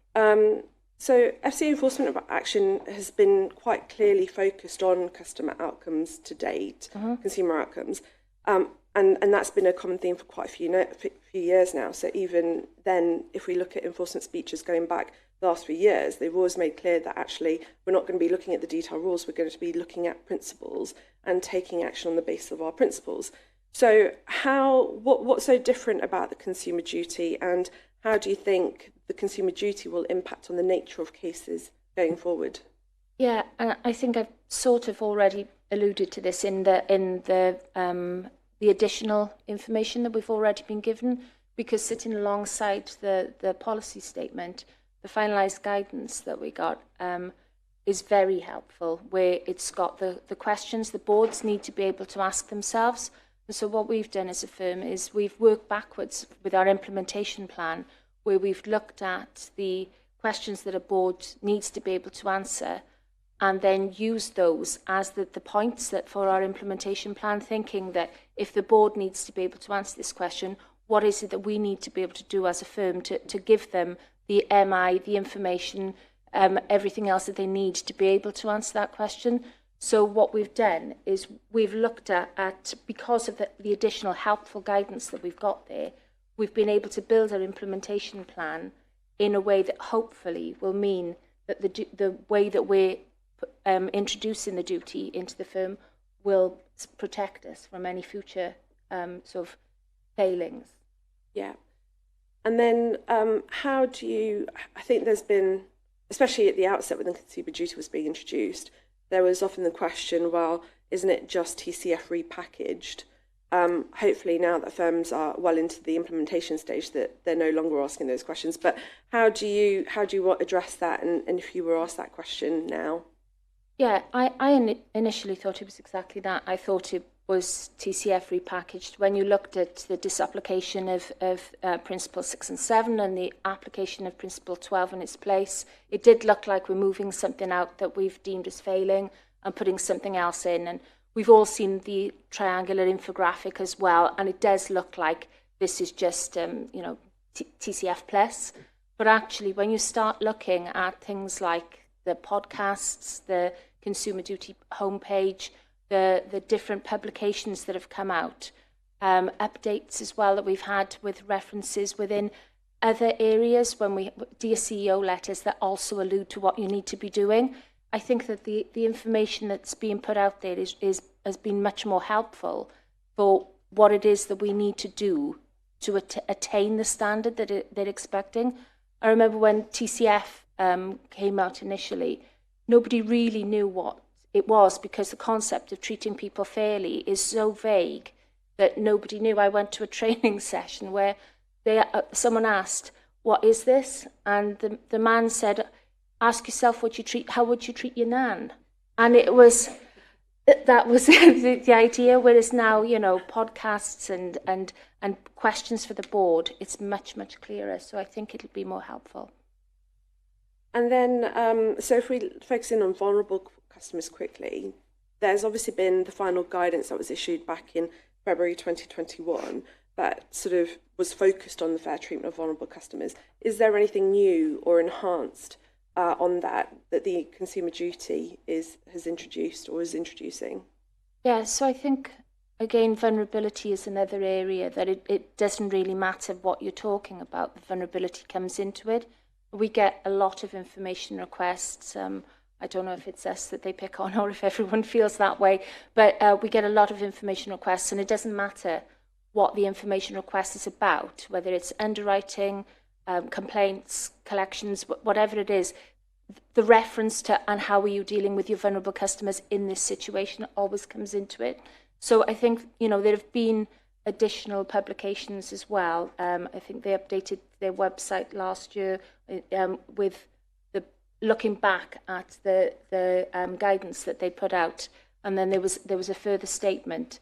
All of that talking about vulnerability, where it's constantly being referred to. So I think that for us as a firm, what we've done is we introduced a vulnerable customer team. This was back in 2016. We put this in, but we've been building on it ever since. Where we've got dedicated case handlers. So if you come into the firm as a vulnerable customer, you're given to somebody to deal with. So you don't need to keep having that same conversation, explaining your circumstances with people. So if you need to, you can build up some sort of relationship with your case handler. We've got different strategies, different communications plans. We've got everything sort of separated out for vulnerable customers. And then when we're looking at the needs that are specified within the duty, we're looking at those vulnerable customer strategies to see how they fit with it. And then the same as with all of the rest of it, developing the MI that sits alongside it, so that when we are approached to give an information request about how we've implemented the duty for vulnerable customers, that we've already can pick up the MI. Because again, I don't know if it's just us, but the information requests, they don't give you much time. So we're building everything so that not only can we use it to protect ourselves, but I mean, it's not just there to protect yourselves. It's actually, the reason is because actually it's better for the firm and better for the customers to have all of this in place anyway. So we are building everything we possibly can with vulnerability, yeah. So going from vulnerability, which has been a key theme for many years now, to fair value, which is a wholly new concept for this sector, how have you approached that, and in terms of the fair value assessments?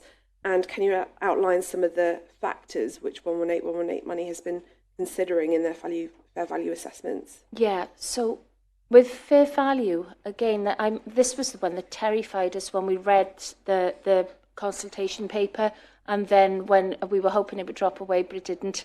And then when it came into the policy statement, we just couldn't put our fingers on how we would say this is giving better value or worse value to this person versus this person. What's fair for you might not be fair for me.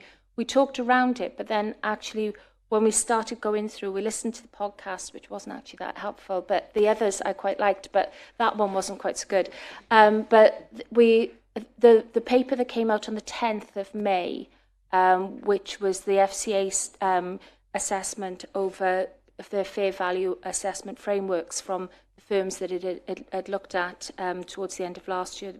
Then when they'd looked at those and when they've put out what that framework is, we've started going through again the areas of good practice versus, they don't call it poor, I think they call it areas of improvement or something like that. But when we've looked at those, actually, we've realised that we are already doing an awful lot of it, and I suspect that nearly everybody else is, because what you're doing there is really standard business practice, a lot of it, where we're looking at what our target market is, what products they're taking, which channel they're coming through, is that channel performing for us? You know, and when you actually start looking at that, you were already doing that. That would be part of your marketing strategy anyway, part of your assessments of the performance of the book. So we've got that, but what we've built in on top of it is we have a customer committee which sits once a month. So we're taking the advice that you've got to spend just as long talking about the customer as you do about the business. So once a month we have a day where all morning we talk about the business performance, all afternoon we talk about the customer performance, and switch it around as well so that people aren't, oh, it's only customer in the afternoon. So we're doing that. And with that, we've looked at our standing agenda items, and actually we were already doing all of these things, like, you know, assessing which channel the product came in from. What we weren't doing was looking at customer who's coming through channel A versus customer who's coming through channel B, what their experience is throughout the customer journey, how many of these go bad, how many of these don't use the card. If they're not using the card, then what can we do to change it so that they do use it? Is there a product issue? Is it the marketing through that channel? That sort of stuff. So actually building on the way that we assess the customer journey, again, it'll help the customers because they'll be getting the products that are right for them. But then also it helps the business, because I know we're not supposed to talk about making money, but the only way that you're going to lose money on products that aren't well designed. So actually it's good for business and it's good for the customer as well. So I think quite a lot of that is like the target market aspects that you're talking about. But in terms of like the fair value, so obviously I think you sort of serve the underserved customer target market. And so obviously there might be higher percentage rates of interest that are typically associated with that customer base. And the FCA has clearly been putting out communications recently saying that just because they're more risky in nature doesn't mean that you can charge them X amount. Yeah. So what factors have you been looking at in terms of that particular demographic, and also, you know, looking at the fairness of the charging structure in that regard? Yes, we don't actually charge fees for anything other than one payment down. So you can get one fee and that's it. So we don't charge fees for foreign exchange, we don't charge over limit, we don't charge cash withdrawals. So there are lots and lots of things like that that actually, when you do look at it in relation to how customers might use other cards that look far more free, then actually it's a clearer structure. We've done that as well to make it so that it's really transparent, because again, we've been quite conscious of potentially some of our customers might have a lower sort of concept of how the charging structure works. We've got a single interest that's charged across all levels as well, so you don't get a different interest rate for different types of transactions, which makes it difficult for the customers to know what the fee is what the interest is that's likely to come down the road. So we tried, you know, all of those sorts of things. So, and when you look at us on like, I don't know, Money Supermarket or wherever, where you rank, you know, it depends on what the customer's looking for. But it's we've tried to make the product as transparent and simple as possible in order to allow customers to understand what they're signing up to. Yeah. Conscious that we've got a couple of minutes left. So if I can just wrap up by asking two quick questions. Firstly, what have been the biggest challenges in terms of the implementation of the consumer duty, or that you're sort of undergoing at the moment as well? And then what impact do you think the new consumer duty will have on enforcement actions, both in the short term and long term? So biggest challenge, we're a small firm, it's a lot of work. We are also experiencing lots of information requests, other things happening, so this is going alongside our day job. It's not bringing in any money as yet, so it isn't a project that has got a monetary value at the end where you can put together a business case and say, I'll have this number of extra people. We haven't done that. We're trying to fit it in alongside the day job. Everybody knows that they've got to work towards it. Everyone's considering it, but it is quite difficult with a team of 8 to be putting in something like this alongside a large number of other information requests and daily work. Then for the second question, I would have said about things that are coming down the line that, again, that all you're seeing at the moment is the financial crime enforcement action. But actually was it today or yesterday? Yesterday, I got a relatively aggressive email from the FCA reminding us that we've got 2 months left now and that these are the publications that you should have read. This is what you should have done, and this is where you need to be. So the focus, I would say, is quite heavily going to be in this area. Hopefully we're on time. You are I think we're dead on And time. I'm looking, there's a traffic light system on the end of that podium, and I'm not convinced that it's actually right. I think it's running a bit slow, but it tells me that there is actually time for questions, even though I don't believe it. Does anybody have any questions for our panellists? We've got one here at the front.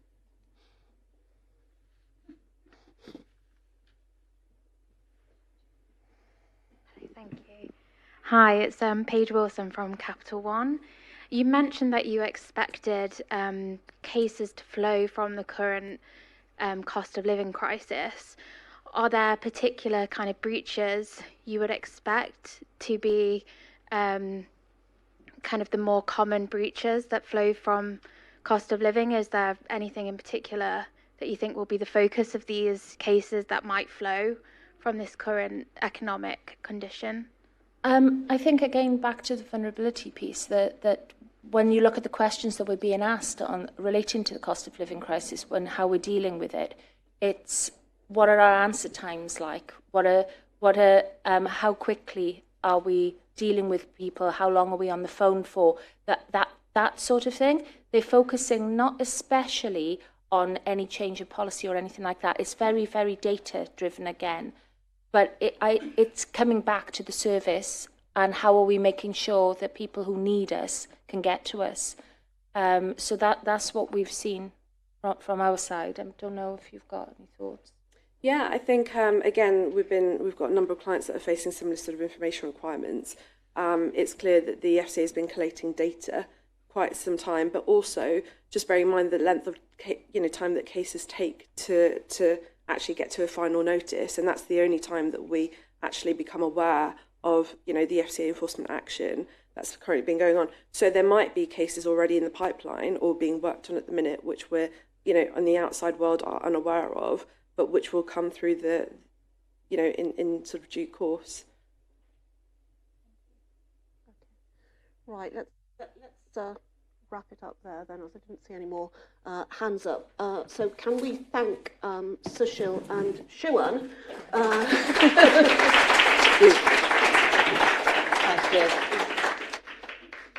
Thank you both. That was a really practical, useful practical treatment of retail conduct and consumer duty.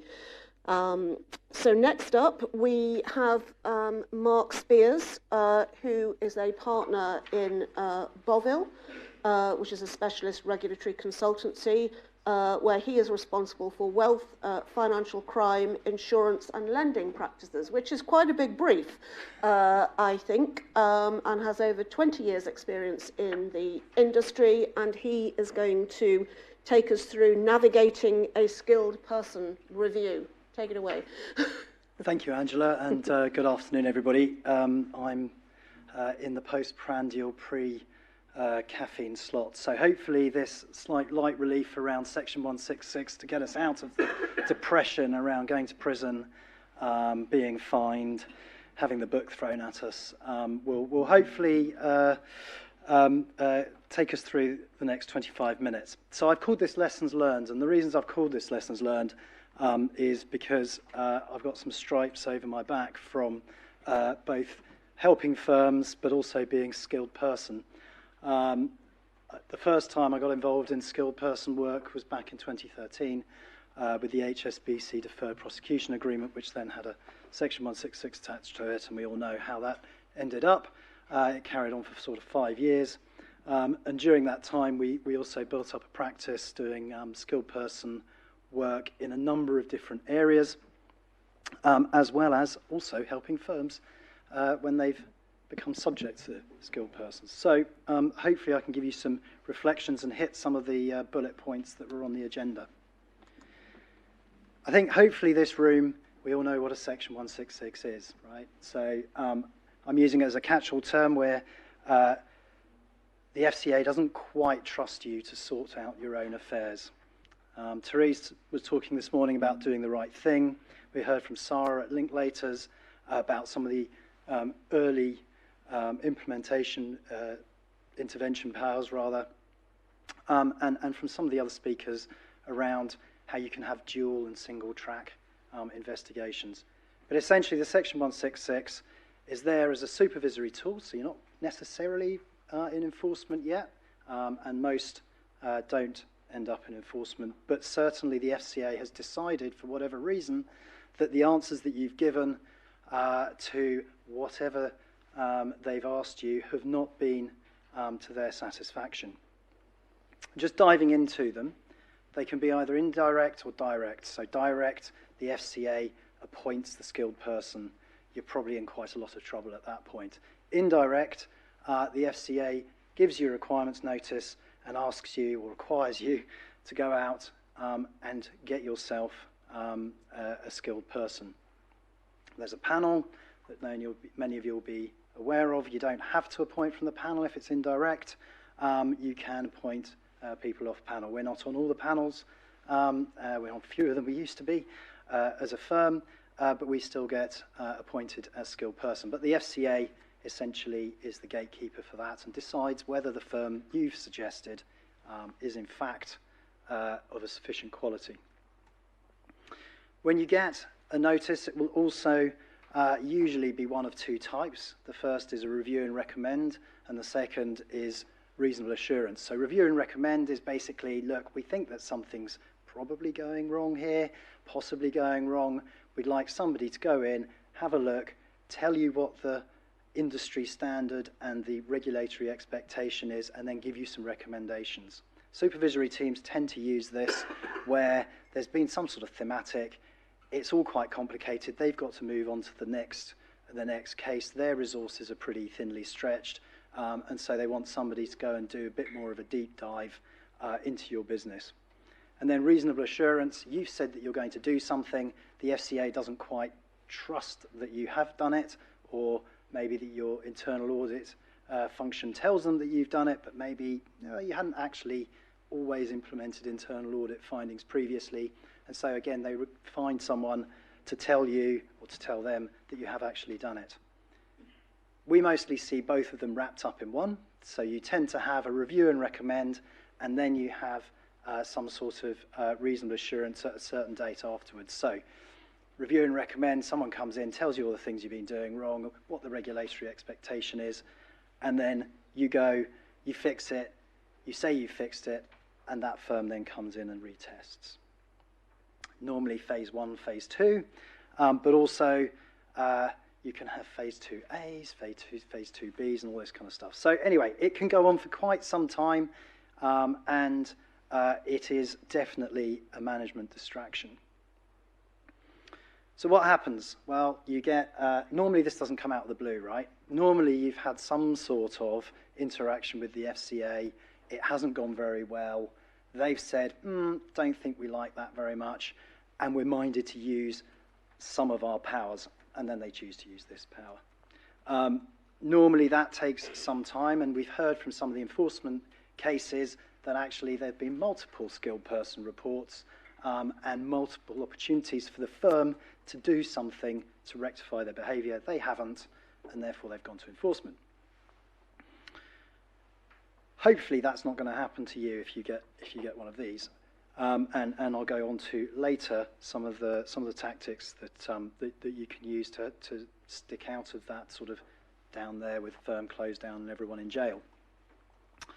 But essentially you get your requirements notice, it turns up, and then you have a very short period of time to get together a panel of 3 firms to send to the FCA or PRA with your recommended or preferred firm, and then they say yes or no, that's the firm that you can contract with.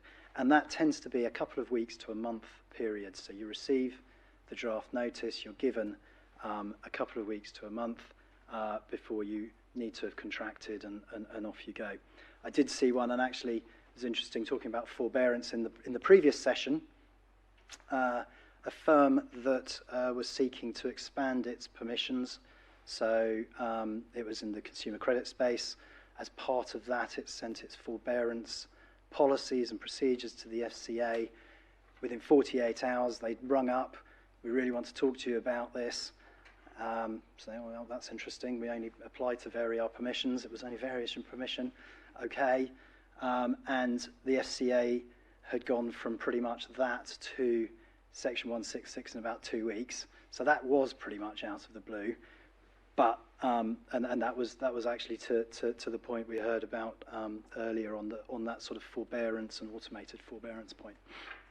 But it tends to be, you know, this is coming, so you have plenty of time to prepare for it. And then you contract with the firm, and a range of firms give you some quite eye-watering quotes for doing the work. Your management says absolutely no way, go and find somewhere cheaper, and you find that actually that is the price. But you do find actually that, you know, the quotes are quite varied, and for good reason. Not everybody understands your business. You only get a very sketchy sort of draft notice, and so actually pricing the job's quite difficult. But in any event, what have we seen recently? So we've grabbed this from the FCA's quarterly reports. How many of these things are there out there? So this is, broadly speaking, the last year of data from the FCA, and you can see there that the FCA has issued around about 50, just over 50 of these things. There was a dip before, or during COVID rather. This is pretty much back up to where they were pre-COVID.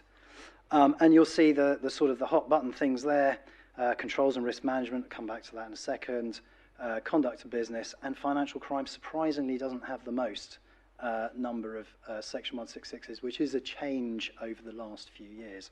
It used to be a lot more financial crime ones. And we can see there that, funnily enough, dedicated supervision gets very few, and then its portfolio supervision gets a lot. And that sort of reflects this idea of issuing these things to find out what's going on in a firm. Obviously, if you have a dedicated supervisor, they know what's going on in your firm. If you don't, they really don't. And also, there are very much fewer firms that have dedicated supervision. One thing that I think is interesting here is that on the client asset side, that no dedicated supervision teams firms have had a client asset Section 166 in the last year. I guess that's because they're under close and continuous type of supervision, and so the supervision team gets ahead of the curve. PRA, they've issued 37 roughly in the last year. They have a slightly different approach, I would say. Yes, there's still a lot of things have gone wrong. We don't quite trust you to sort it out. The PRA in the past has used Section 166s in places like the valuation of the loan book. So when there was a wider sector question as to what practices people were using, or firms were using to value their loan book, the PRA used this as a mass tool throughout their portfolio to discover what the practices were and any firms that weren't using appropriate policies, and we were involved in a couple of those. So there are different numbers, there were different ways of using this tool, and slight variances between the PRA and the FCA. Although the FCA issuing 50 and the PRA issuing 37 tells you that statistically you're far more likely to get one from the PRA than you are from the FCA if you're a firm. PRA has a few hundred firms it supervises, and of course FCA has 60,000 or whatever it is now. So statistically, you're less likely to get one from the FCA. So the questions from our clients we get: can I get out of it? I've seen 2 or 3 where some legal colleagues in this room have assisted clients, and they have got out of it.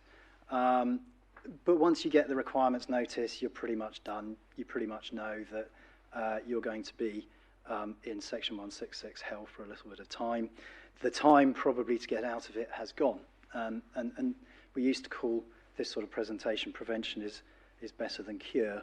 So it's much better to get ahead of that Section 166 decision than to let the chips fall. You can renegotiate, that does happen. It tends to be where the FCA's, again, I think someone mentioned earlier, sort of factual inaccuracies, that sort of thing. Timescales can be lengthened, and so there is a measure of renegotiation. Some of these things are pretty poorly drafted as well, so lots of lawyers sort of wince massively when they read them because they're sort of cut and shut from different places. So there's a little bit of sort of work around the edges you can do. But again, once you get the notice, you're pretty much done. We talked about VREX earlier. We see this VREX used a lot in Section 166, either as a tactic by the firm, because the FCA will be complaining about something that you potentially have done wrong, so you say, well, we're going to voluntarily stop doing that thing. Typically something like taking on high-risk clients or a particular piece of business, and then you can describe it as a VREC. Sometimes that is a requirement by the FCA that you voluntarily restrict your permissions, so it all becomes slightly angels on pinheads territory, but it's certainly not an OIREC, so you're doing quite well.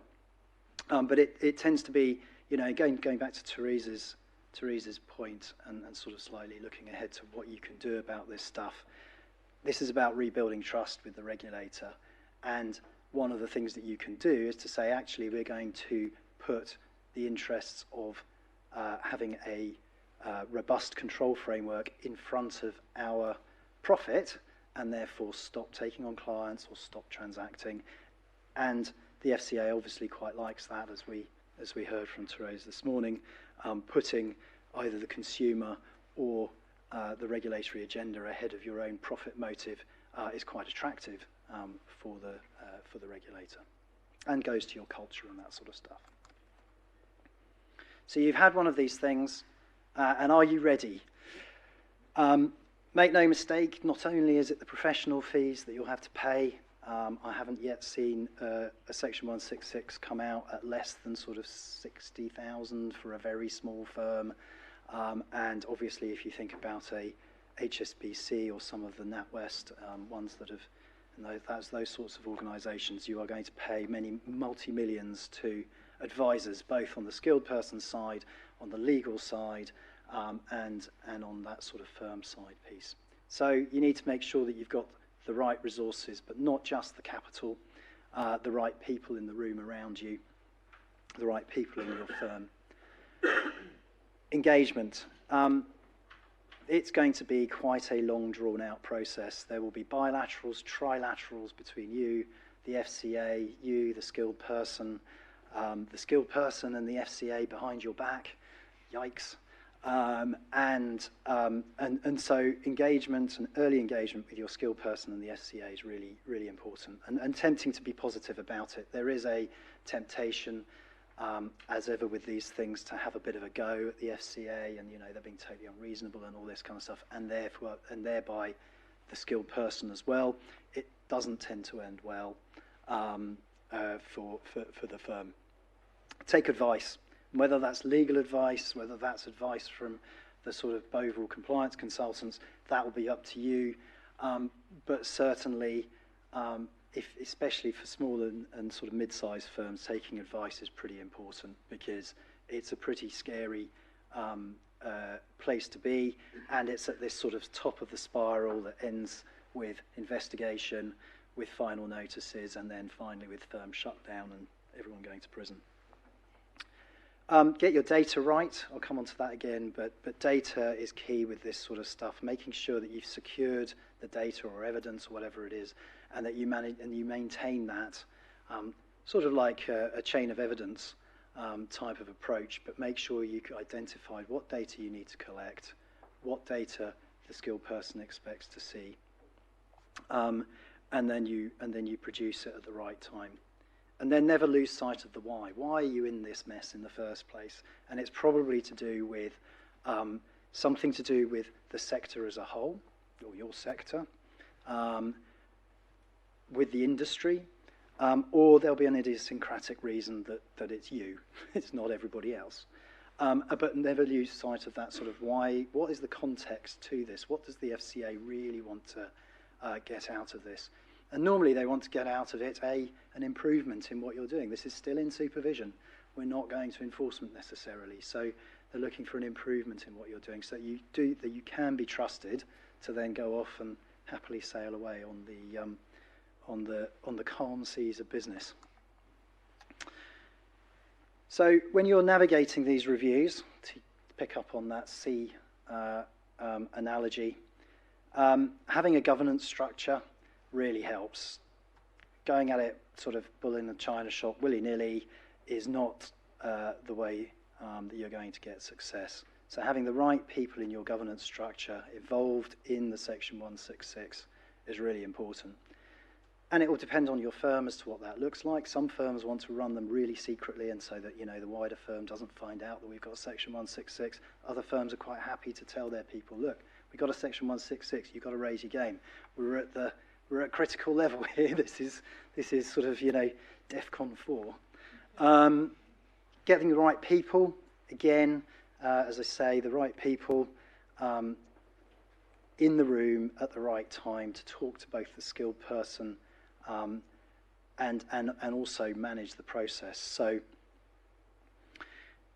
if you have people that are magically long-term sick, or at the time that the regulator comes, the skilled person comes in, that's something to think about. But it's getting the right people in front of the skilled person at the right time. Think about the technology that you're going to use. I mean, that goes to the data piece, and also process. Someone mentioned earlier, one of the other speakers, about having a one point of contact, that sort of PMO, skilled person office, who is going to be the evidence manager.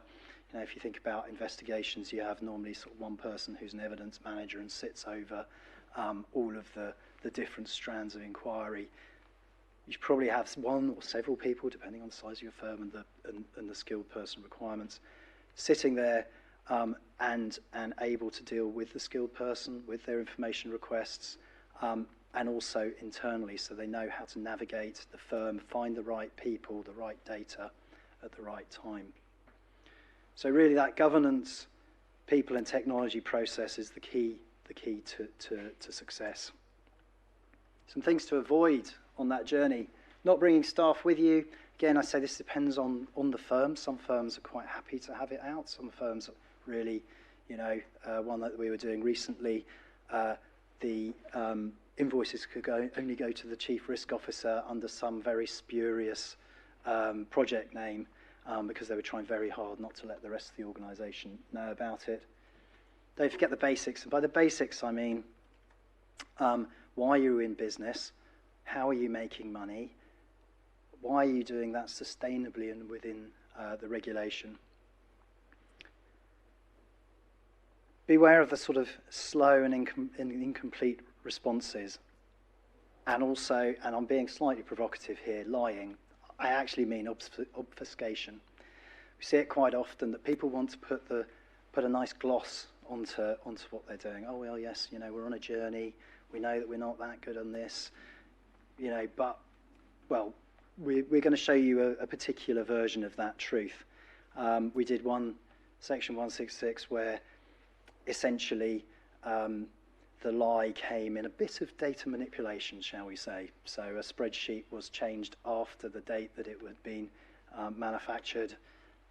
Not particularly difficult to spot when you look at the history on the spreadsheet. So it wasn't exactly like, you know, super criminal stuff. But then they lied again. Oh no, we didn't do that. No. That's just someone accidentally pressed save. You're wrong. You know, it was just someone. You know, it was an accident. It kind of wasn't. They changed quite a lot of the data within the spreadsheet. That doesn't go down very well. And don't forget, the skilled person talks to the regulator. So if the skilled person sees criminality or something else going on, they will tell the regulator. And don't forget the purpose, the why question again. I'm not going to go into remediation because I think Sarah touched on it earlier, but essentially do something that's reasonable, that is achievable, and that you are confident that you can deliver, and keep the skilled person up to date as to your as to how you're going along that that path. If you say you're going to do something, you got to mean it.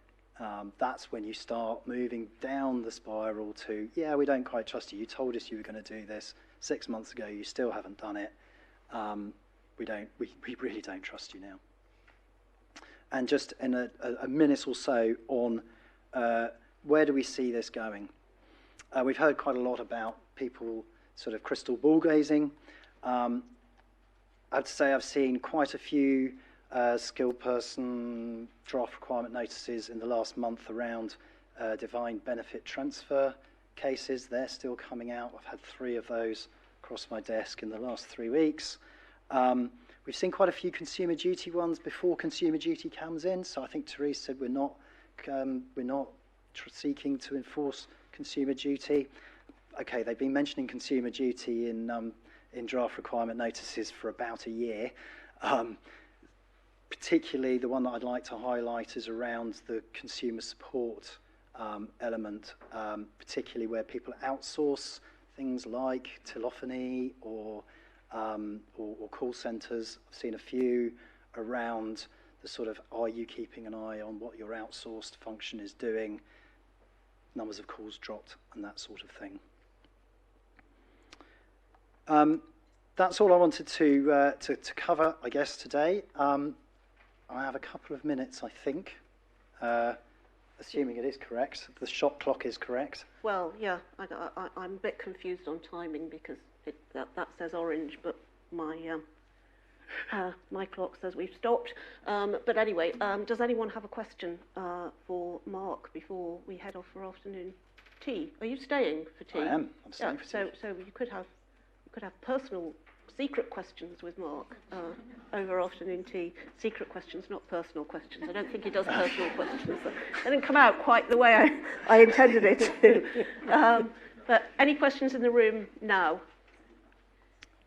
Tea beckons. I don't see any. Well, thank you very much for the benefit of your obviously very considerable experience. Oh, do we have one? Yay.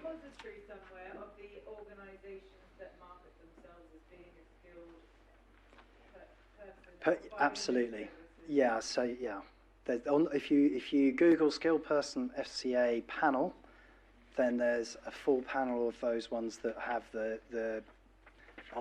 can be directly appointed by the FCA or PRA. But as I say, there are some notable exceptions for some of the lots. So you know, other professional services firms are also available. Okay, let's thank Mark in the usual way.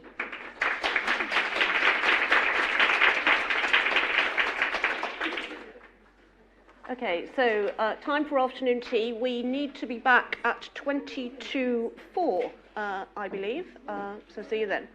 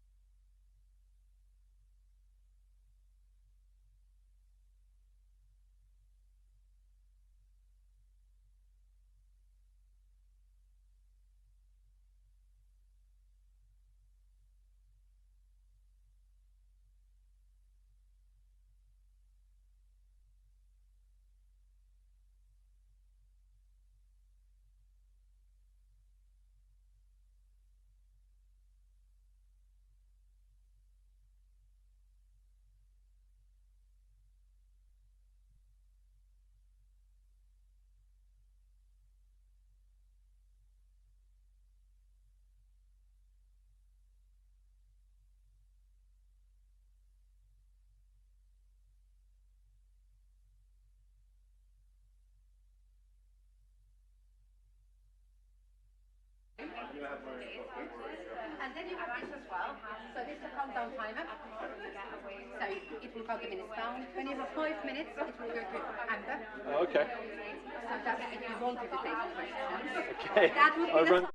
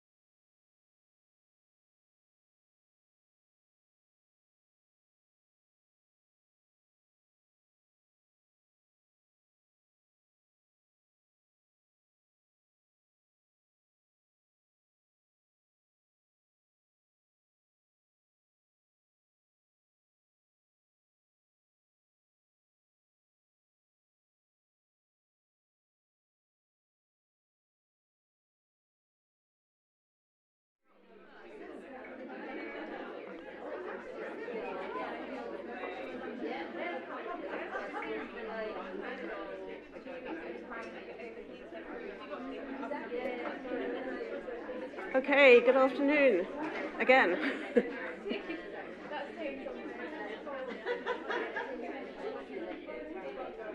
I think we're ready to roll now, guys. That means stop chatting.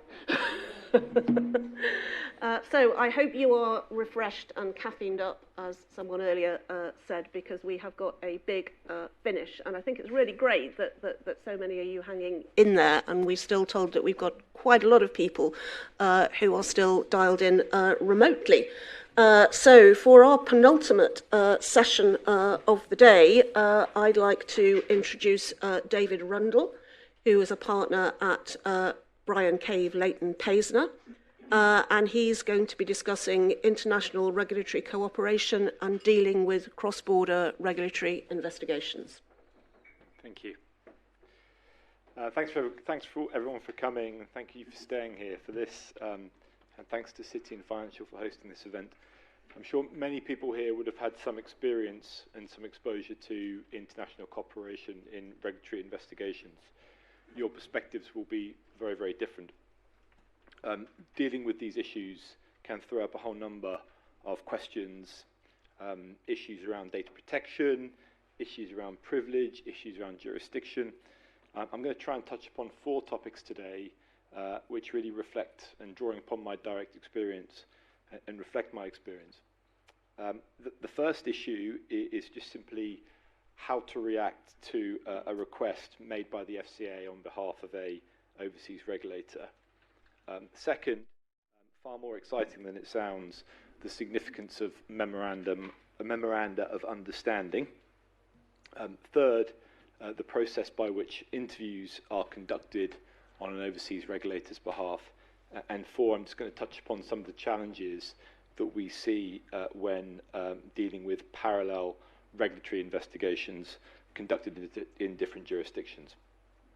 Perhaps unsurprisingly, I'm going to be focused on the FCA, and in referring to the FCA, unless otherwise, you should assume that the same applies broadly to the PRA.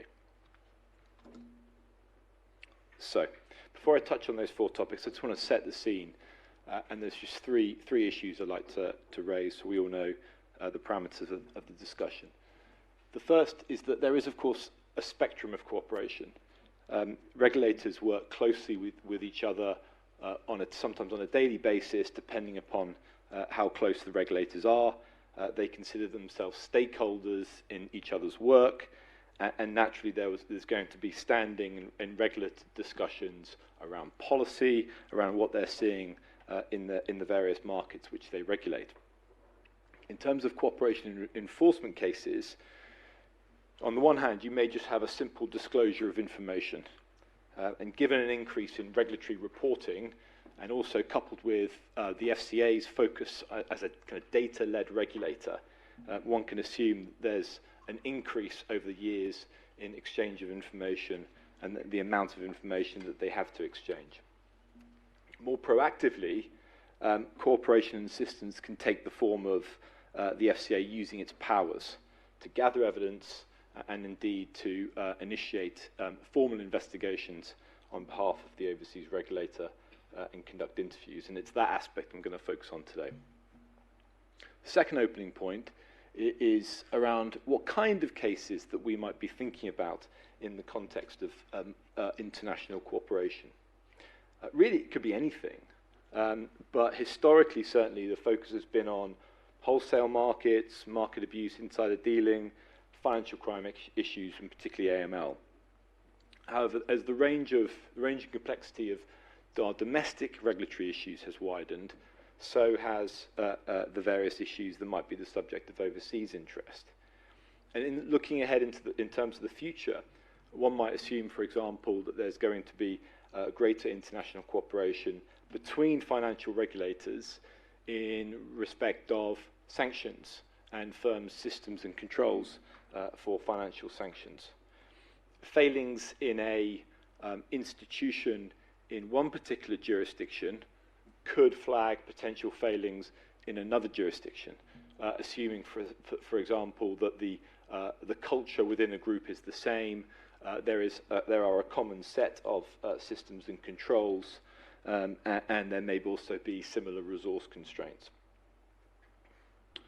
Other areas that we are likely to see international cooperation in the future may include, for example, cyber breaches and the resilience of firm systems to protect against them, as well as ESG and greenwashing issues, which we've heard about a bit this morning. And finally, criminal risk, question mark.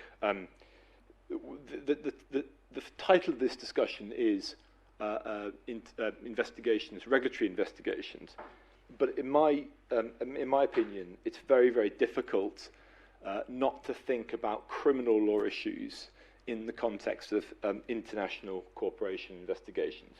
This is simply because either the underlying context for the investigation is financial crime and therefore involve financial crime risks, or, as we've heard referenced earlier today, some investigators, including the FCA, can pursue issues on a dual-track basis. So there's a criminal risk in the background. And the implication of that for this discussion is that in cross-border regulatory investigations, one must always be alive to where the criminal risk might lie. It will affect your strategy. It will also affect, potentially, how you respond to information requirements and also interviews. So topic number one, reacting to overseas requests. This discussion is concerned with cooperation. However, one should not assume that the overseas regulator will not necessarily try and come to you directly and try and invite you to give information voluntarily. It's less likely to happen in the context of where there's a specific statutory framework, FISMA for the FCA, the Criminal Justice Act for the SFO. But I've certainly experienced voluntary approaches in criminal cases from the US agencies, it might not be surprised to hear, where the alternative is a far more protracted request through an MLAT route. But leaving that to one side, assuming we now have, the FCA has made contact with us, and they've expressed an interest in initiating some form of cooperation on behalf of an overseas regulator. What do we do? How do we react? I would suggest, and others in the room may disagree, but I would suggest active, early, and inquisitive engagement is always preferable. Some background here might be helpful. These requests come to a single team in the FCA, an international team, and they are dealing with these requests every day, all the time. When I was at the FCA about 10 years ago now, this team consisted of only about 2 or 3 people. They are therefore very, very alive to these issues. They are very, very alive to the frameworks. And relatedly, but dissimilarly, they are not invested necessarily in the investigations that are being conducted by the overseas regulators. What's the implication of that? The implication is that the team may be more objective when considering the terms of the request. It may be that they are more responsive to the concerns that we might raise, particularly when compared to, for example, the FCA's own enforcement team dealing with their own cases. And that does present an opportunity for engagement, discussion, and also advocacy. Against that background, I suggest an active, early, inquisitive engagement would create a constructive dialogue. Whilst there may be restrictions on what the FCA's team can tell you about the underlying overseas investigation, what they should say is they should be able to tell you the name of the overseas regulator who's making the request, and they should give you some colour around the nature of the investigation. However, we should be asking questions. We should be trying to understand from the FCA what the status of the firm or the individual is in the investigation. Are they a witness? Are they a subject? Are there any other individuals who are implicated?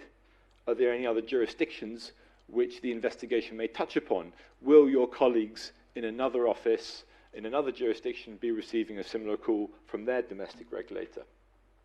And it's obviously very important to understand who else you can tell within the organisation. One effective way of doing this is to frame the questions in a kind of as practical concerns.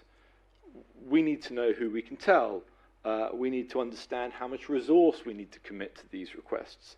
We need to understand if we need to get legal assistance proactively in other jurisdictions, and if employees need to get their own independent legal advice. Secondly, the FCA they need to consider whether or not it's appropriate for them just to ask for the information voluntarily. In my view and experience, firms rightly don't want to be providing information voluntarily. They want the FCA to use their compelled powers, and there's various advantages to that, not least of all protection because of data protection issues and confidentiality questions. So it seems unlikely that the regulator will invite you to provide the information voluntarily, but if they do, particularly if it's a preference of the overseas regulator, the fallback position should be, unless there's specific reasons not to, the fallback should be that the preference is compelled.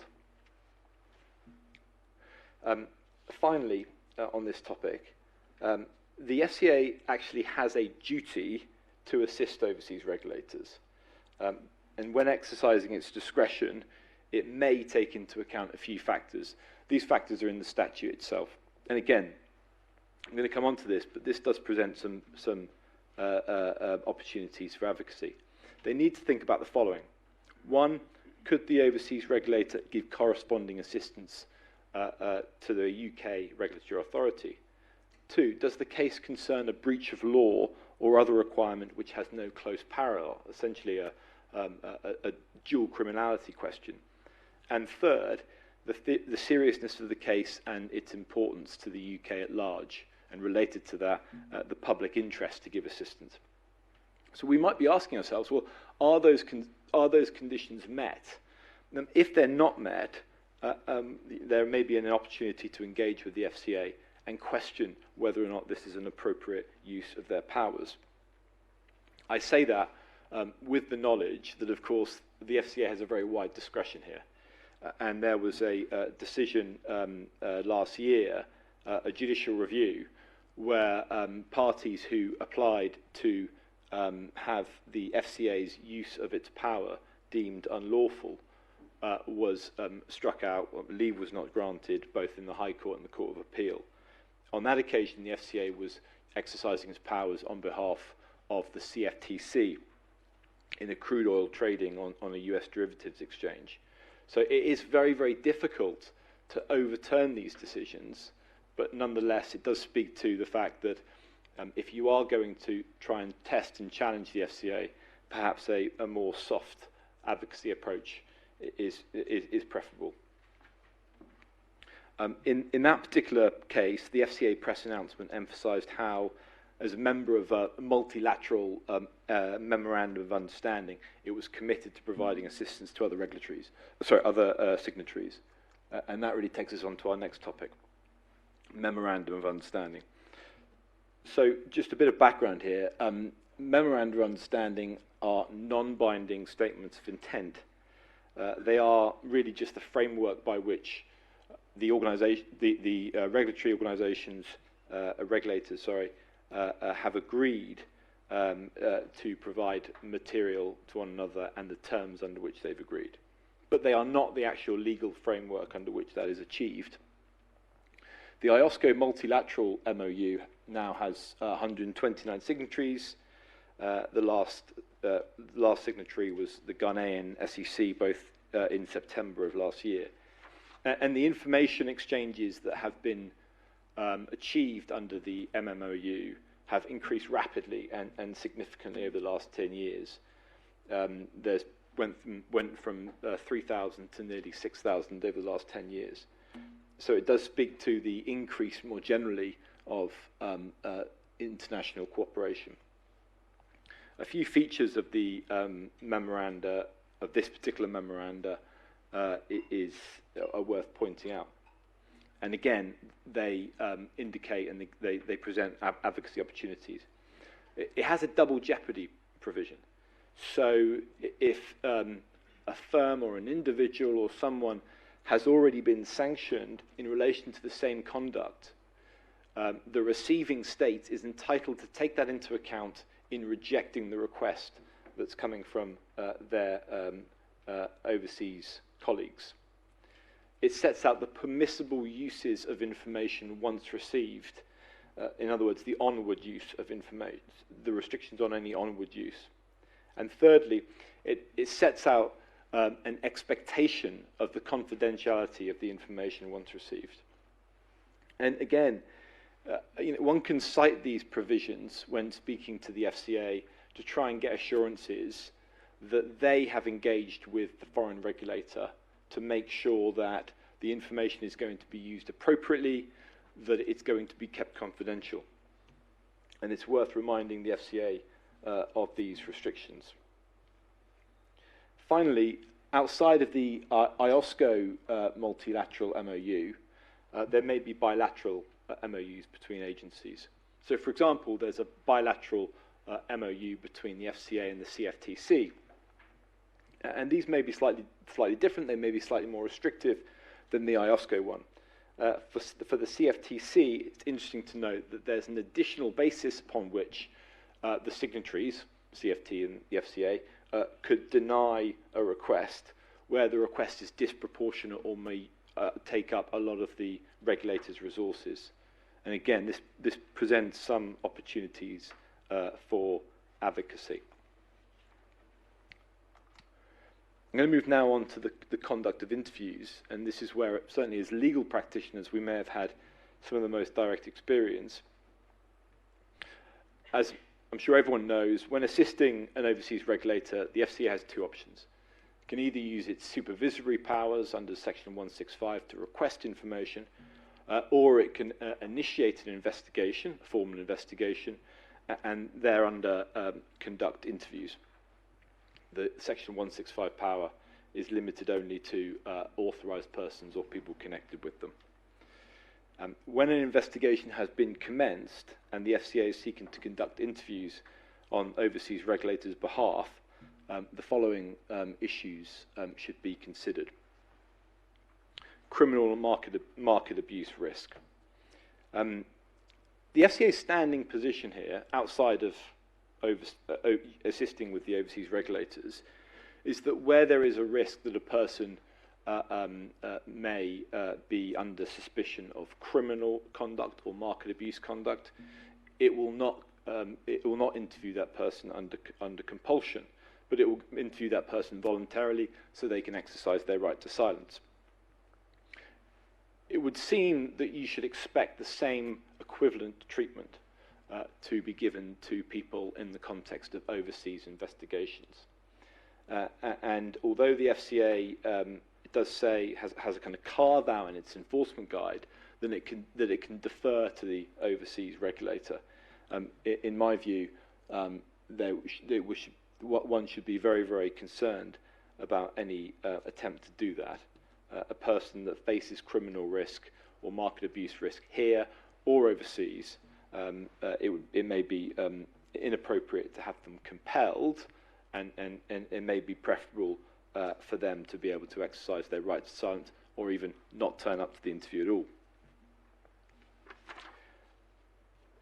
There is an additional dimension in the context of US-UK cooperation, because where testimony has been compelled in the UK for the purposes of a US investigation, it can actually taint other evidence in the case. And we saw this in the matter of Mr. Allen and Mr. Conti, who were prosecuted initially successfully in a New York federal court, and that conviction was subsequently overturned because their compelled testimony in the FCA had been given or had been exposed to another witness in that case, and therefore his testimony in the criminal case in New York was deemed to be tainted, and the conviction was overturned accordingly.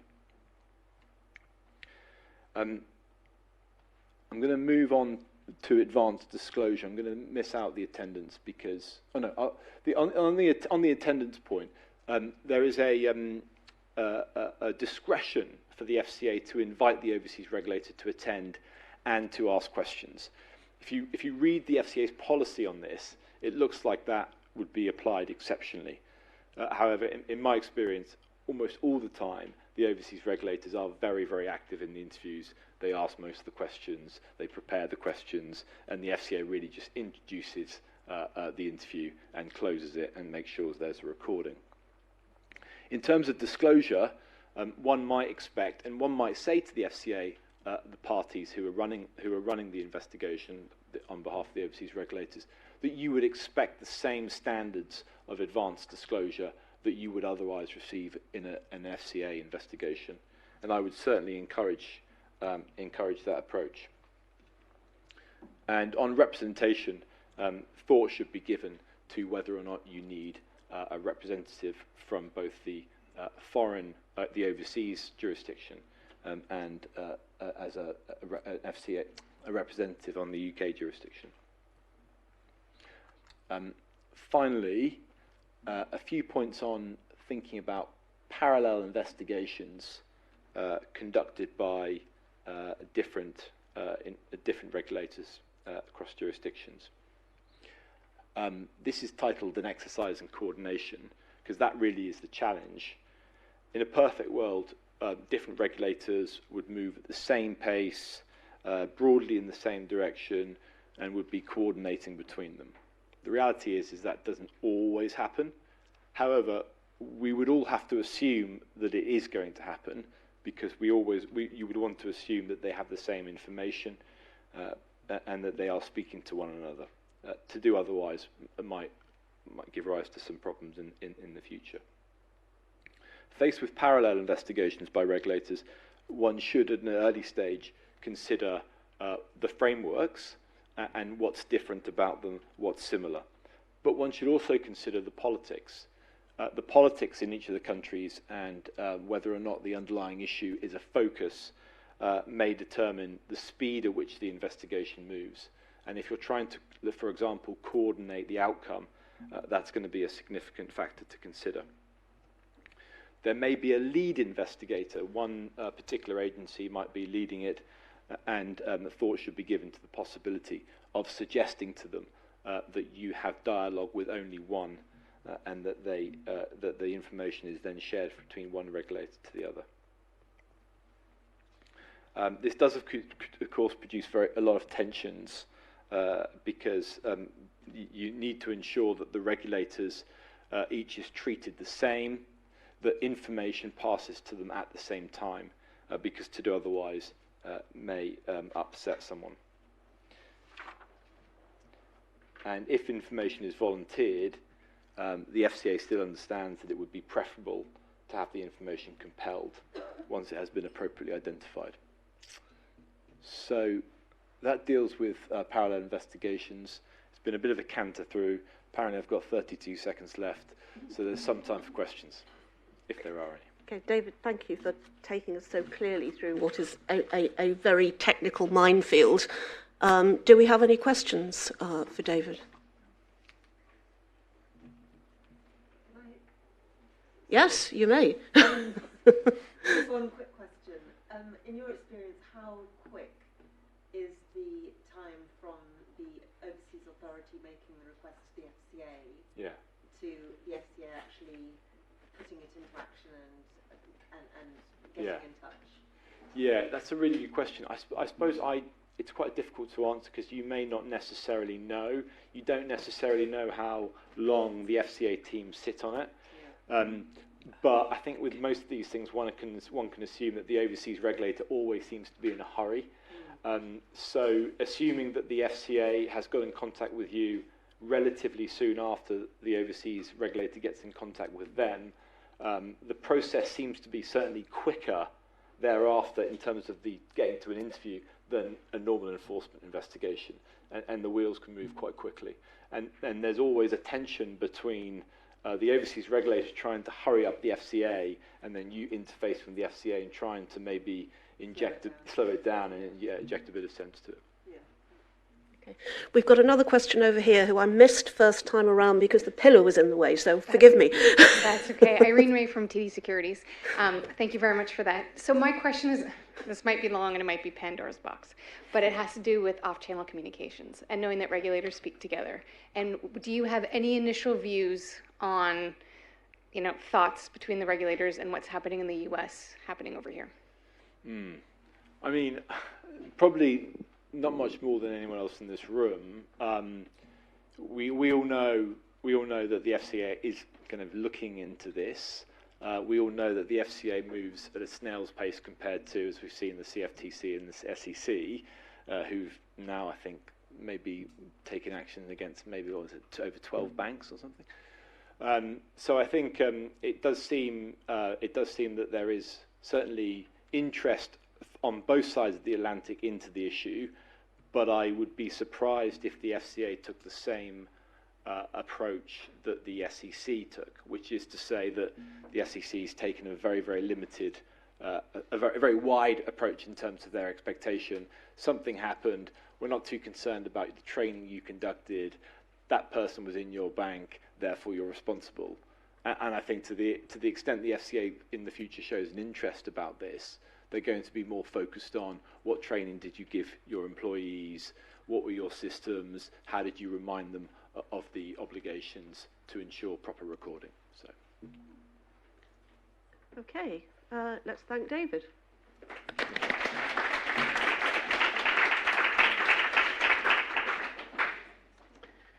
Okay, now for our last session of the day.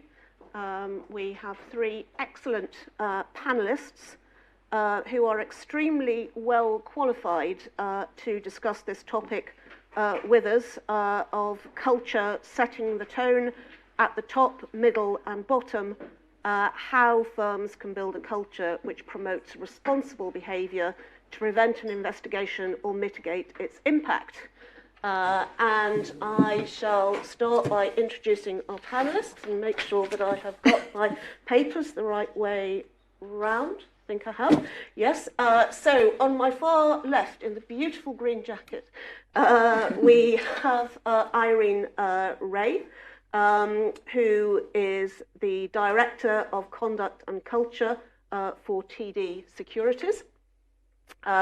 In the beautiful blue jacket, we have Louise. Yes? Yes. Louise Gowland, who I only just met shortly earlier, so forgive me for being a little bit uncertain about it. So Louise is a Senior Vice President and the head of the UK Legal Entity Compliance Oversight Team at Northern Trust. And before moving into a compliance role, Louise served as the head of the EMEA Conduct Office, managing key aspects of SM and CR.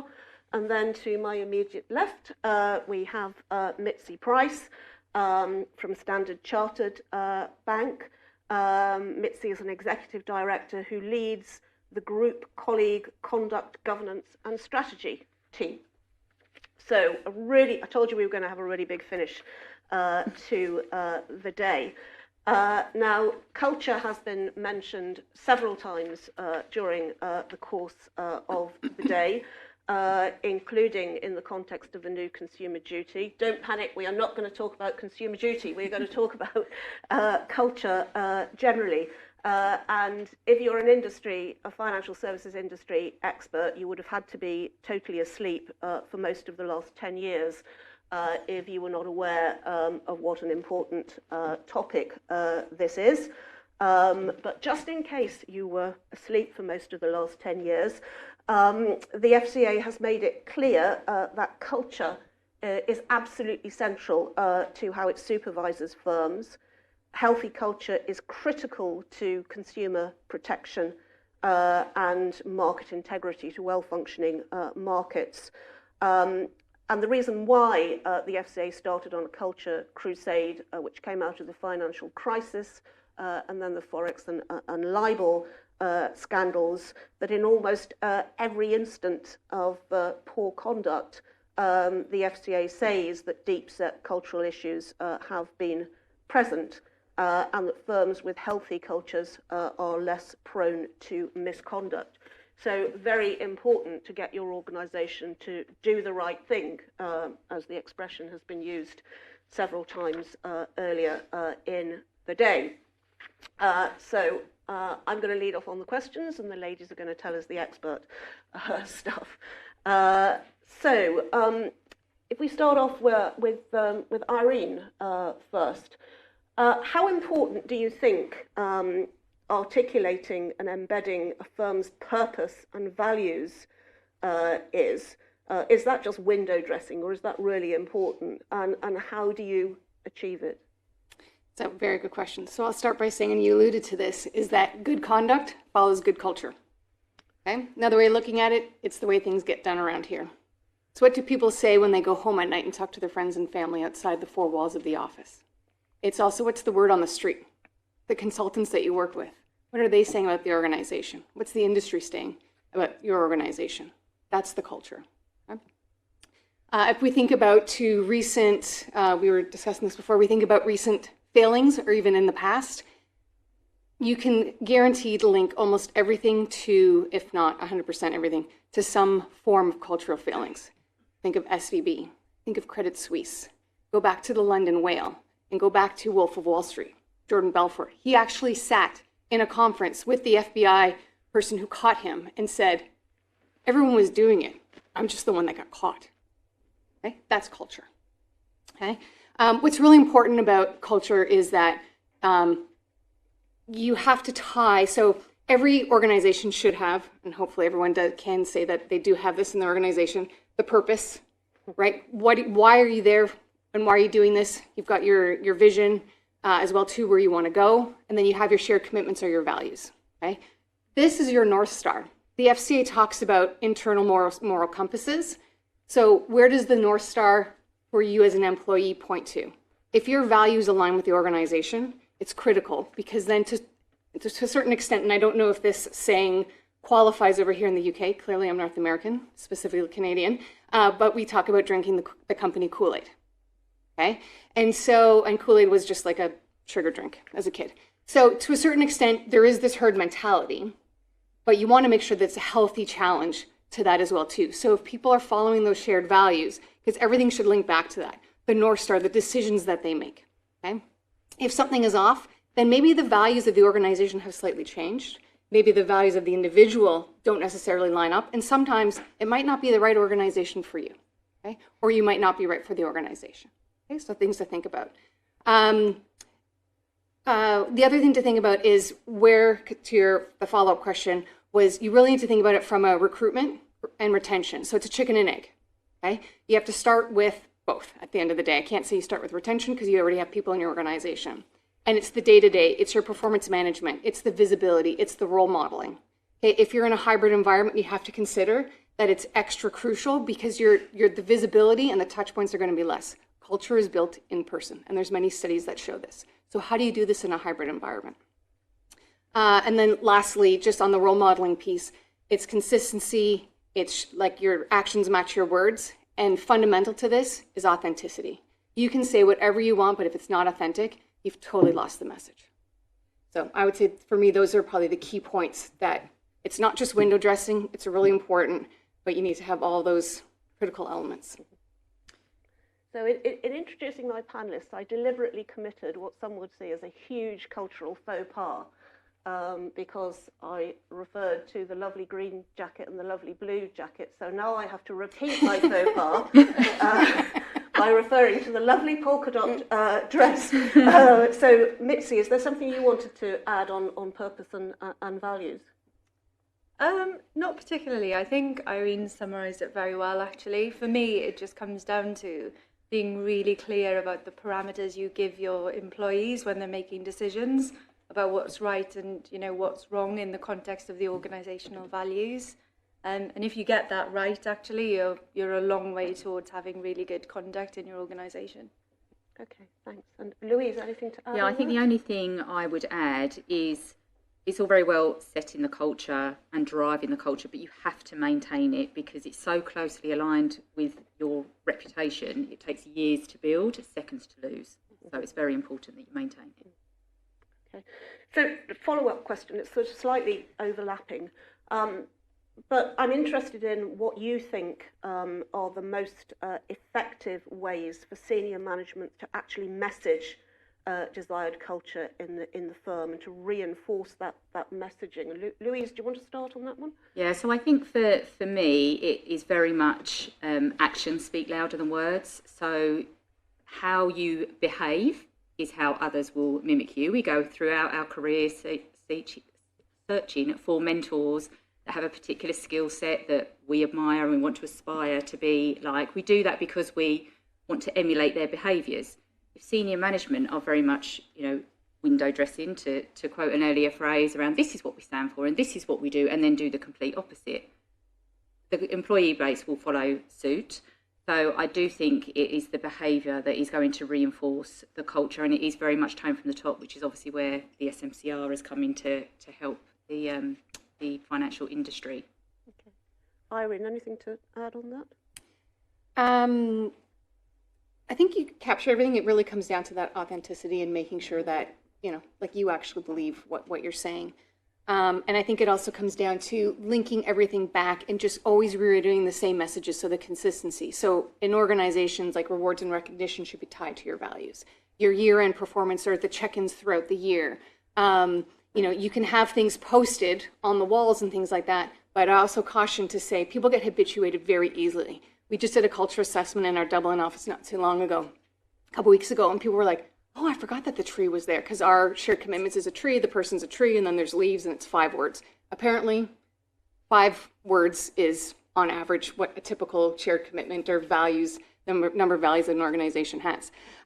So I would caution to say, change things around, because people will go by and take things for granted. So we were talking at a break about coffee machines, right? Those are easily, you can move things around and get that message out there. Okay. And let's see anything? Yeah, actually, coming back to the point around role modelling, I think what senior managers can do really well is also to be conscious of who they're calling out as doing a good job. So it's not just the formal reward and recognition, like being conscious that actually maybe X person didn't get the outcome that we wanted, but they did everything right. They role modelled all of those behaviours. And I want to make sure that the team sees that they're doing the right thing in that regard, so that they'll follow.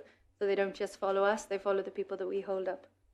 Okay, thank you for that. Can I just have one last thing? Sorry, it was just off the back of that made me think about something. Is you're absolutely right. We do definitely have to reward those good behaviours. But when you're dealing with the bad behaviours, which no one ever really talks about because it's all confidential and you can't give away disciplinary action, all of that, I think it's important to have a consistent approach to dealing with such matters. So, for example, the most senior person and the most junior person do exactly the same thing that goes exactly against the same rule within the bank, but they're dealt with in the same way because you have a consistent approach. So you may have a triage that you go through and you consider everything on a case-by-case basis, And so the outcome will always be fair, and then you're treating people the same regardless of their seniority. So I think that's important to have that sort of benchmark that everybody knows that is what will happen should the worst case come.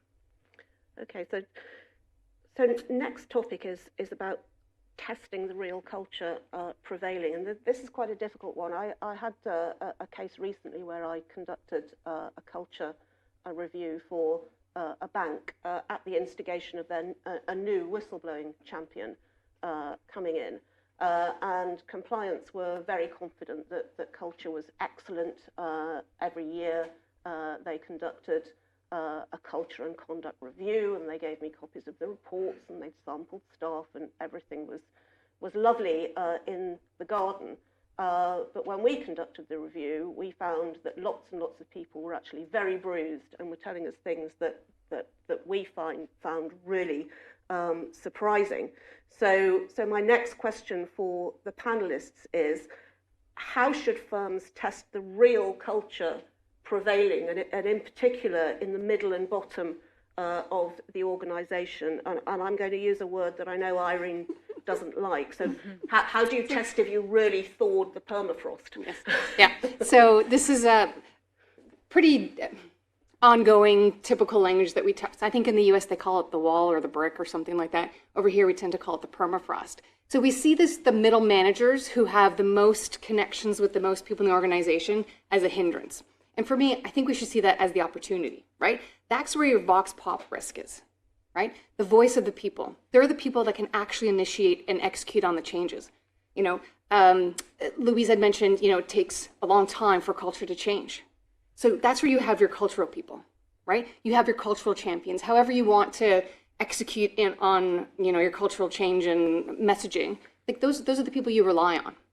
So my recommendation, and I know some other people in the industry are also trying to change the tone, whether you want to call it a power band or whatever you want to call it, but that's really where you have the flex in the system, okay?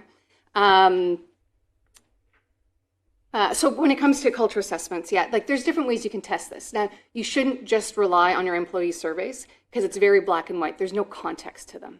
And when employee surveys come along, the challenge that my team has, and they've come to me, they're like, well, Irene, if I answered it for us, I'd answer it one way. But if I look at it broader in the organization, I'd actually answer it a lot differently, right? So you don't get those contexts in there. You don't get the conversation.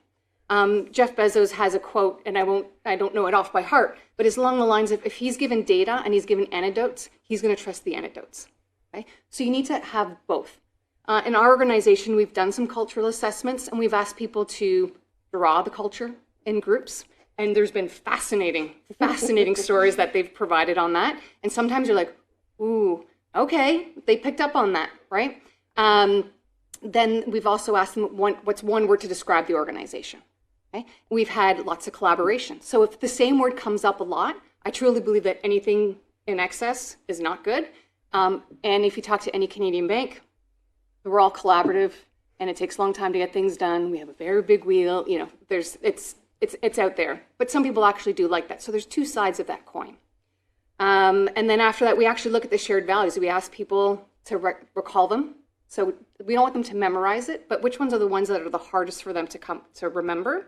And then we also ask them to get some quantitative data on a day-to-day basis, how easy or how hard it is for you to execute on those shared commitments. Why not?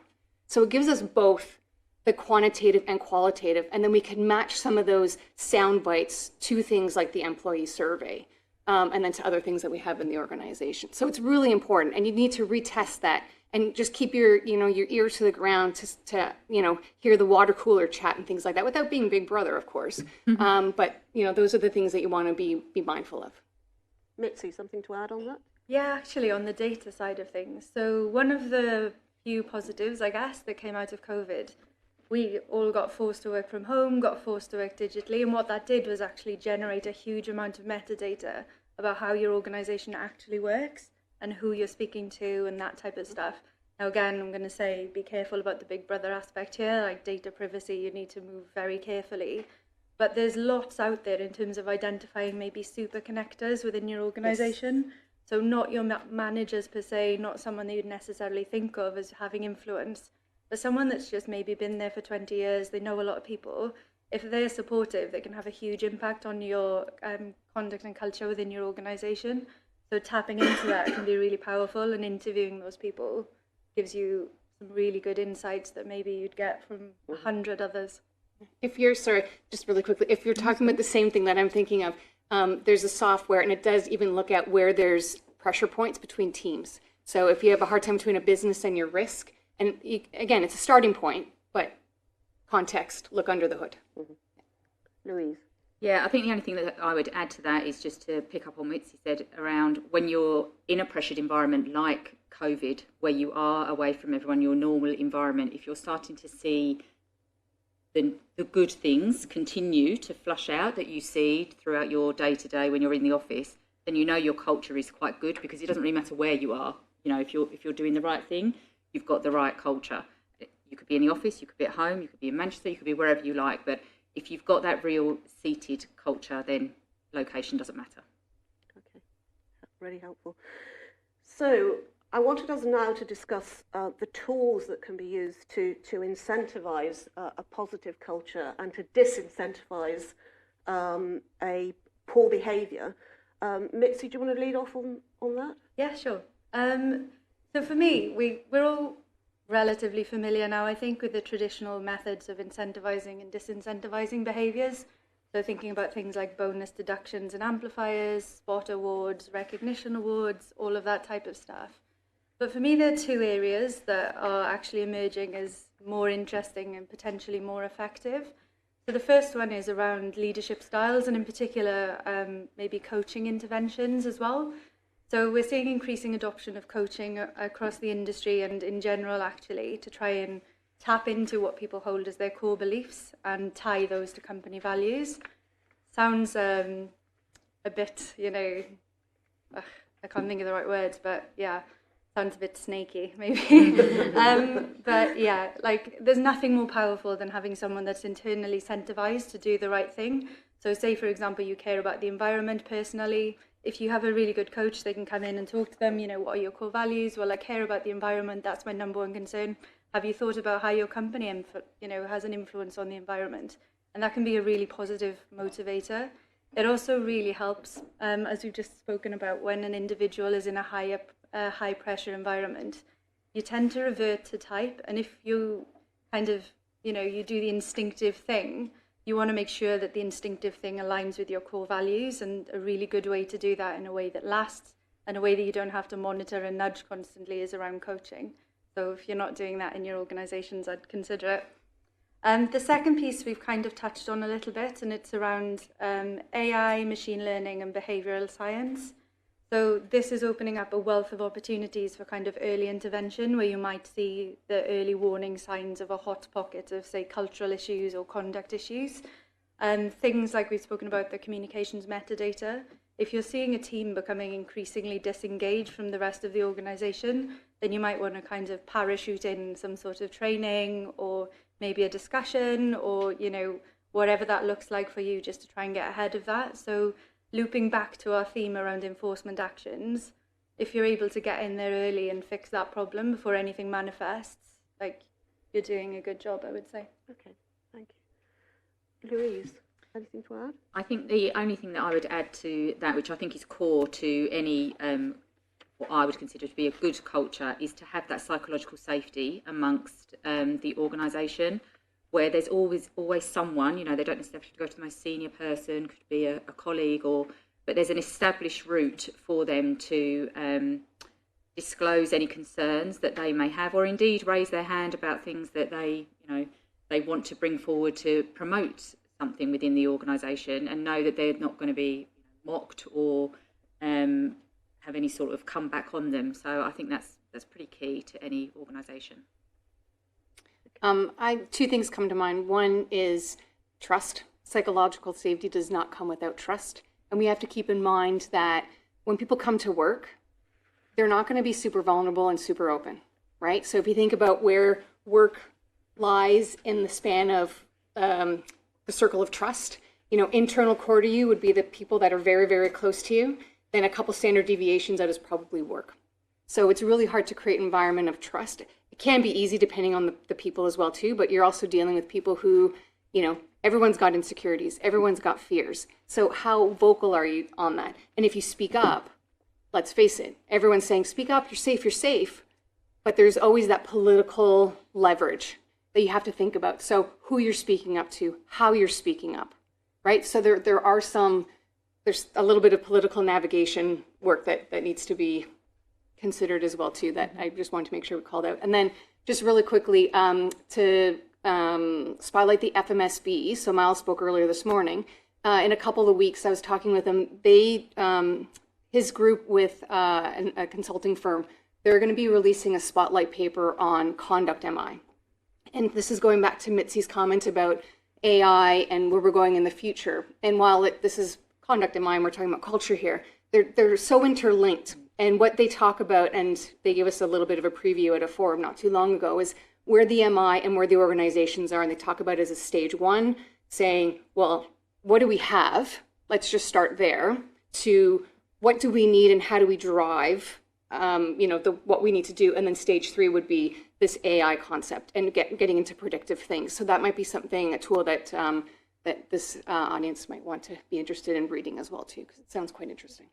Thanks. So just in case there are any journalists left in the room, I should have done this at the outset, but can we please treat this session as Chatham House, so comments non-attributable. I don't think anything controversial has been said apart from by me, but let's just make that clear before we actually get to the end of the session, because otherwise I'll forget to say it. So the next topic is, culture has been around as a regulator theme for a while, as has diversity and inclusion, but diversity and inclusion is now getting supercharged in terms of the focus that the FCA and the PRA are putting on it. So I wanted to ask the panelist what they think firms should be doing effectively to improve diversity and inclusion, and to do that at all levels of the firm, not just the boards, which is the area that's been under the most scrutiny so far. So Mitzi, do you want to lead off on that one? Yeah, I'd love to. So for me, the first and most important thing actually is to set targets and shout about them. Be really transparent and clear about what you're aiming to achieve as a firm in this space. And the reason I'd say this is the number one important thing is because if everybody in your organisation isn't working towards that target, you're probably not going to make it. Because you think of the number of decisions that happen day to day that have a D&I nexus, like you need to get everybody on board. And you need to think about who you're talking to as well. So, for some people, you tie D&I to cognitively diverse teams, perform better, maybe that works for them. Or maybe there's somebody else that has like a particular passion for an area of D&I, you can talk to them in those terms. It doesn't matter how you do it, but you need to make sure that that message is resonating and that people are clear on what you're aiming for. On that, by the way, I used to be really anti-quotas. I used to think, they're the opposite of a meritocracy, but they are really important, and I'll speak for days on that if you'd like to. The next thing I would say, though, around these targets, make sure you can measure success. We've spoken a little bit about psychological safety, and unfortunately, we are really relying on people to disclose a lot of their protected characteristics to be able to measure the success of our diversity and inclusion initiatives. And the only way we can do that is by having a really psychologically safe organisation. And that's really hard to achieve, and it's even harder to maintain because, again, everybody has to be bought into it. So, yeah, make sure you've got good targets, everybody knows and is bought into them, and that you can really measure and drive for success. Louise? I think the only thing to add to that would be just to come back to what the FCA said not too long ago, is around diversity, going that bit further and considering diversity of thought as well as all our traditional measures that we have in place. And that can probably be something that's quite difficult to measure, but that's certainly something that they and we as market participants should be focusing on. Okay. Irene. I think they covered it quite well. Yeah, I think you need to see, act, hear, and I agree with the targets. I know for a lot of people it's like, oh, but then you're measuring to a number and a stick. But at the end of the day, you need to have a target and just own it. If we look at the FCA, right, they said, here's a chance, you can walk out the door. And then when they didn't get the numbers, because they said this is for diversity and inclusion, they said, okay, we're handing out another, whatever it was, 18 to 28 letters, whatever it was, and said, you guys are leaving now. Now, right or wrong, They made a decision, they made a choice, they stuck to it. Now, if my colleague David Speakman was still here, and I think he's left for the day, he was an employment law partner, he would be talking about the dangers of positive discrimination.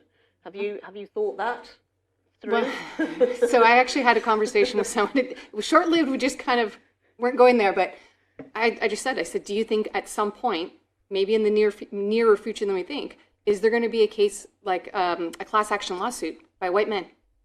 Like, what are we doing for them? Mm-hmm. Everyone's silent. So, I mean, I'm going to put it out there, but it's... I think when things are fair and we can prove they're even, we can talk about positive discrimination maybe, but for now I think the risk of not doing anything far outweighs any risk in that space. Yeah. I mean, I still see firms who are being questioned by the PRA and FCA about their board appointments, falling back on this mantra, oh, well, you know, we've got to go with the available talent pool. How do you feel about that? Not true. Send the recruiters back. Our CEO, actually, is female, Viz Min, and she came, one of her first fireside chats, she said, you know what, she's like, I've been known, and she came from the trading business. So we know that it's going to take a few generations to kind of get more talent in that pipeline and in the industry. But good news is there's things that are in place.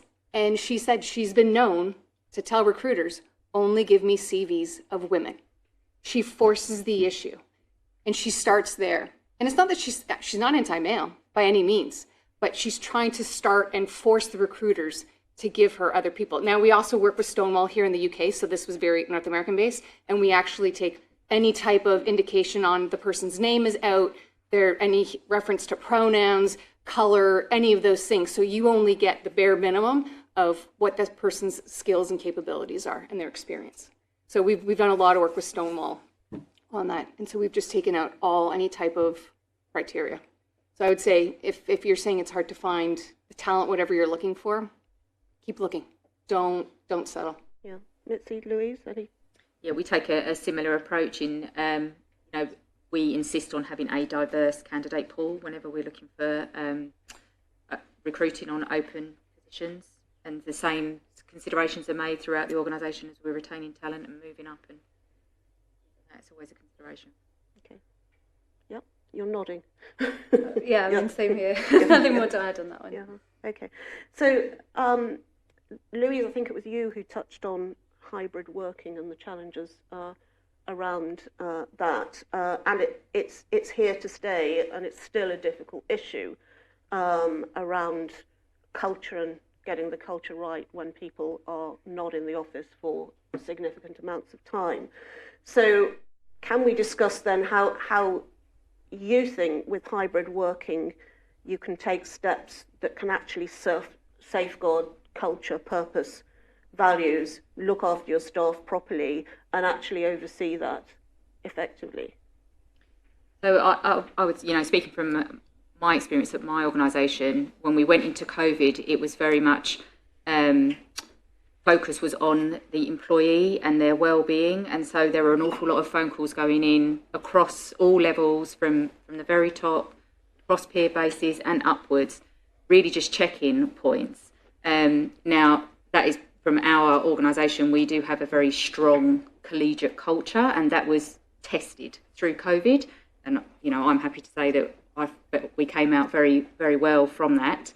But I think culture, as I said earlier, if you get it right and you embed it correctly, it will not matter in which situation you are, it will pass the test if you have that strong foundation there.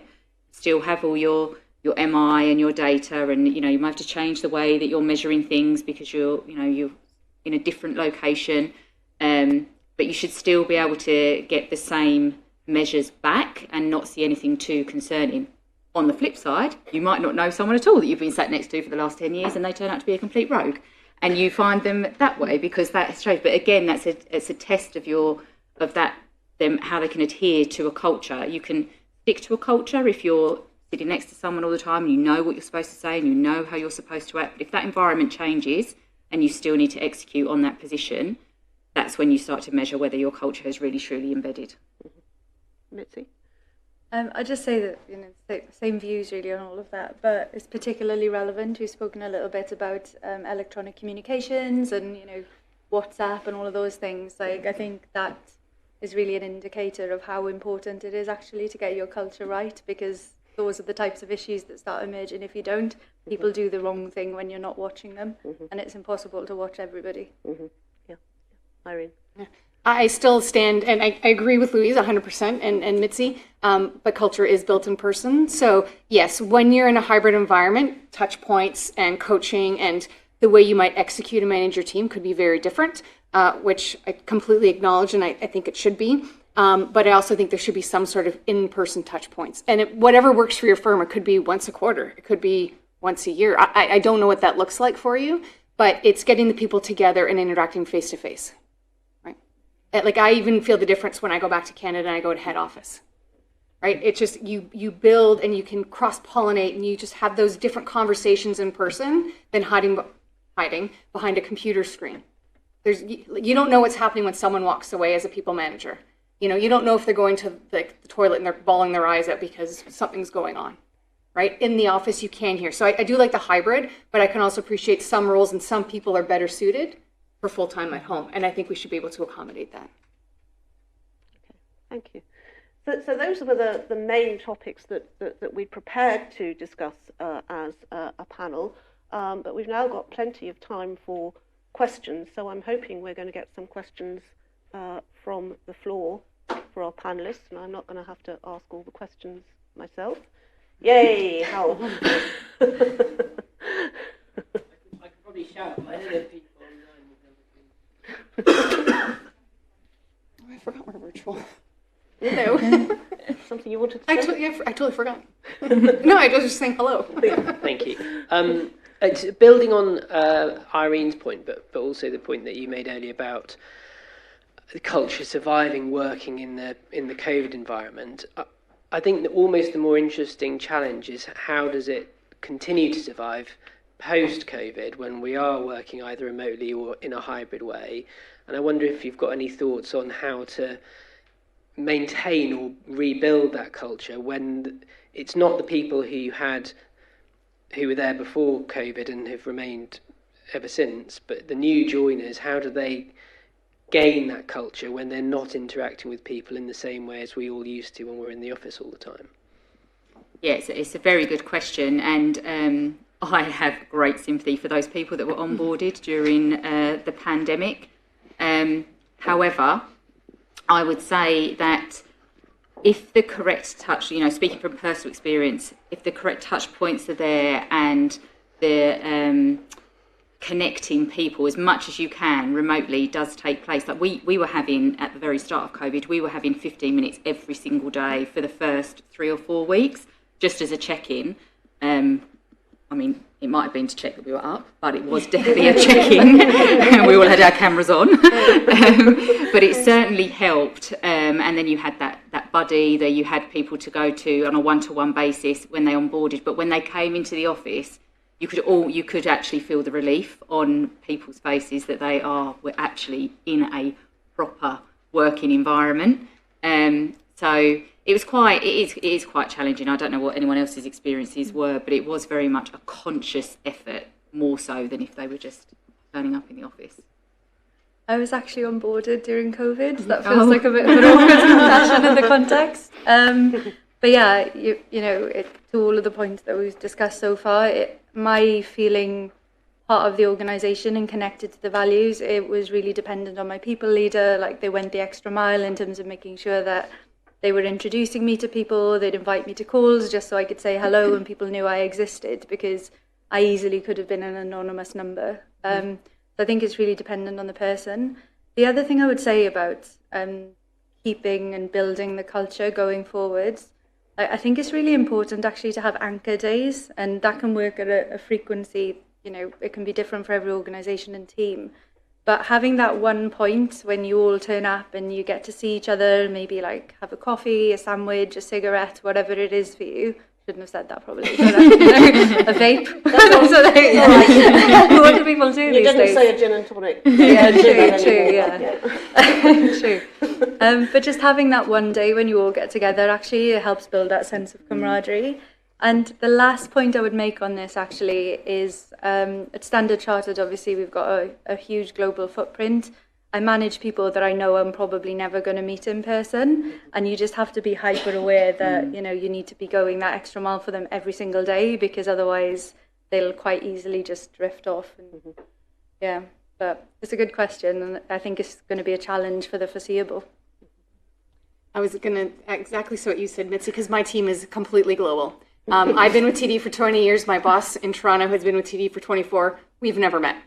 Right? And so, but with my team, we meet every day. And I said to them, do we still need to do this? Like, are you guys, they're like, no, we actually like this. And I was like, okay, great. Like, let's do it, because we talk about what they did on the weekend or a kid or whatever insanity's happening at the time. And then eventually we get to work. Question. So if you look at the 3 levels, top, middle, and bottom, they're going to have different responsibilities, different behaviors, characteristics. Which of those levels is most difficult to, I guess, set the tone from a cultural perspective? I think it depends on your organization. Yeah. I think sometimes it can be the band in the middle, but then sometimes it might be sometimes it can be your leaders. Like, they're just stuck in their own ways. Like, I had a leader, again, Chatham House Rules, came from a very different consultancy firm, came into our organization for a specific reason, and said to me, Irene, I think these like performance reviews, I think they're silly. You like the organization, you stay. If you don't like it, you leave. And I was like, oh, yeah, that is not our culture. And you are only here for a limited time. I totally get it. All right. And that I was like, conversation's over. I don't need to continue what I went to go talk to them about. So I think it just really depends on the situation. I don't have a better answer. I don't know. Yeah, I think if we're talking about setting the tone, for me, I do think it is tone from the top. It's how it's embedded through all the layers that is the key. I don't think there's any fine answer for that. It's awful. I haven't really got a good answer for this. Depends. Like it just very much depends, I think, on how effective the execution of that message is from the top. Because if it's believable and they can see that it is achievable and it is consistent across the organisation, then I do think it's going to be far easier for it to be embedded right the way through. And if you identify an issue, then that's a good point to do a culture assessment. You can do a deep dive on a certain area, and you can find that through, again, the water cooler talks or your engagement surveys or people manager indexes, employee, all those things. Yeah, and you can have pockets, can't you? You can have the consistent culture across the firm, but how it's embedded could be slightly different in the market space to versus how audit have done it or regionally. Compliant. Yeah, regionally, yeah. For me, that's where the tone from within comes into it. Like, if you get that right, then it permeates all of the different levels and all of the different teams, because each individual person will interpret that in a way that suits the work they're doing and the environment they're operating in. So, yeah, I mean, it's probably the hardest of all to crack, but it's the nirvana to getting it right. Yeah, I mean, it can be a particular challenge for organisations who are sort of heavily led by their mothership in a different jurisdiction. If you're one of those organisations that rotates in your senior management on a cycle, and we've seen some things go horribly wrong in that context. Not that they weren't very good people, but just that the environment that they were used to working in, where they were coming from, might be very, very different in terms of the expectations about, what is an appropriate management style, or, how demanding you can be, how flexible you need to be, or not. So those organisations need to pay particular I think attention. Cross-pollination is very important with the context. And I'll share a story just because it's relevant to that. If you think of the New York culture and the way they speak and the way they act, we had someone from our organization and they came over to the UK and they did something with our juniors, and all of a sudden the juniors like, well, I need to ask for more money. And it's like, hold on a second. So it was the context that was missing of the culture in New York versus the culture over here in the UK. So there was some displacement, and so there needed to be some conversations afterwards. But it's very true that you need to make sure that people understand the geographical regions and the cultures there. Okay. I've Another got question. Yes, thank you. Rose Jakeman from DAC Beechcroft. You've all talked a bit about the importance of making sure that culture is embedded in terms of consistency of outcomes, if people act against culture, in terms of the importance of people being able to raise concerns. I've certainly got clients who feel that their employees have gone the other way now, that things have gone too far, and actually they are scared of the impact, the repercussions, if they don't speak up. How do you strike the balance between kind of embedding that consistently, but not creating a culture of fear? Yeah, got a collective from the panel, just in case you couldn't hear that. As I said, anything in excess is not good. So that's a good example. Yeah, I think it comes back to that psychological safety point, actually. And I know it's a bit of a basic answer, but if you have a psychologically safe organisation, then the rest kind of follows. That's the foundation you have to work at. If you've got people that are scared of speaking up because that's the culture, then that's not a psychologically safe culture, and is probably not a culture that you should be seeking to maintain and nurture, actually. Yeah, tricky one. Was it that they are speaking up all the time now about everything rather than being afraid to speak up? Right.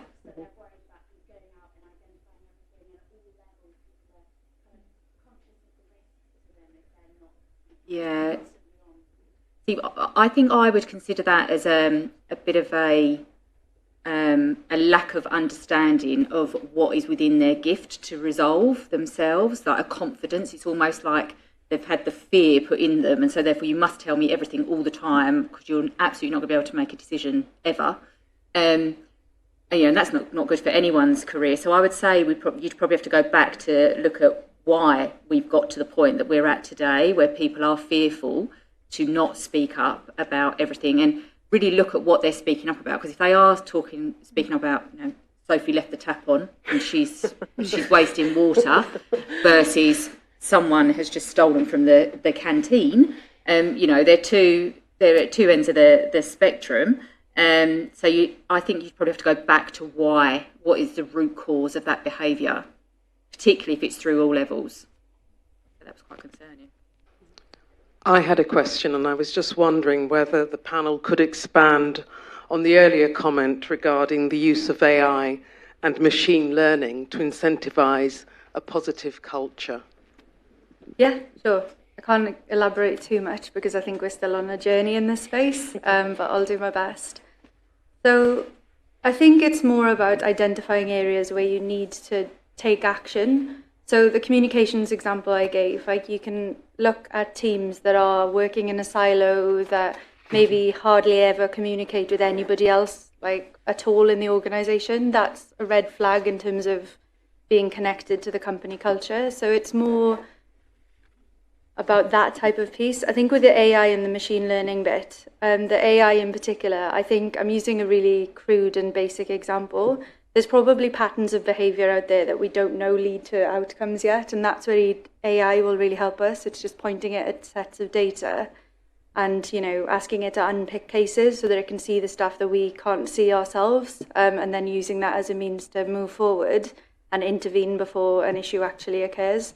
So I know that's not an answer, but I guess I don't know what AI is going to tell us in the future, is the unsatisfying truth. We're on a journey as well. I'm interested in knowing, because we know humans, we're flawed. We make really crappy, boneheaded decisions sometimes. So how's the AI going to predict that? That's what's interesting for me, but we're not there yet either. It's all new. And exciting. Yeah. Okay. Another one. Excellent. First of all, I'd like to say, Mitzi, you're not alone. I'm a reluctant advocate of quotas, because if we're telling our board members that DEI works and we're appealing to your capitalist base instinct, you will make more money, and they're still not doing it, then I don't know what we're left with. We've tried cajoling and embarrassing and everything. So I'm a reluctant advocate of quotas, but I think they're necessary. But I'd like to ask your opinion. I understand people's knee-jerk reactions saying compliance needs to be on the trading floor, but I am not a scarecrow. If the only reason you are not on your mobile phone is because I'm doing my scarecrow act in the office, then may I politely suggest that you have got a culture problem, because our standard of conduct says, please don't do this. It shouldn't be whether I'm there or not. And I just wondered what you thought, because it's a very common thought, compliance needs to be on the trading floor. And I knee-jerk instinctively understand it, but when you unpick it, I don't think it stands up. To me, this is the age-old carrot and the stick. So you're just beating them with the stick and putting the stick on the floor. So how do you turn that around and drive with carrots? Some huge questions Yes. today. I think, to be honest, there's a perceptions piece to that as well. Like, if you're not there and something goes wrong, then, you know, it's pretty indefensible. So I think it is, whilst I would much rather use a carrot approach constantly, the reality is that you might hire the wrong person from time to time, and the easiest way to see that in action is to be there. So, yeah, I mean, you can't be there all the time, and you're not going to see everything all of the time, but at least having a presence some of the time, you'll see some of the things and prevent some of the harm. So, yeah, I feel your pain. Yeah, I'm actually a fan of compliance being in amongst the first line, not necessarily to catch people out or act as a scarecrow, but to really help to focus the mind. And I do think it does benefit the organisation from a cultural perspective to say, you know, that we are working together to like manage the risks and everything we stand for. So I think it depends which perspective you take on it, but I think over time, with the compliance officer sat there, they will start to think, oh yeah, we actually need to start thinking about the risk that we own in the first line. I think it can be a benefit.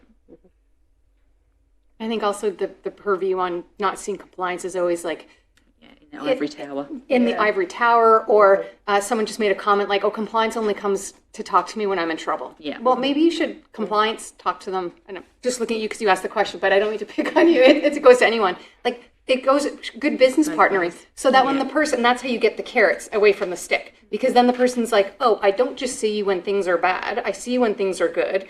I can actually trust you as a business partner to say, hey, I actually have something going on, like this trade just kind of went sideways and the timing's off, or, you know, whatever the situation is, I need help. That's a great conversation right there, even though I still screwed up. Yeah. Right? So that's how, if you can get that presence in the right way versus beating with a stick all the time. It takes work, though, and it's consistency, and it's over time, and it doesn't happen overnight. Okay, I'm going to wrap up there, otherwise I'm going to be in trouble with our organisers. So that was a really, really excellent, useful, very, very practical discussion. Can we please thank our panellists?